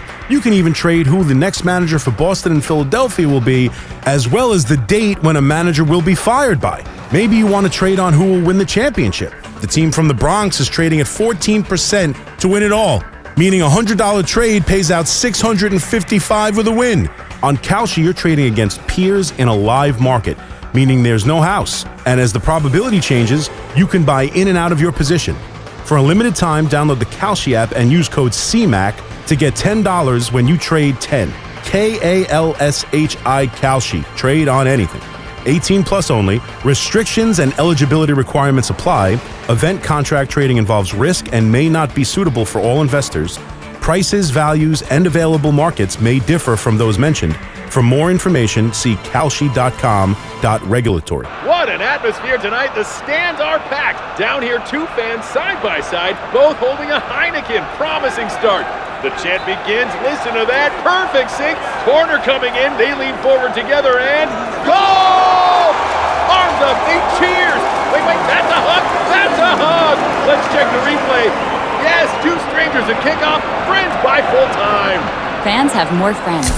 Find yours in the stands. Must be 21 plus to purchase. Enjoy Heineken responsibly. Hey everyone, Boomer Esiason here. I've spent years on the field learning what really matters most: reliability, consistency, and trust. That's why I love Red Pocket Mobile. You choose from 3 major 5G networks, plans start at just $10 a month and stay there. Plus real customer care answers in under 2 minutes. Red Pocket Mobile, your new ultimate cell carrier. It's the summer sales event with the Ford Crew. Anna, what says summer to you? Sunshine, road trips, camping. And? Ford being #1 in new vehicle quality among mainstream brands according to J.D. Power. And? And low APR offers with Ford credit financing on a select lineup of Ford trucks and SUVs. My kind of summer. For APR offer information, visit Ford.com or your local Ford dealer. For J.D. Power 2026 U.S. Initial Quality Study Award information, visit jdpower.com/awards. Awards based on 2026 model year. Carpal tunnel syndrome. Heart failure that doesn't improve with common medicines. These are some signs and symptoms associated with ATTR-CM, or the cardiomyopathy of ATTR amyloidosis, a serious heart condition with symptoms that get worse over time. Amvuttra, vutrisiran, is a prescription medicine given by a healthcare provider that treats ATTR-CM in adults to reduce heart-related death, hospital stays, and urgent visits. In a clinical study, Amvuttra was proven to help people live longer and have fewer heart-related hospital stays and urgent visits over 3 years compared to placebo. Amvuttra lowers the amount of vitamin A in your blood, which can affect vision. Other side effects include pain in the arms or legs, pain in the joints, and shortness of breath. These are not all the possible side effects of Amvuttra. For prescribing information, call 1-833-256-2748 or learn more at amvuttra.com. Ask your doctor about Amvuttra for ATTR-CM. Living in the city that never sleeps, you need a powerful home connection that keeps pace with your midnight grind. Keep your connection as legendary as the city itself. If you're a Verizon mobile customer, switch to Fios Home Internet and get reliable 100% fiber optic speed for just $20 a month. It's high-speed fiber dependability for less than a week of subway rides. Visit Verizon.com and switch today. Availability varies for new Fios customers with auto-pay, Mobile Plus Home, and bonus discount. Enrollment required. One offer per eligible account. Additional terms apply. Limited time offer. Orgavattazona? Is that a word? In the 2026 Kia Sportage Turbo Hybrid, it might as well be, because it can be one road trip. It's all about turbocharged power and hybrid efficiency working together, so you get the thrill of quick acceleration and the satisfaction of fuel efficiency. Book a test drive and keep the adventure going. Kia, movement that inspires. Call 800-3334-KIA for details. Always drive safely.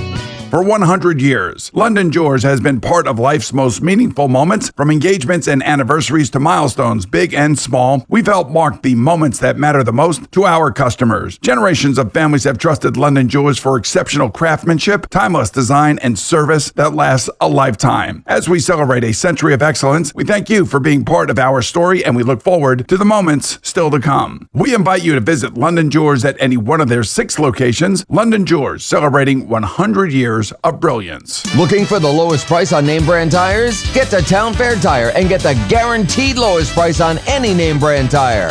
Nobody beats a Town Fair Tire deal. Nobody. Town Fair Tire. With Bet365 Early Payout, you win even if they lose. Get paid out instantly when your team goes up big, even if they blow the lead later. Bet365. Winning is everything. Gambling problem? Call 1-800-GAMBLER. 21 plus only. Must be physically located in New Jersey. Your New York Yankees are chasing another championship. Talk Yankees baseball with the Fan at 888-808-1019. The WFAN phone line is powered by Paramount Plus. Paramount Plus presents the biggest summer in UFC history. Not the Grill. Get your gear at chefiq.com. Tonight is the All-Star Game in Philadelphia. Cody Bellinger and Ben Rice will start for the AL. They'll hit 6th and 7th, respectively. What is that word? I said it right. You said it right. I said down to myself.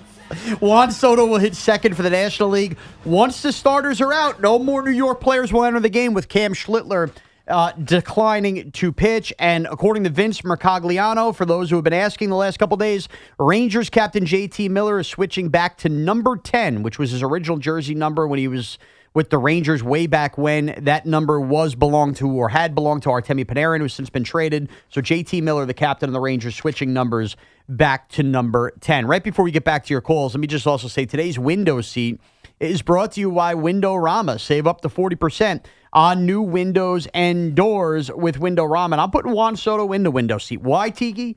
Well, he's batting second. Mm-hmm. This is the Mets' only All-Star. It has been a down year that, let's be honest, once the trade deadline goes away, and that's all for negative reasons, the Mets really, really go away from our lives. Mm-hmm. I don't know, man. Like, the Met fan, and this isn't a knock on them, they've celebrated in the past Pete Alonso Wick and home run derbies. Dylan Cease, very pompously starting here by Schneider, who said he wouldn't have even started Schlittler either. How about you give the Met fans a night? Mm. Give the Met fans a night to be proud that you're theirs. All, tongue-in-cheek, Juan Soto Yankee stuff. I'm putting Juan Soto in the window seat. How about go win an All-Star Game MVP, get a home run in the first inning, and away we go. Mark the tapes on that, Connor Green. 888-808-1019. Nick and Queens. Nick, what's up, man? Hey, Nick. Hey, what's up, fellas? All's good. I just wanted, I called the other day, and I just wanted to say, again, thank you, Tiki. I'm a young millennial. You did the 6'7" meme earlier. It gave me nourishment in my brain. I love it. Instant stimuli. I appreciate it. But my question was, I kind of have two questions. I know the MLB is due for quote unquote a lockout, whatever. They're going to sign new contracts. My first question is, do you guys think a salary cap actually, fixes the problem? And my second question is, if there is a lockout, is that good for baseball? Because baseball's in a good spot right now. A lot of kids are playing it. I guess negativity sells. Will more people start watching it? Will less people watch it? Those are my two questions. I think first, to answer your second question first, I think the lockout, I don't want to say it's going to be devastating like previous ones have been, but it is going to make you miss this time of year when all you want to talk about and all you can talk about really is baseball and the drama that's happening in the league in total, but individually on your teams. And so if that's not there, you're going to pine for it. Yeah. And so the question about will a salary cap fix it? I don't know if it's going to fix, quote unquote, fix baseball, but it is going to make it more fair. Yeah. And that includes a floor, by the way. Right. We can't have a conversation with the cap without the floor. So teams aren't going to be completely outmatched to the point where you get to this point in the year, All-Star break, trade deadline coming up, and it's like, all right, who can we get rid of? I guess that's what the Mets are talking about. Like, who can we get rid of? Some of that's because of just bad play, but some of it is also, he's like, dude, do we want to really keep paying this guy this much money? Like, I keep hearing Manny Machado is on the trade block from San Diego, and it's like, man, he's still a good player. He's somewhat. He's not old yet, but he's not young. He's 34 years old, but he's making like $39 million for the next 6 or 7 years, and it's been banged up this year with bad numbers. 100%. He's had a bad season, and it's just who's taking him, right? A declining player who's making $39 million. Yeah. And so it just makes that less of an issue going forward. The players don't want it, obviously, because it caps what they can make. There will be no more Juan Soto type contracts. These guys all of a sudden becoming multi-generational rich. By that I mean that their family, the family after theirs, and like down the line, some of these guys, Juan Soto's family, will never have to worry about money. No doubt. And so players want that, but it creates an inequity that's hard to overcome, especially when it comes to the data on who wins World Series. That's why the owners want caps. I think the bigger fix, the better way to fix this, and I've said this multiple times on our show, is that you need a national deal. You need a national TV broadcast deal. That's why the NBA is where it is, and the salaries are growing to the point where in 4 or 5 years they're going to be $100 million contracts. Yeah. Even got to the point you don't even need the package anymore with Amazon, NBC, Peacock. The NFL, nobody, even if you're terrible, is struggling financially because of the $100 billion deal that they have. And so if they can find a way to nationally negotiate their television deal, instead of everybody focusing on, well, we got our regional network. Well, these RSNs are failing. Dying. Every team's RSN is not doing well, except for The Dodgers. Yes. Who make a ton of money, over $100 million, or close to that, in their revenue deal. Now, half of that they give to the league, but they can do these ridiculous contracts because they're making a ton of money. That's it. Not every team can't do that. And so, to me, the cap is important, but I think being able to truly monetize the popularity of the sport across the country is the only way, television revenue wise, is the only way that it's going to get healthy / fixed. You're right. So if that's an answer with a cap or not a cap, you're right. Ultimately, that's the root of the issue. And while baseball's had more parity than I think we like to realize in terms of champions, it is trending the other way right now with the Dodgers in a bad way. Yeah. And I just ask you, like, the NFL has had plenty of dynasties, the Chiefs lately and all that. You know, you enter an NFL season, and how many fan bases feel like they have no shot? Not that many. You could envision it. The NBA now with 8 straight champions, it's changed. It really has. Like, there's those super teams that you're starting to feel like you're. Hey, the Knicks this year, the perfect example. Like, hey, man, if we're good enough, we're alive, we can get hot. Baseball, you're starting to feel that less and less, and you felt that for a while less, and then it kind of moved.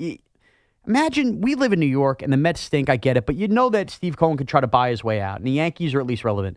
Could you imagine growing up every day being a Pittsburgh Pirate fan and just knowing that you got no shot to keep your stars in a sport like that? Is that fair? And you got close a couple of those years. Right. But not really. And if you don't, the Yankees, we're looking for urgency every year, right? But there's really no urgency because you know every year, because of the imbalance in the sport, you're going to be involved. Yeah, and in the postseason. You got good enough players. You can pay for the elites of the elite. Yeah. Now imagine if you knew you were going to lose everybody in 3 years. Your urgency would be insanely higher, and then you probably don't capitalize. That's not fair in a league like that.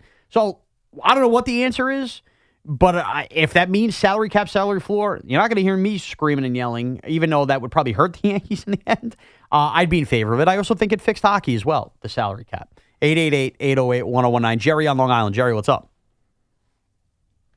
Hey, guys. How you doing? All's well, man. Tiki, big Giant fan. I go back to Norm Snead and Bob Tucker. Oh, nice. And, yeah. So, obviously, one of the biggest disappointments since I've been a Giant fan was the performance in Super Bowl 35 with the Ravens. Now, the Ravens it's pretty obvious the Ravens were the better team. And Kerry Collins had a real rough game. Right. And I used to think that maybe that Keith Hamilton holding call had something to do with breaking up momentum. I don't know. Yeah. But what I'd really like to know from you, Tiki, is there anything to the rumors that Jim Fossil was just too lax with you guys? Let the party up maybe? No, I don't think it was lax. Thanks, I think there's a couple things to talk about. One is nonsense, and it's emotionality from players. But that week leading up to the Super Bowl, we're down in Tampa. We have one of our first team meetings. No, it's not really first. It was early in the week, and like back then, again, I'm telling you this doesn't matter. So it's petty and it's stupid, but I'll tell the story anyways. Every week of that season, one side of the ball would get introduced. You remember they used to do that? The offense is coming out week 1, 2, 3, 4, all the way through. That's recently come back, but the Patriots ruined that for a while with introduced as a team. Yeah, now it's mostly you just get introduced as a team. But it was like you got introduced. Remember the Ray Lewis like coming out and stomping and doing his dance? Like that was every week. Armstead did the karate 100%. And so every week we'd get introduced. Offense would get introduced. The next week the defense would get introduced. In the championship NFC Championship game, which was at Giant Stadium, the defense got introduced, and I remember this sitting in a car because Greg Camella and I would go to the games together every week. Oh, is that right? He lived in the city with me, not with me, but he was in the city also. We were Jason Garrett did as well, and so there was only 3 of us in the city. Greg and I would always drive to the games together. We park at the stadium. And we're sitting there, we're talking about, before we go in, we're sitting there talking about, oh, man, this is amazing. This is the biggest game that can be played in the stadium. This is going to be all. And then one thing we said to each other was, man, if we win, we're getting introduced in the Super Bowl. Yeah. And so we win. And it's like it's in the back of your mind. It's nothing. We're thinking, we're going to get introduced in the Super Bowl. So earlier that week, Jim was like, I know we switch who goes first, who gets introduced first. But today, because our defense carried us most of this way, we're going to introduce the defense as well. The week of Super Bowl. The week of Super Bowl, he told us this. Wow. And it was nothing, but there was like a, what? There was amongst the offensive players, it was like, a what? 41 points were scored the week before. What are you even talking about? A lot of that was because the defense was great too, though. I know. And special teams. And so like immediately early in the week, there was just this like downing, like, I don't know, downing consequence. And then we get to game day and it's like, all right, forget it. Who cares? All that's, it is what it is. Let's just go play a great game. I think people have forgotten how good Ray Lewis was. Okay. They've forgotten how good Terrell Suggs was. Not Terrell Suggs. Tony Saragusa. No, I'll get to them in a second. But the other edge guy, I forget his name now. But they had a really good team, and most importantly, they had two defensive tackles, Tony Saragusa, may he rest in peace, and Sam Adams. I'm not joking. They are literally 700 pounds in the middle of their defense. 700. So at that point, we did a lot of inside zone running, and when you do inside zone, there's a double team at the point of attack, and then one of those guys necessarily, to make the play work, has to get up to the linebacker. You have to. You have to. Otherwise, that linebacker's running free. And against average linebackers, okay, whatever. I can make a miss. He's going to take a bad angle. I'll split one of those. I'll get space in the second level, and anything can happen. I'm going 50 yards, 60, whatever. Because Tony Saragusa and Sam Adams were so big, our interior offensive line couldn't get up to Ray Lewis. They couldn't get to him. And like midway through this game, like, just get a hand on him. Like, push him by me. Like, just touch him. We couldn't touch Ray Lewis. And so he made every play. He wrecked every single play. And so what our offense was predicated on, which was this inside zone running, play action, passing, all these like big time plays that would come from that. It was we were neutered. We couldn't do it. And so going into halftime, and he was right.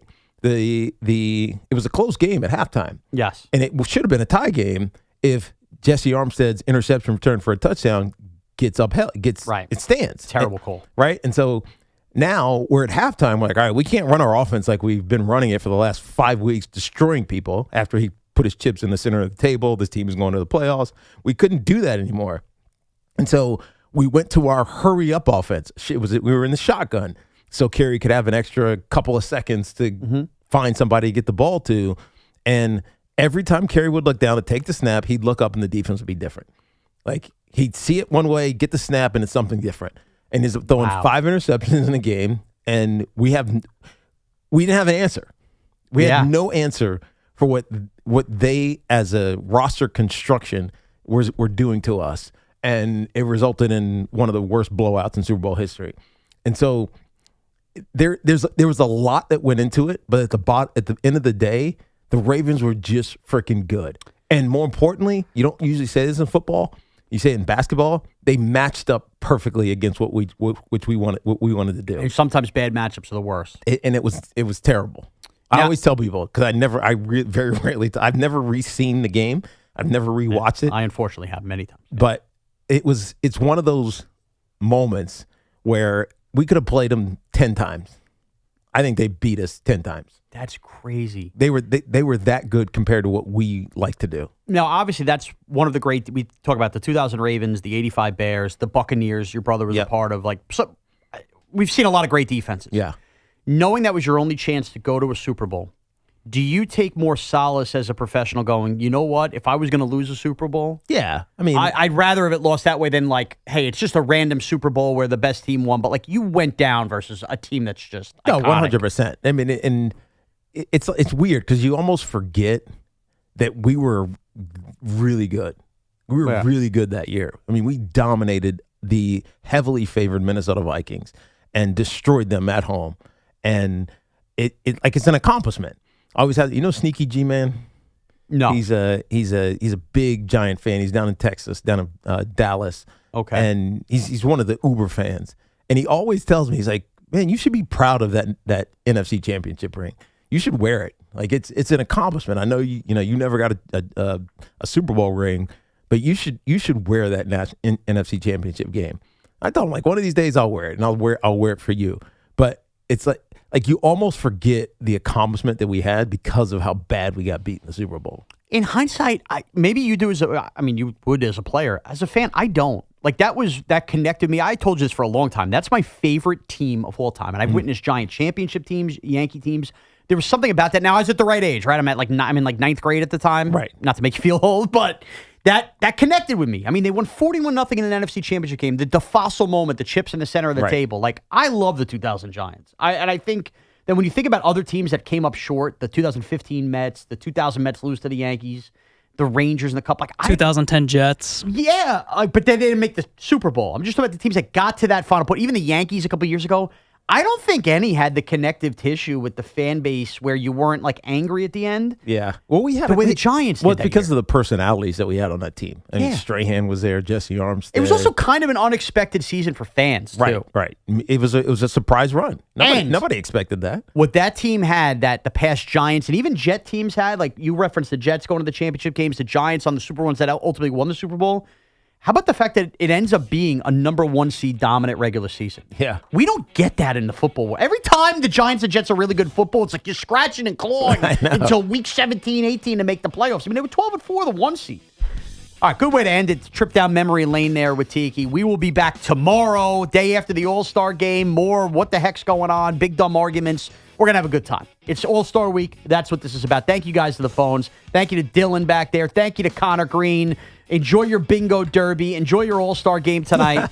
Let's go Cody Bellinger, Juan Soto, and Ben Rice. Enjoy the All-Star game. We'll see you tomorrow. The Carton Show comes up next.